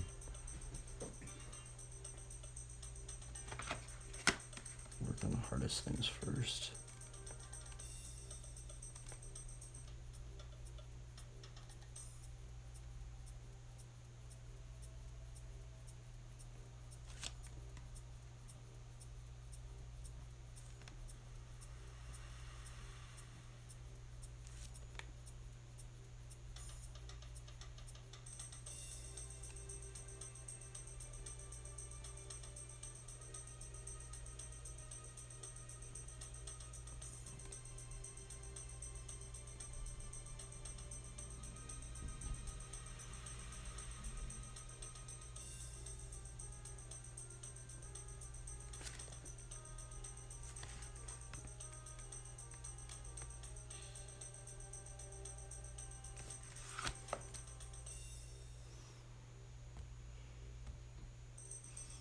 starting to get hot.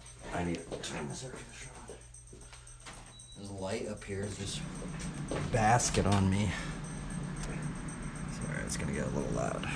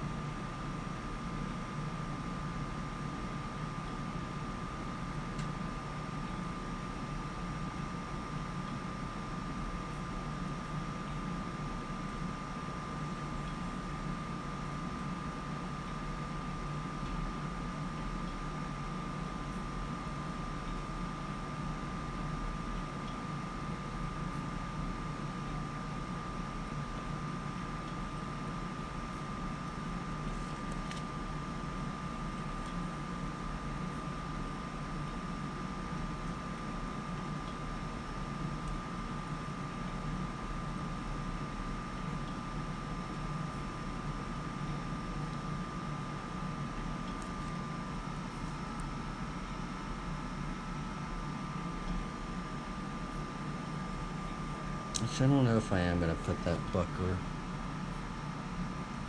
know if it's really gonna work.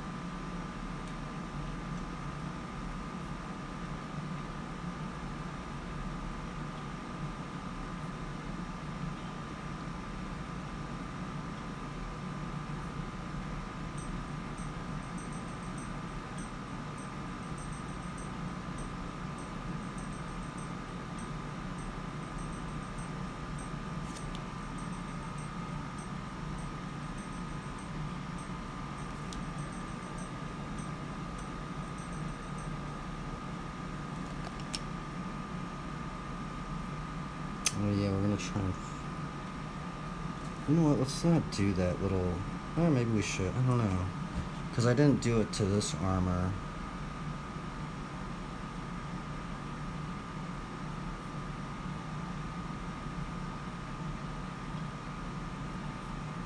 Yeah, let's not do it on that armor.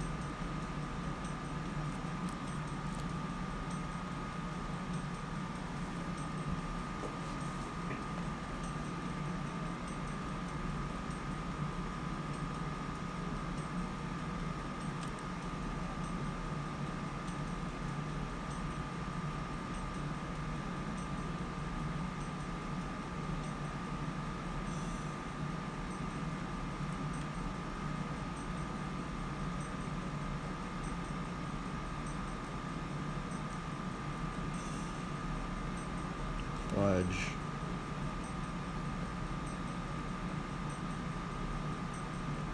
I messed that up right there.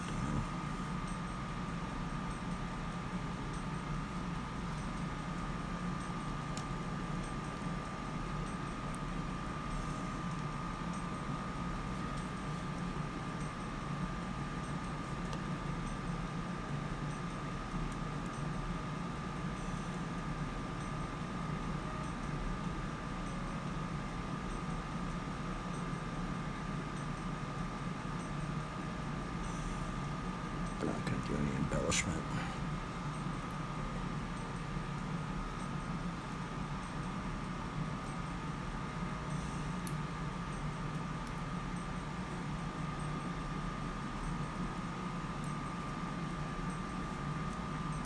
It's kind of messing it up.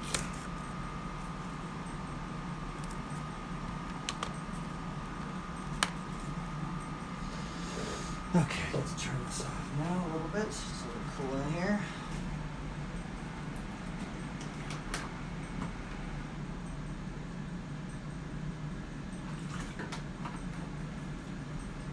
Oh, this one's kind of cringy. It's like all these characters are just cringy.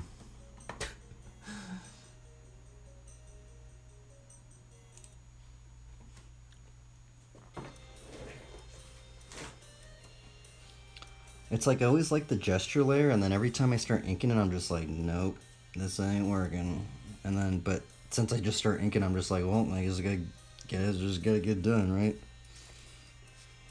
Basically, my thought process.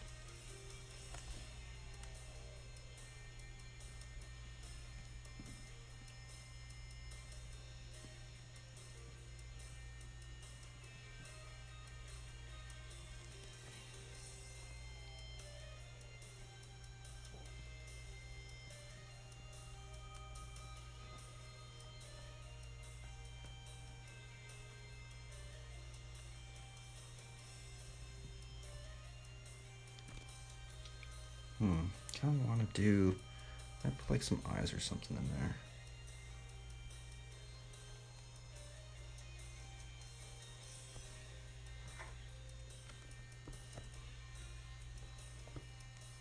What about like a giant eyeball right here?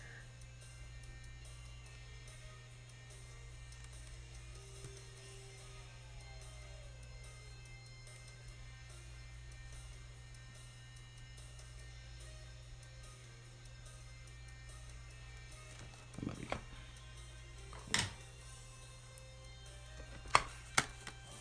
I have to cut it down just a little bit though.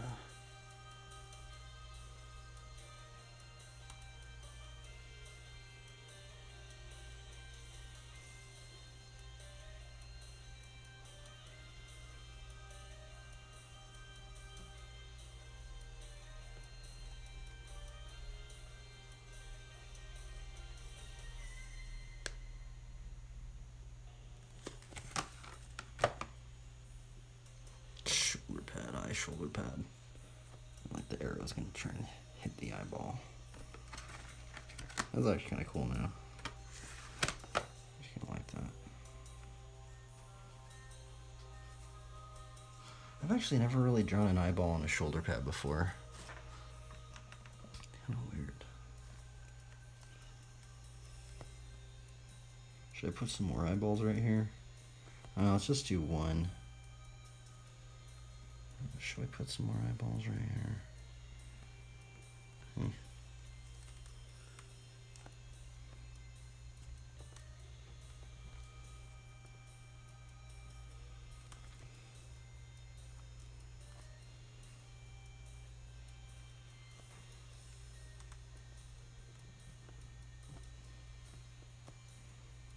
Okay, this bicep. This is part of the deltoid. Right there. Tricep. It's gonna be like scale mail or something, or leaf armor. Yeah, let's put leaf armor.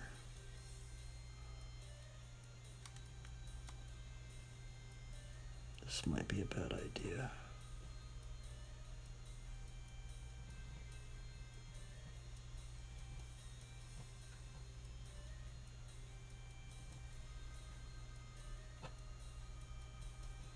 Darn, I was gonna go right outside, but I don't think so anymore.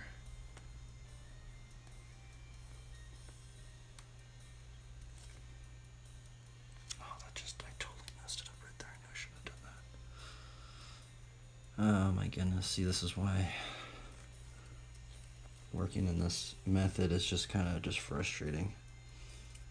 I'm just gonna go with it.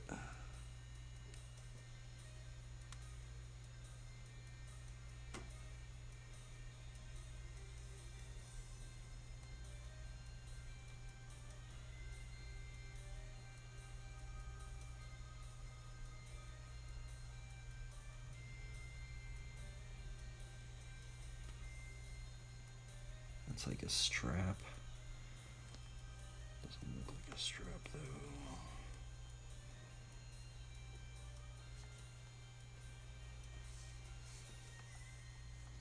Darn it, I don't like it. That's kind of how all these characters just end up and just grinding these things out. Especially once we get to the ink, this ink layer, I'm basically just grinding it out. I've messed up so many times where it's just like, oh well, I'm gonna go with it. Like right here, I don't like that. Oh well. Should I put another one right there?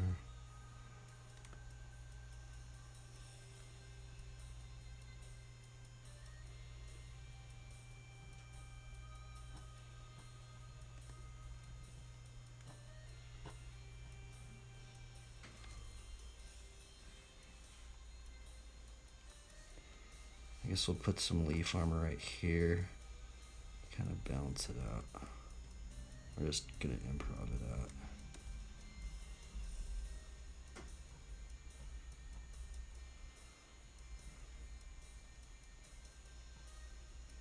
I do like this. It's kind of weird. It's like this strange sense of frustration, but also it's kind of like, I don't know, it's weird doing this ink layer, like, because we're improving a lot of this because we have a lot of this kind of like gesture layer down, and what I used to do is I used to just pencil everything in, like, you know, but now we're kind of just penciling in, but we're just penciling it in with ink basically, and it does get very frustrating because you just can't go back. But yeah, I kind of want to like, I kind of want to put like a fern right there. Should we put a fern right there?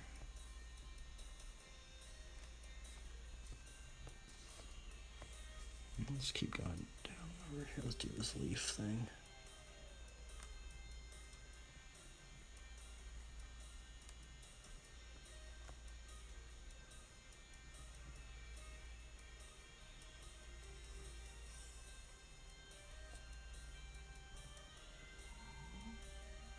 Leaf pack.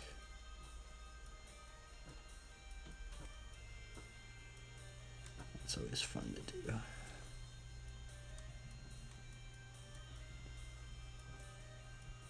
Some stitching.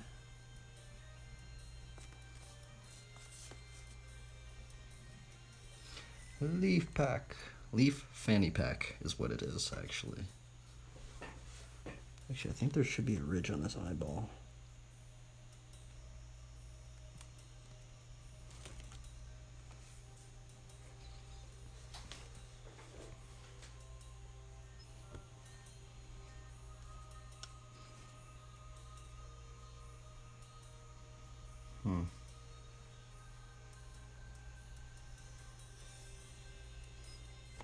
Okay, should we just do a normal belt or should we put like a buckler thing on it? Yeah, let's just do a normal belt, I guess.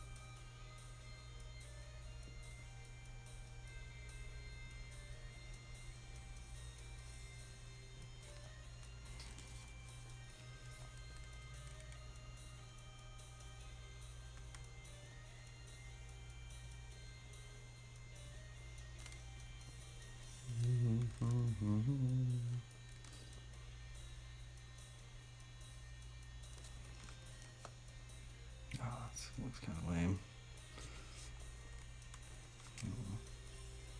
Can't go back now. We're just gonna go. We just have to go past the cringe. This one's definitely really cringy, honestly. There's gonna be a bike. There's gonna be a knight. It's like, what in the world are we doing here? It's like just drawing these two. I guess this sword I do like. This sword is pretty gnarly, but I know right here is gonna get very confusing. We're trying to ink it down like this so I don't. I mean, you can't. I should have it. Where's my piece of paper? Oh, yeah, here we go. I should have this up in here. That. I don't know. Should we have a tabard right here? I don't know how we're gonna do this. I think we're just gonna put a tabard. That's generally what I end up doing right there. It's just way easier. Tabard. And then I guess we could put some like armor right here. Actually, yeah.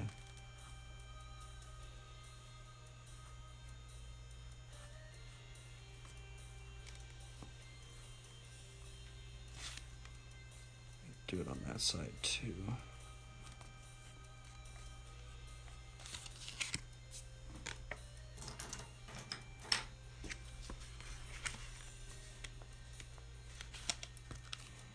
Try and finish.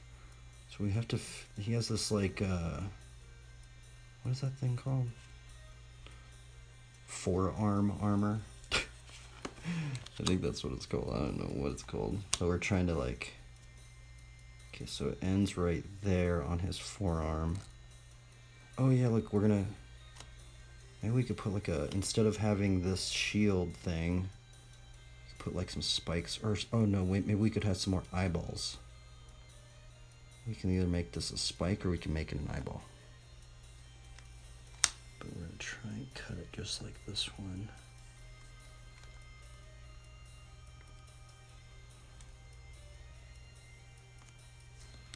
Yeah, I think we're gonna do an eyeball. It almost looks like it goes down right, kind of. Why does that one look so much bigger? Oh, screw it, we're just gonna go with it.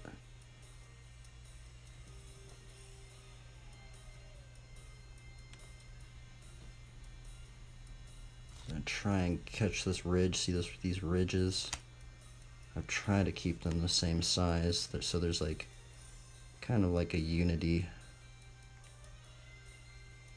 in it.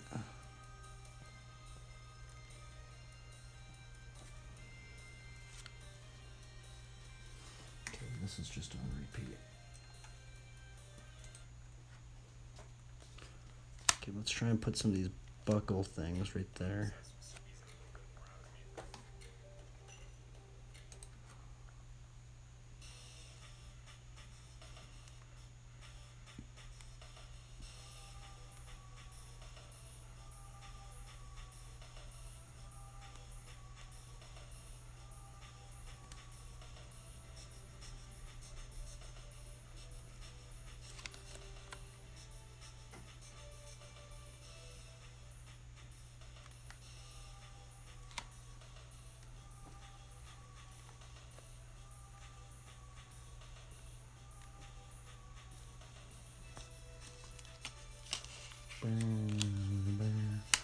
We're gonna put another eyeball. Should we put an eyeball or should we put a spike right here?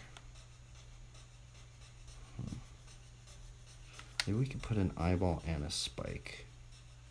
Oh, I guess that maybe we can do some unity like that. Huh. Okay, let's do that. Let's do something like that. Let's do eyeball on the top and spike on the bottom. That might be kind of cool.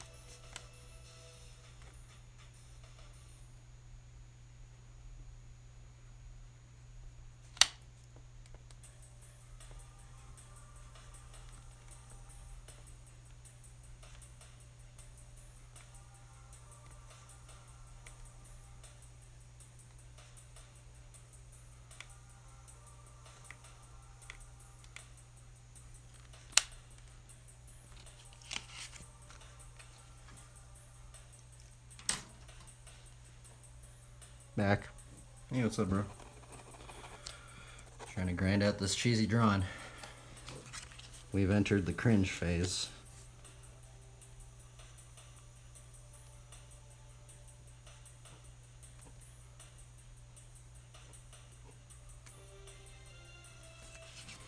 But it is kind of funny because like I'm trying to like do this like whole like night with bikes, and it's just such a cheesy topic, but it's just so like it's kind of fun to draw for me because it's kind of like all the things that I kind of like, you know. It's like we got Christianity, we got knights, we got bikes up in here, man. We got RPG elements. It's like, holy Toledo, where are we entering into, man? We've just entered into a whole realm of the cringe, man.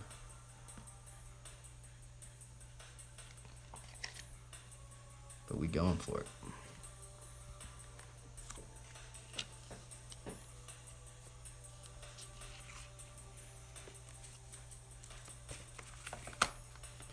Trying to do this right up in here.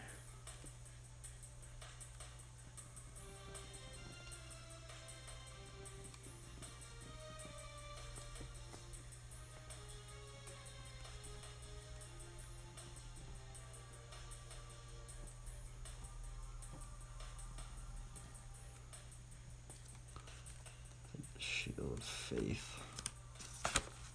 There.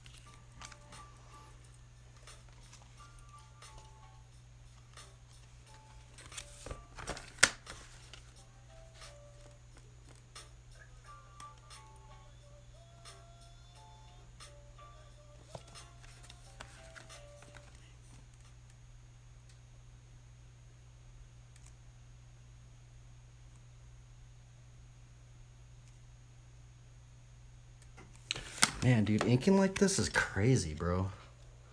It's just so weird because like I don't like it, and then like you end up just keep working on it, and you're like, huh, it's actually kind of working out a little bit, even though you've messed up a lot, right? It's just weird. Like every one of these, I just get like all scared. I'm just like, oh my god, what am I don't even know what I'm doing. And then you just keep working on it, keep working on it, and I kind of like this one now.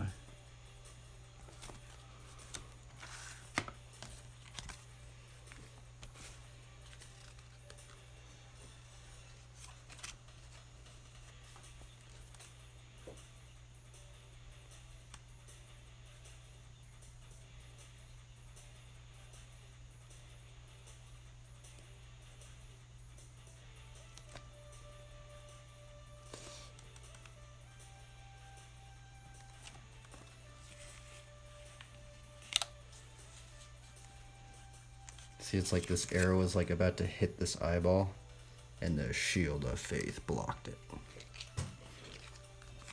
That's kind of cheesy, but that's the storyline, okay?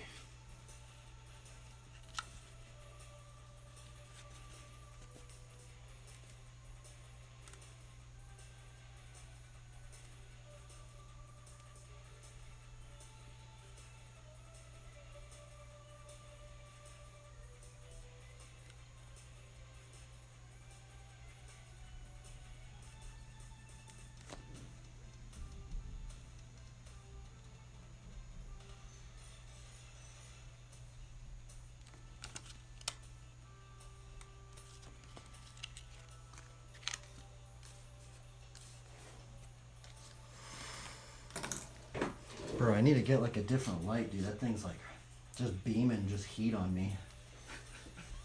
There should not be hot while drawing, man.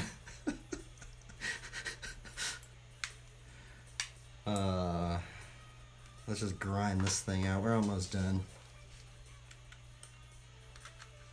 We grind it. Grinding the rest out, boys.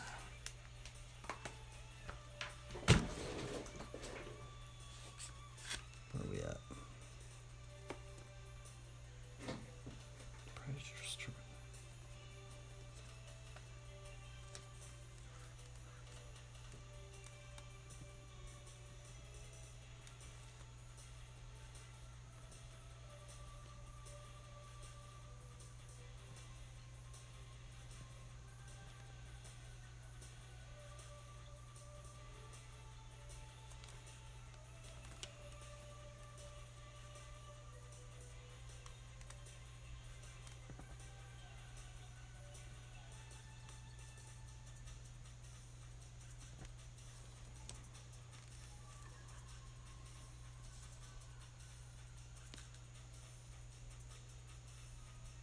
Okay, so this is like a concave shape.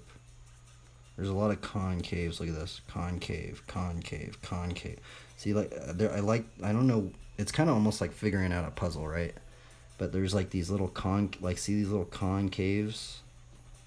We try and like keep these little, there's like a little continuity. So since there's a concave right there, and see how I have this one actually like that? I don't actually think it should be like that. Actually, I think it should be more like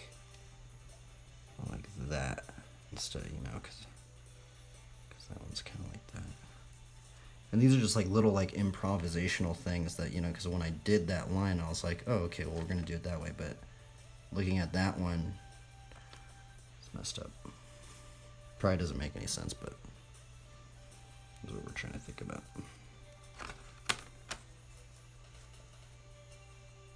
Where are we at? Oh, look at that. We kind of messed this up right here. So we actually have a ridge. See this ridge right here? There should actually be a ridge on this top one right here now. I mean, you don't have to, but it's that whole thing of like the continuity. And that's what's kind of fun about drawing armor for me. And kind of figuring out, it's like figuring out this giant puzzle. But it's like abstract. That's the other cool thing about drawing armor. It's almost kind of, it's like very abstract, right?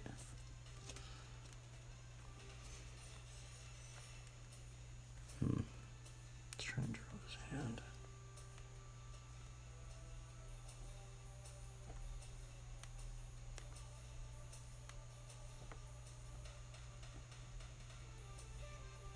Oop, my pen ran out. That's the other thing. That's why I modded this pen. See how it doesn't have this cap right here? I push pressure down so this thing, because sometimes this thing gets, see, you can actually tell right there. There's a little bit of colored pencil on that thing. And you kind of have to, I have another piece of paper out here, right here. And I'm basically cleaning the pen and then blowing in it so I can make sure I ink on top of this colored pencil. And the thing is if you don't mod it like that, it's like you'll start drawing with this exact same pen and then it'll just stop working. And you're like, oh, it's not working, it's not working. But that's why I do it like this. And you can use different pens, but I like, for some reason, I really like how this one lays the ink on top of the colored pencil. Because the other ones kind of like soak in. If you really look at it, like the other pens, it kind of like soaks in the paper, but for some reason this one like almost like beads on top of the colored pencil. That's why I like using these ones.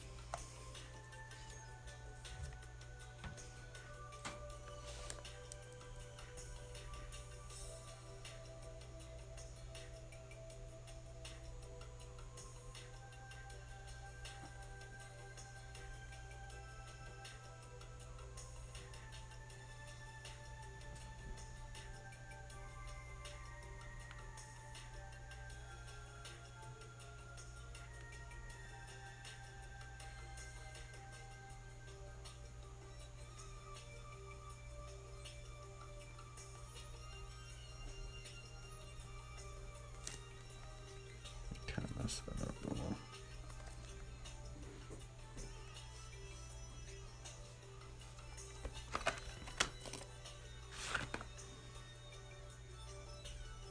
I kind of want to like put some like incense things. Have you seen those? Like,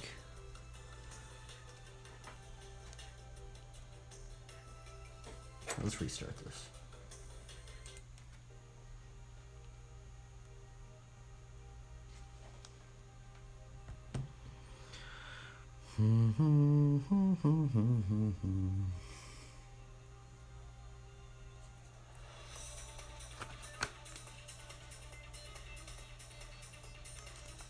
How am I gonna do this? This seems kind of simple, right? I guess we could just kind of.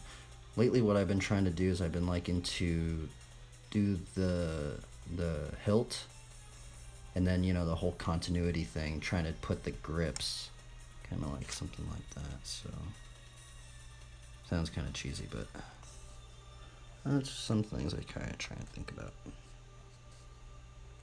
I'll just go for it. Let's just keep it simple.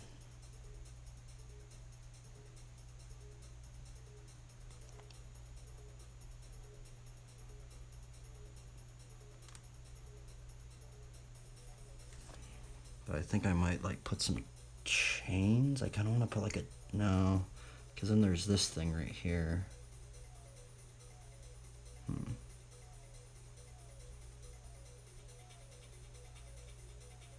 Could put a spike. We have a spike right here. We have a spike right there. We could put a little, let's actually put a little cross on it. Kind of a little continuity. We'll take something like that and put it, and that's kind of what I like to do, right? Like this little pattern right here, we just add it right over here. Kind of keep it, you know, kind of like similar.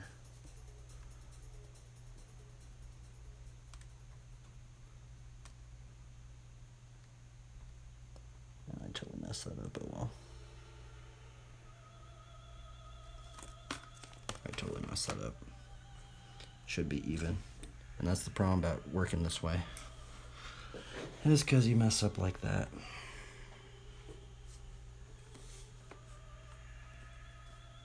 It's exactly a good thing. I've just... Sometimes I need to actually... What I've been noticing now is every time I move the paper, sometimes I just totally mess it up like that because I moved it and I'm like thinking like this, but I totally messed that thing up.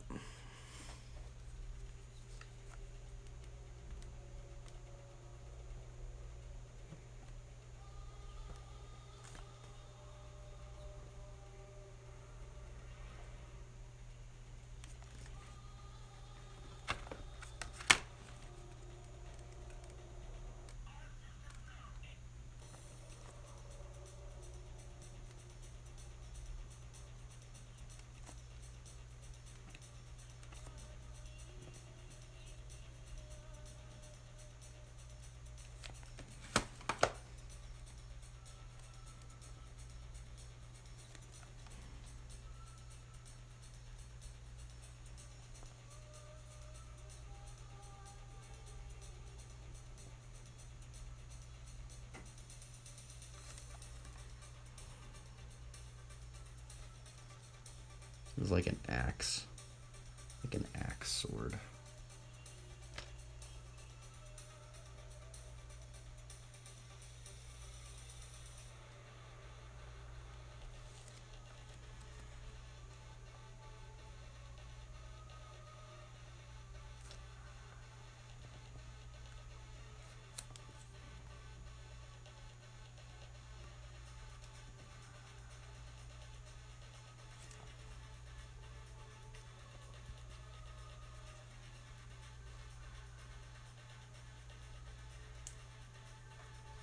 This thing looks ridiculous, bro. Oh my goodness, this thing is gnarly. I want to see what it looks like in the thumbnail. Oh, this is hilarious. Oh, it looks so cheesy.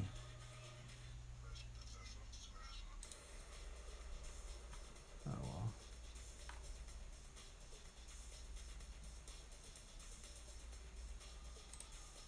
Yeah, this one's terrible, bro. Oh well. We're this far into it, let's just finish it off, huh?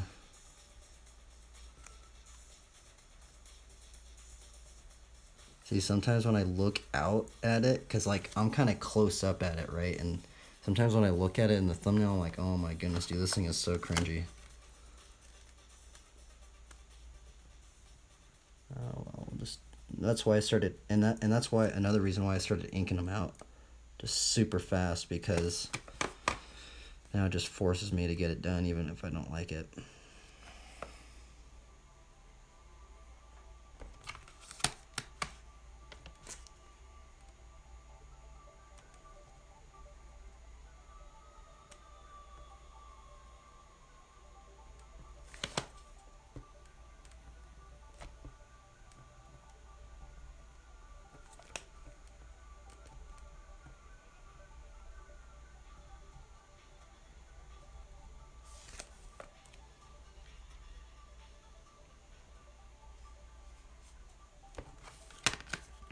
It's like a floating sword thing.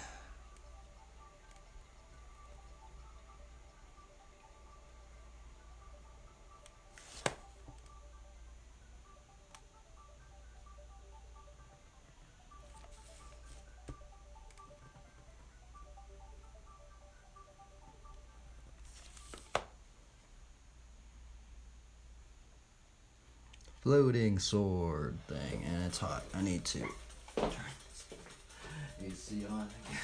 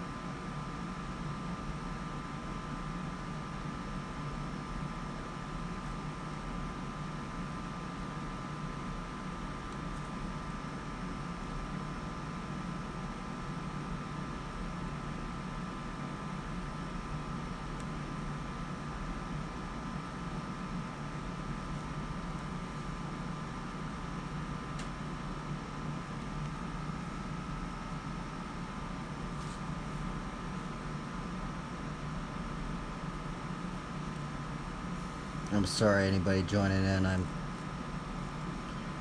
My room gets hot because of this light that I'm working under, so I gotta put the AC on.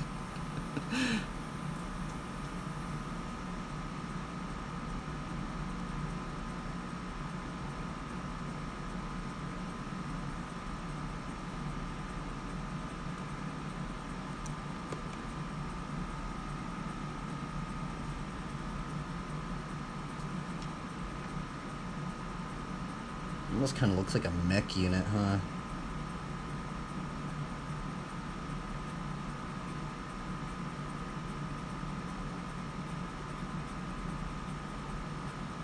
I totally messed that up, darn.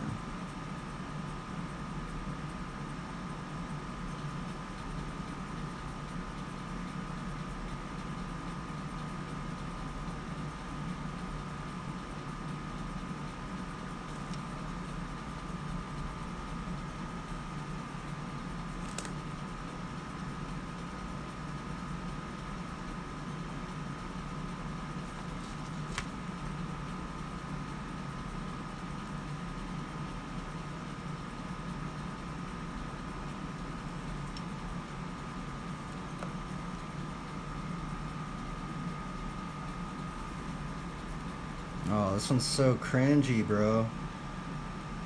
Darn. I tried. I guess that's what matters, but...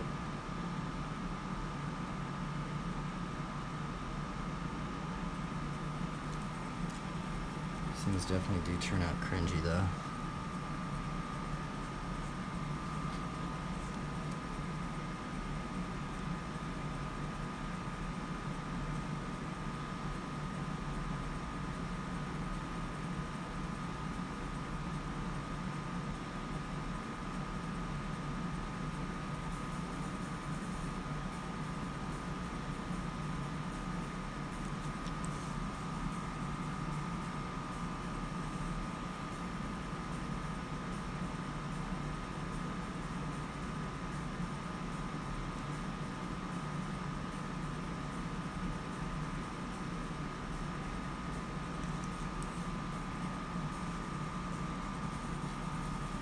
This one did not work out at all. Oh well. We're this far in, we're just gonna finish it off. And this is the problem about doing this method that we're doing right here with the ink just straight away, is I just can't go back. I just have to finish it. Even if I don't like it.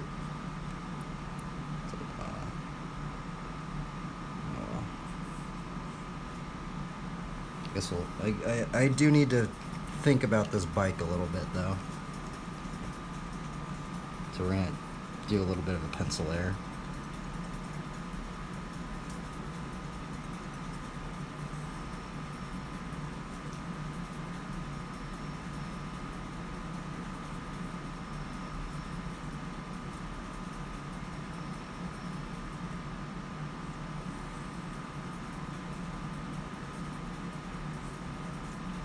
So cheesy, but oh well, fudge it. I need to think about the middle of this. Okay, so let's read this.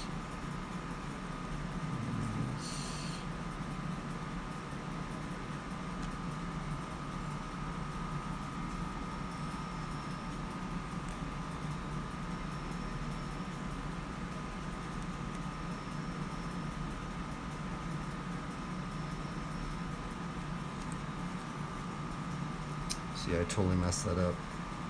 And that is why I didn't ink that out.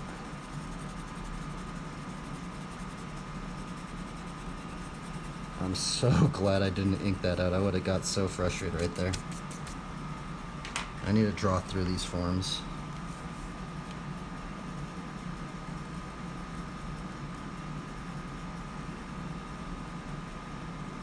I tried to skip through that, but I couldn't do it.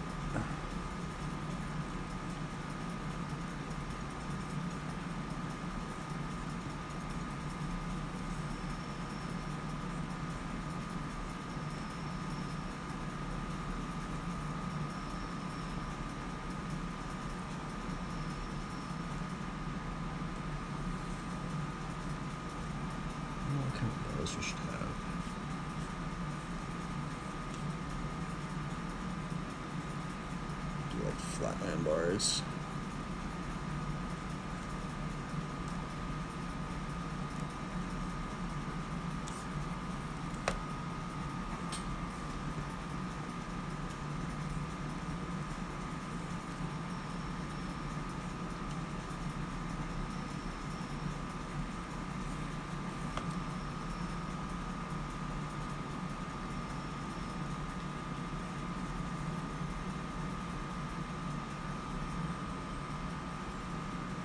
Trying to think about this as drawing through the form. I think that actually would, maybe, might work out.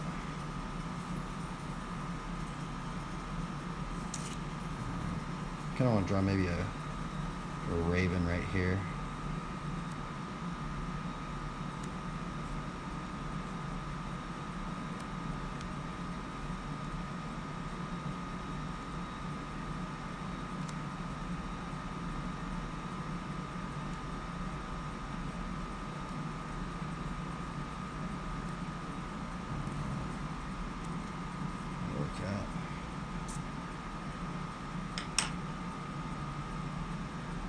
Alright, I think we're gonna just ink it out. I don't know. This is kind of like where it's kind of fun, but it's like scary. It's like I have the opportunity to just straight improv all of this stuff out, or we can go in with this layer, you know, if we're not careful, or if we want to be more careful. But I kind of like this gesture. I think we might just go with it.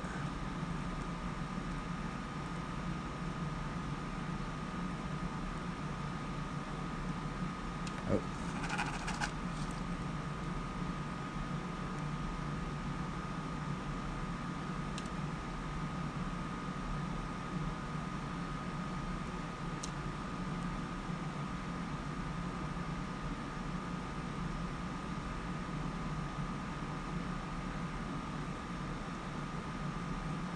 Now see, this part's definitely really confusing me, because I'm also not sure if we're gonna have front brakes. Yeah, let's put front brakes on this dude's bike.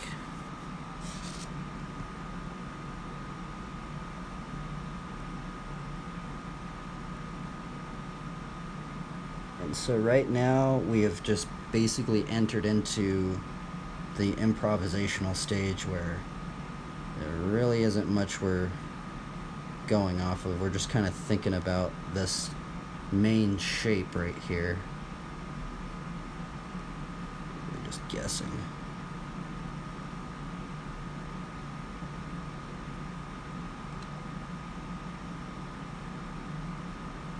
Oops. That's gonna happen a lot. Oh, these forks are terrible.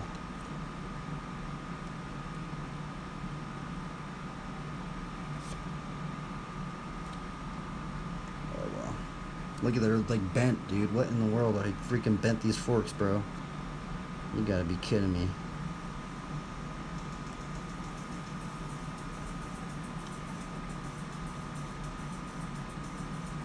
Oh, well, maybe it's like those Odyssey, what are those called?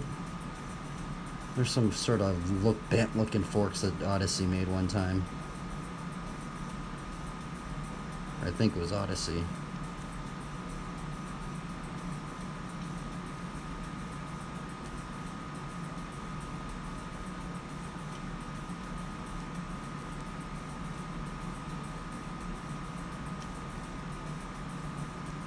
Oh, that's terrible. That was brutal. I totally messed that up. And see, this is the problem about doing this ink stuff, man. It's just so gnarly. Alright, let's try and do the stem, I guess.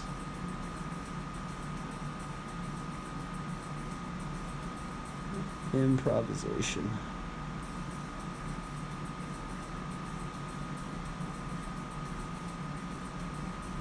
Make it a salvation stem.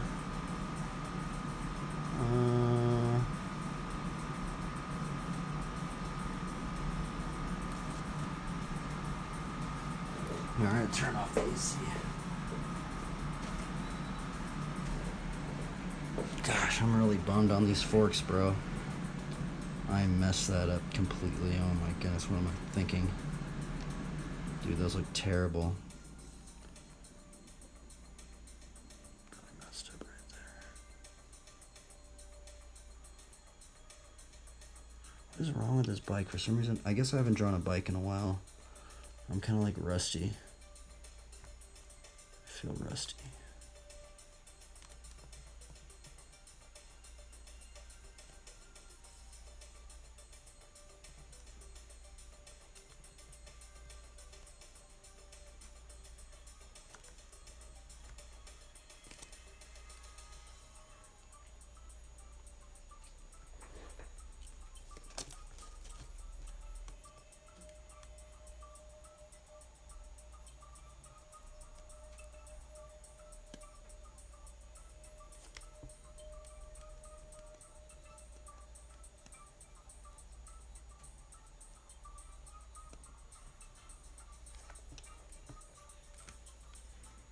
Got a lever. Got a little barrel adjuster. Is this the front brake or the back brake? That is actually the front brake. Okay, so that's gonna go down into the fork column right here.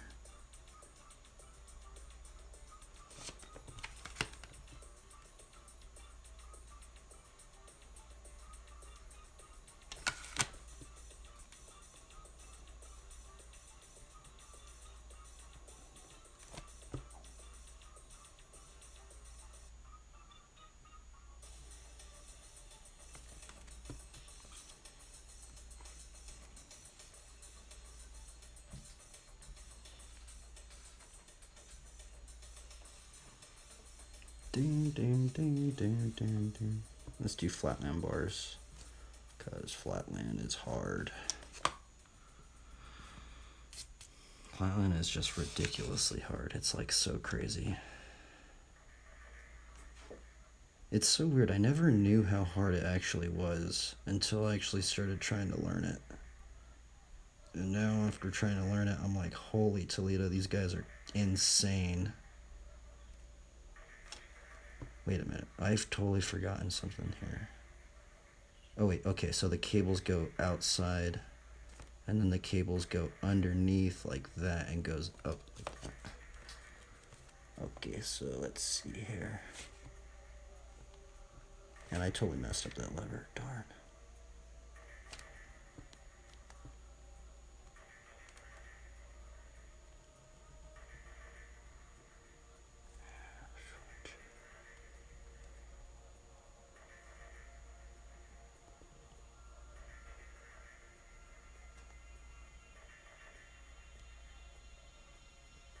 Just improving all this in here.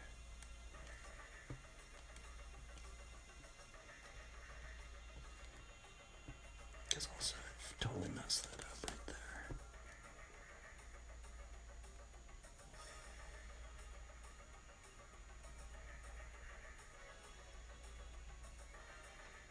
Darn it.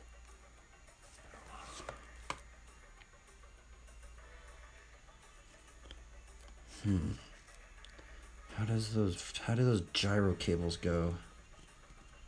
They go like this. And there's this strange little barrel thing. And then oh wait, we need to figure out this bar thing right here.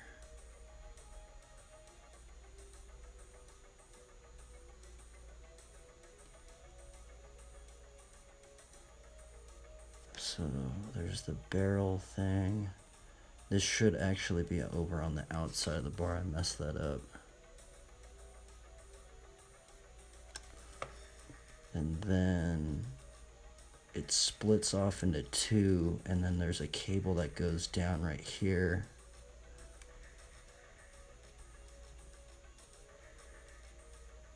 And I kind of messed that up right there a little. And then this cable goes into the fork column. And then I've totally messed these cables up. I'm going to put a little bit of a ridge right here on this one. And then now this cable, there's a barrel adjuster right there. And then there should be a cable that goes down up in here. Like that. And then generally this is where people have a piece of tape or zip tie. Okay, we need to change this song.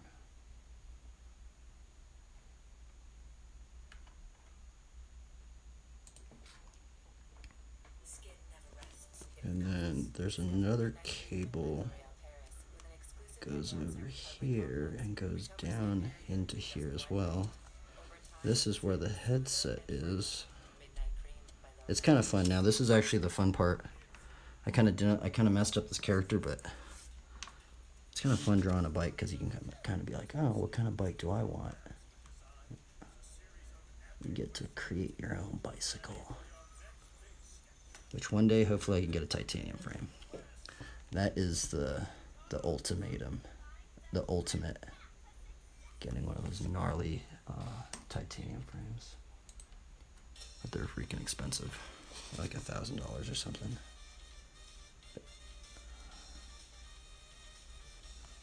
We can hide a little cross in here. Honor to the Lord. Let's put a little ridge on this brake pad. Okay, let's put this top tube in here. Now, in some top tubes, especially like the Colts, they do have a gusset right here. I guess we could have one of those in there. Which I think it actually does increase the strength of the wear and tear of that part. So honestly, my Colt frame has lasted so long, bro. They've been lasting, dude, honestly, like out of all my frames, for some odd reason, I have no idea why, but those Colt frames last a long time. They're not, I think it's because of that gusset right they put up in there. Because generally those two areas, like, that's where they crack, so it's kind of funny. Alright, let's put this other tube right there. We basically just totally improv that, except these forks I totally messed. Oh man. I think I should put a. Yeah. That's okay. Let's do this down tube.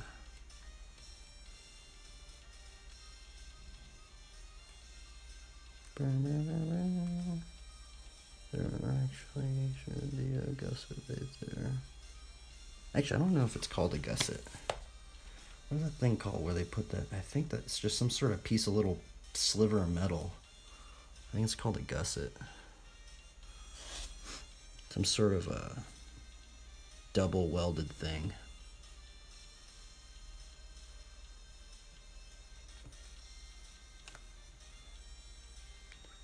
Let's actually put a little ridge on this front brake cable.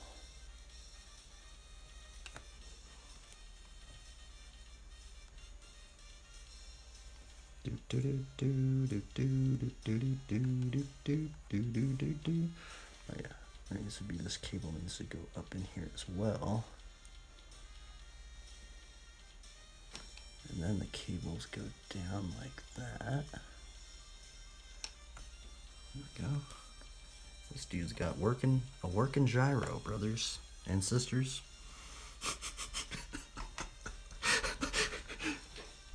Oh, this is hilarious, dude. This is hilarious, brothers.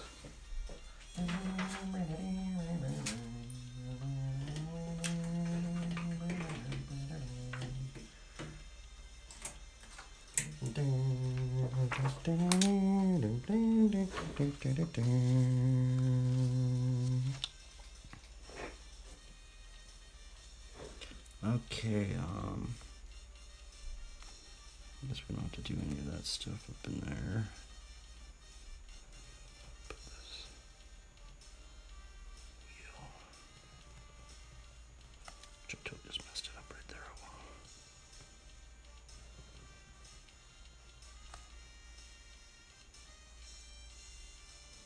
Yeah,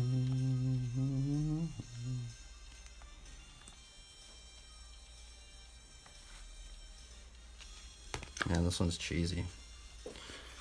Oh my goodness, this is just, we've entered into the cringe stage, man.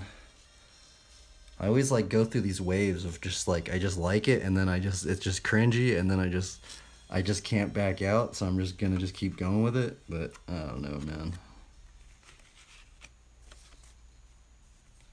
Has this happened to you? You get two phone offers that bind you to a 3-year device contract. Break free with T-Mobile. A different song.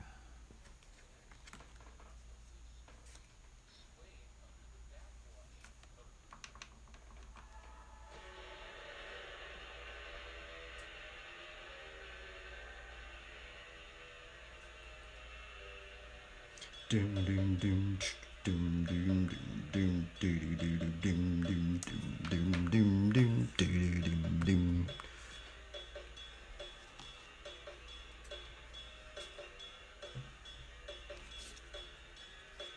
Let's try and draw this raven to honor Elijah, the raven lore. Actually, I think I am going to pencil that in a little bit, because I'm not exactly quite sure what we're doing up in here.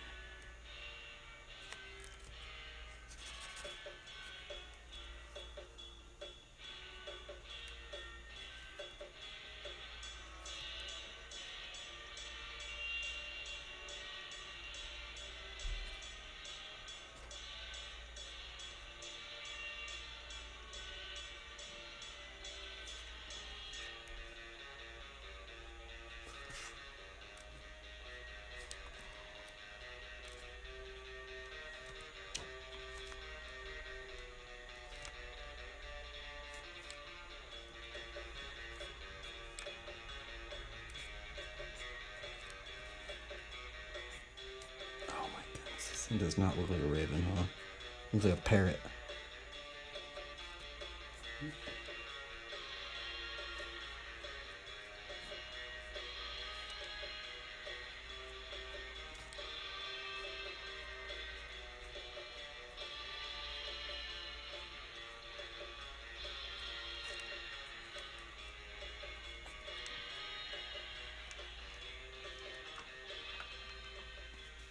It's a parrot raven thing.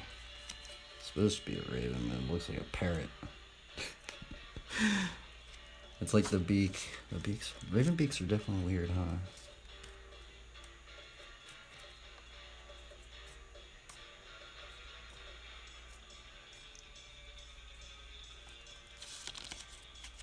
I'm gonna have to make it a little bit smaller than do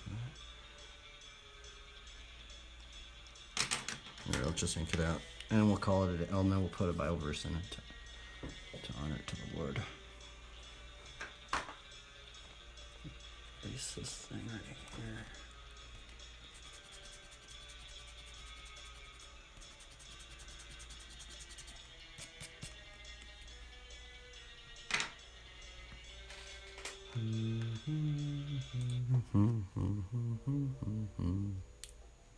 I was always riding like BMX bikes, jumping curbs and stuff. But I guess when I really started learning stuff was when that movie Ride came out, and then seeing like commercials and stuff of people doing tricks with bikes and stuff. Just got into it that way. Then my dad met Jeff Cotter and Ron McCoy and those guys riding at local mall ones and introduced me to them.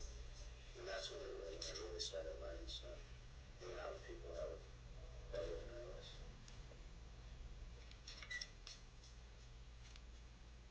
We ride in Long Beach. I'm not sure. I've been living in Long Beach too long, man. It's just wild.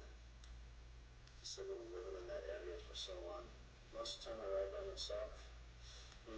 Ed Nespa moved down by the house, so like I see him every now and again riding, you know. And then every now and again I might ride with stuff on Sarah or that's it pretty much. That's Eric Stefano maybe. But not a whole lot. You know, most of the time it's just by myself. Oh always kept to myself growing up, so I never really hung out with too many people. There's no particular reason why I ride, except for I like the fact that I like to ride, you know? And that's pretty much it. Just liking to ride and like spending time alone.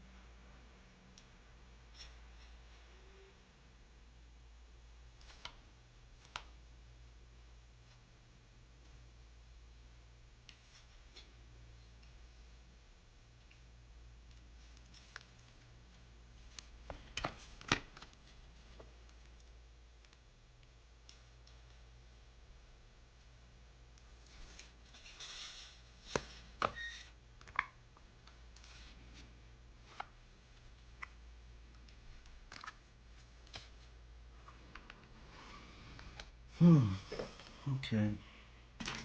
I'm almost done. I don't know what Bible verse we're going to put up in here.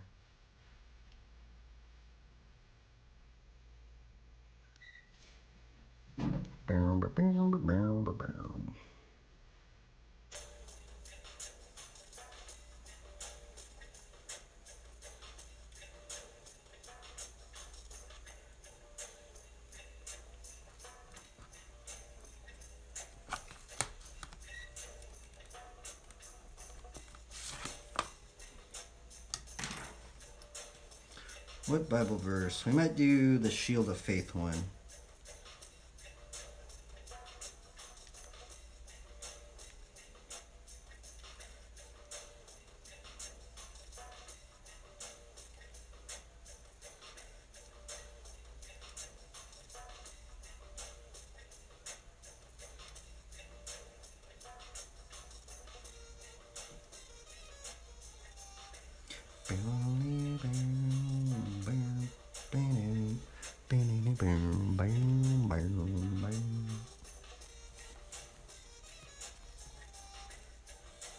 Oh, you know what? There needs to be some leaf armor right there.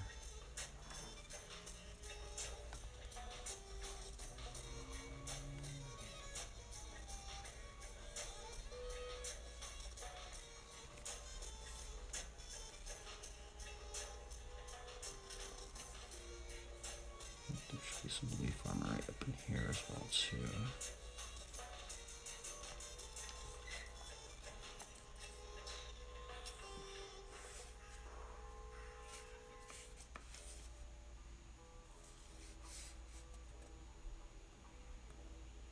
This thing's actually kind of gnarly.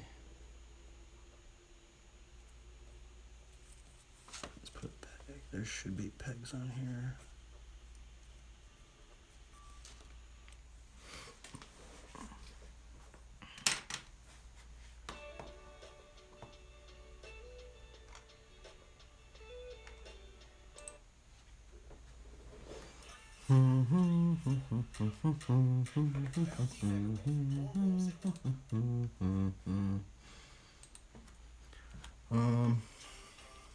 What verse should we put up in here?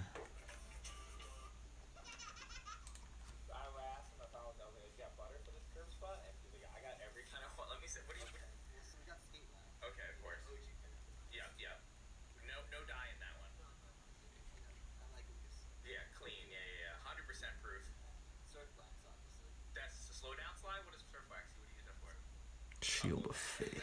We were contemplating if there's something that's riding too fast, but maybe you serve whack and slow it down. You slow it down. Or Yeah. fill in the chunks, maybe. Oh yeah. And then get some snowboard wax. What does a snowboard wax do? Well, that's for like your snowboard. Okay. Okay. Since it's more like, I don't know, since it's really hard wax, Yeah. I'm thinking for the summertime, since summertime, like, what's it called, you know? Yeah, it just melts. Yeah. Well, so here's what I do. If you go to a craft store and you get the wax that has just the white dye in it, it melts at a higher temperature. So I use that for the summer. So the wax is kind of not that great of wax, but if the lead is like really hot, Oh, should I put the verse right up in here or right here? you can actually get a little coat on it before it melts. So I have two kinds of wax I use. So I have Fudge, I don't know. I think I actually have a little bit more room right down here. or objects. Yeah. Oh yeah. Where's your car? Like that is hectic. Well, what's scary about it is how big and soft the wheels are. When they bounce against the side of it, you stick. No, actually, you don't really have to. I feel like I don't even, like, hit it. Really? Oh snap! But this is a spot. We got this curve. We got that curve. We got manual pads that I just zoomed in on a curve and it wasn't manual pad. We got a chunky manual pad. There's options. I still don't see Alex sitting here. So this thing has been skated for years. It's kind of an OG curve spot. I was looking at some old footage. Oh yeah. I mean, so is this like a freshly abandoned area that people started skating in? I mean, it's chunky. It looks like it's definitely had its share of grinds. Like, even, like, I remember being, like, a brewery dojo over there, like, years ago. I'm sure the curve was here, but we didn't even skate it. Yeah. And then, like, there was a DIY spot that was over there. Oh, I didn't know about that. There's a DIY spot that had, like, had a little old corner. Everyone skated over the mattress and everything. Oh no, I never even saw that. Stuff like maybe either warehouse, either that one or maybe it's just Oh shit. I don't want to blow that right now, but I Whatever. yeah. Anyways, that's like so they were really like that was like a big time DIY spot. What's sick about curb spots is like the new curb spot can be like literally anywhere because there's curbs everywhere. So these things just pop up and disappear all the time. Yeah, exactly. Well, it's kind of nice because then you get like different versions of the same spot. Get some variations. Dude, yes. Spency's out here too, man. We're tying our tubes right now. Then we got him setting up deck rails for his board. What were you telling him about where you put them? I like to move them a little further in, just so you get that extra little tilt, you know? Yeah, it's good for the rock to get into hurricanes and feebles. Also, I think the further in, the closer the friction, the faster you slide. The further out. If you have them further out too, like I know a lot of people ride them like a half inch in. The middle of your board, if there's enough concave, like most boards will have you scrape a little in the middle, which is also more friction. Yeah, and you're not trying to get that. No. You're trying to do buttons. You want like a snowboard slide. Yeah. Yeah, that's pretty. I go like maybe like a quarter inch further out, but that looks good. That's really good for tilting. Have you done the board slide feebles and hurricanes and all that? You're gonna learn them really fast like that. Yeah, he's done it. Comma. Yeah, mine is. Let's see, where's my board? Yeah, so mine are like that half inch. I mean, mine. I just kind of throw mine on and sort of eyeball. That's why they're all crooked. I don't put an insane amount of effort into where I put them. But my thought process is if they're too far in, like I still do kind of like classic ledge tricks and rail tricks, and they can kind of get a little chunky for that. So I For some reason, riding kind of hurts my hand. I don't know why. and then just too far out deck rail skate. These are actually further out than I normally ride, to be honest. But this kind of falls so long. I'll let it be like maybe a quarter inch further in. This is a board meeting with like rail. Yeah. Rail talk. Well, are you riding Little Johns? What are you riding? Santa Cruz, so they're thinner. Yeah, they're like pretty like. Do you like them thinner? Yeah, I'm a fan. Look, he's filming me. I was What, and these right here? Wait,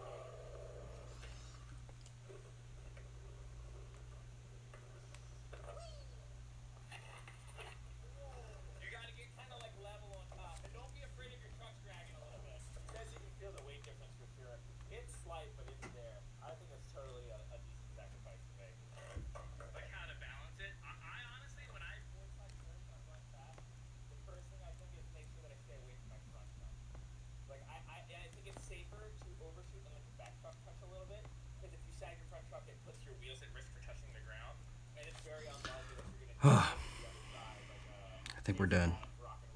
Oh wait, I misdid something.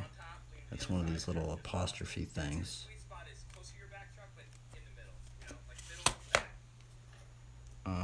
Ephesians 6:16.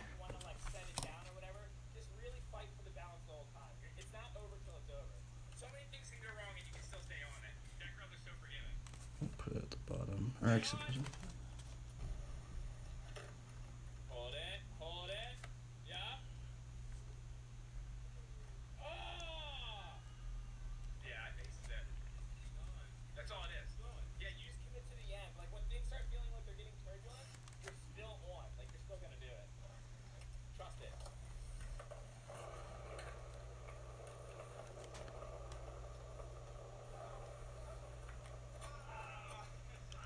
One more drama than a soap opera, baby. I personally think Foresight Hurricane's easier to learn than Foresight Feeble. oh my goodness, we're done. I'll just sign it right here, I guess. Actually, we'll sign it. Alright, where should we sign it? We're gonna sign it right here. Nothing like a good sunset. So we'll sign right here. Pixel. You ever wonder if there's something bigger out there? What is Something this? just totally new?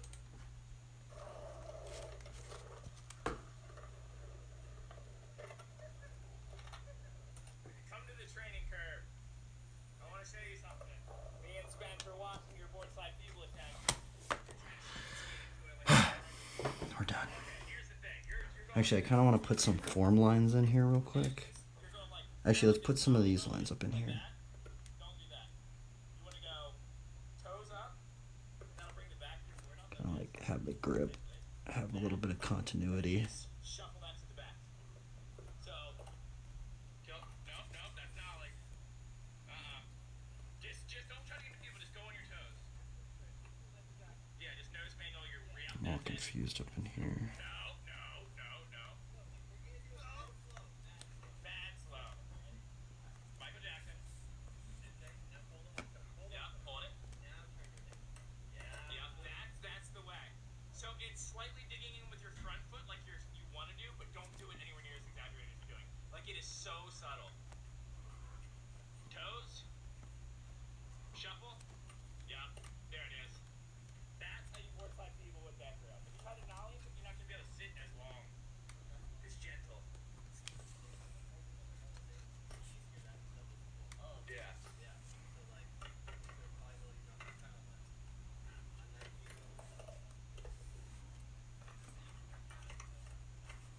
Huh. Yeah, way bigger than it. Yeah. You're like automatically in feebles. Yeah, no speed skating in the curve shit. It's a whole other ball game. Yeah.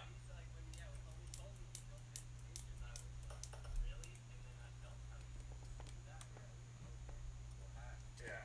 Mine are a little further out, but it still gets the job done. Yeah. Yeah. The rest of skateboarding. But there's like a middle ground that you can walk that I try to walk. You have separate setups. Yeah, he has like different spots for his deck rails for different things, and then I just try to like split the difference. Yeah. One board fits all. I guarantee the second you get into the board slide and try to go to feeble, you're gonna panic and you're gonna try to do it the old way, and we're not doing that.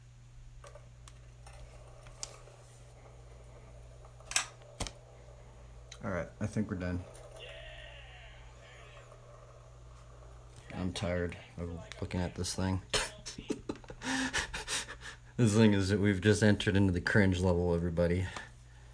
I have no idea where we're getting into. I guess I do kind of know what we're getting into, but it's just so weird, like drawing like this knight character and then like just drawing, because like normally this is what I would just normally draw, right? I just normally draw like just the knight character, right? But then I just started I just been adding bikes in there. It's just ridiculous. It's it's so funny. It's just like we have like this RPG knight character, but then we just have some random bike right up in there. But I mean, I guess not that random, but like it's just such a strange like hybrid of you know, things like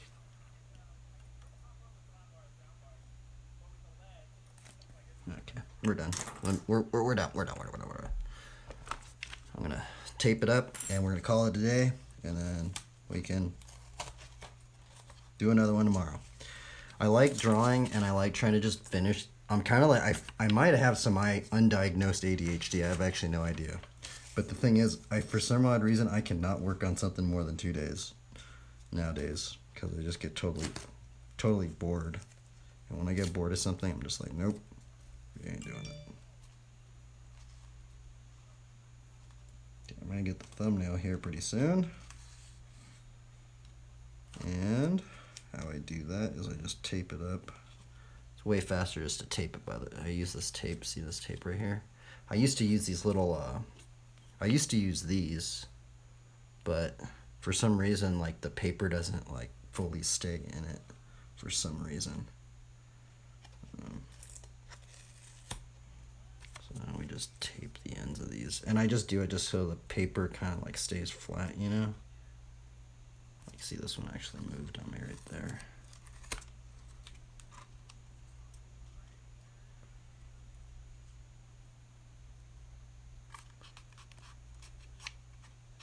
It's just way faster.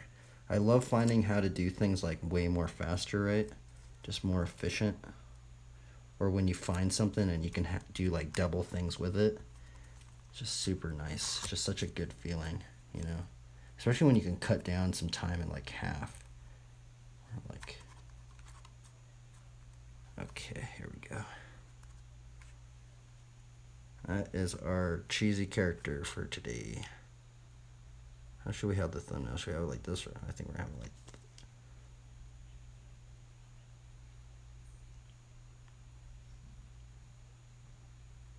I like that. I like this. Have the. I don't know. Should I have like the Bible study thing right here? Right here. I guess there's more room over here. We'll have it like this. And that is the drawing we were managed to get done today. It has like some scales right here. Balancing weights. Yeah, I guess we'll get some close-ups. Here's the verse we put in there. Ephesians 6:16. In all circumstances, take up the shield of faith, with which you can extinguish all the flaming darts of the evil one. And that's kind of how this flaming. This is actually a very interesting part. Actually, I think there's anything that's one of my favorite parts. Right? We have the shield of faith, and then we have the flaming dart. I was like gonna get poked, gonna go in the eyeball or something like that. Yeah, that's a raven from Elijah. Yeah, that sword's cool. Anyway, farewell, everybody. Try your best and have fun. We're out of here. Hope you guys have a good one. And I hope you guys have a good day. And let us continue to try and seek first the kingdom of God. Even if it can be a little cringy and awkward sometimes. Adios, everybody. Adios.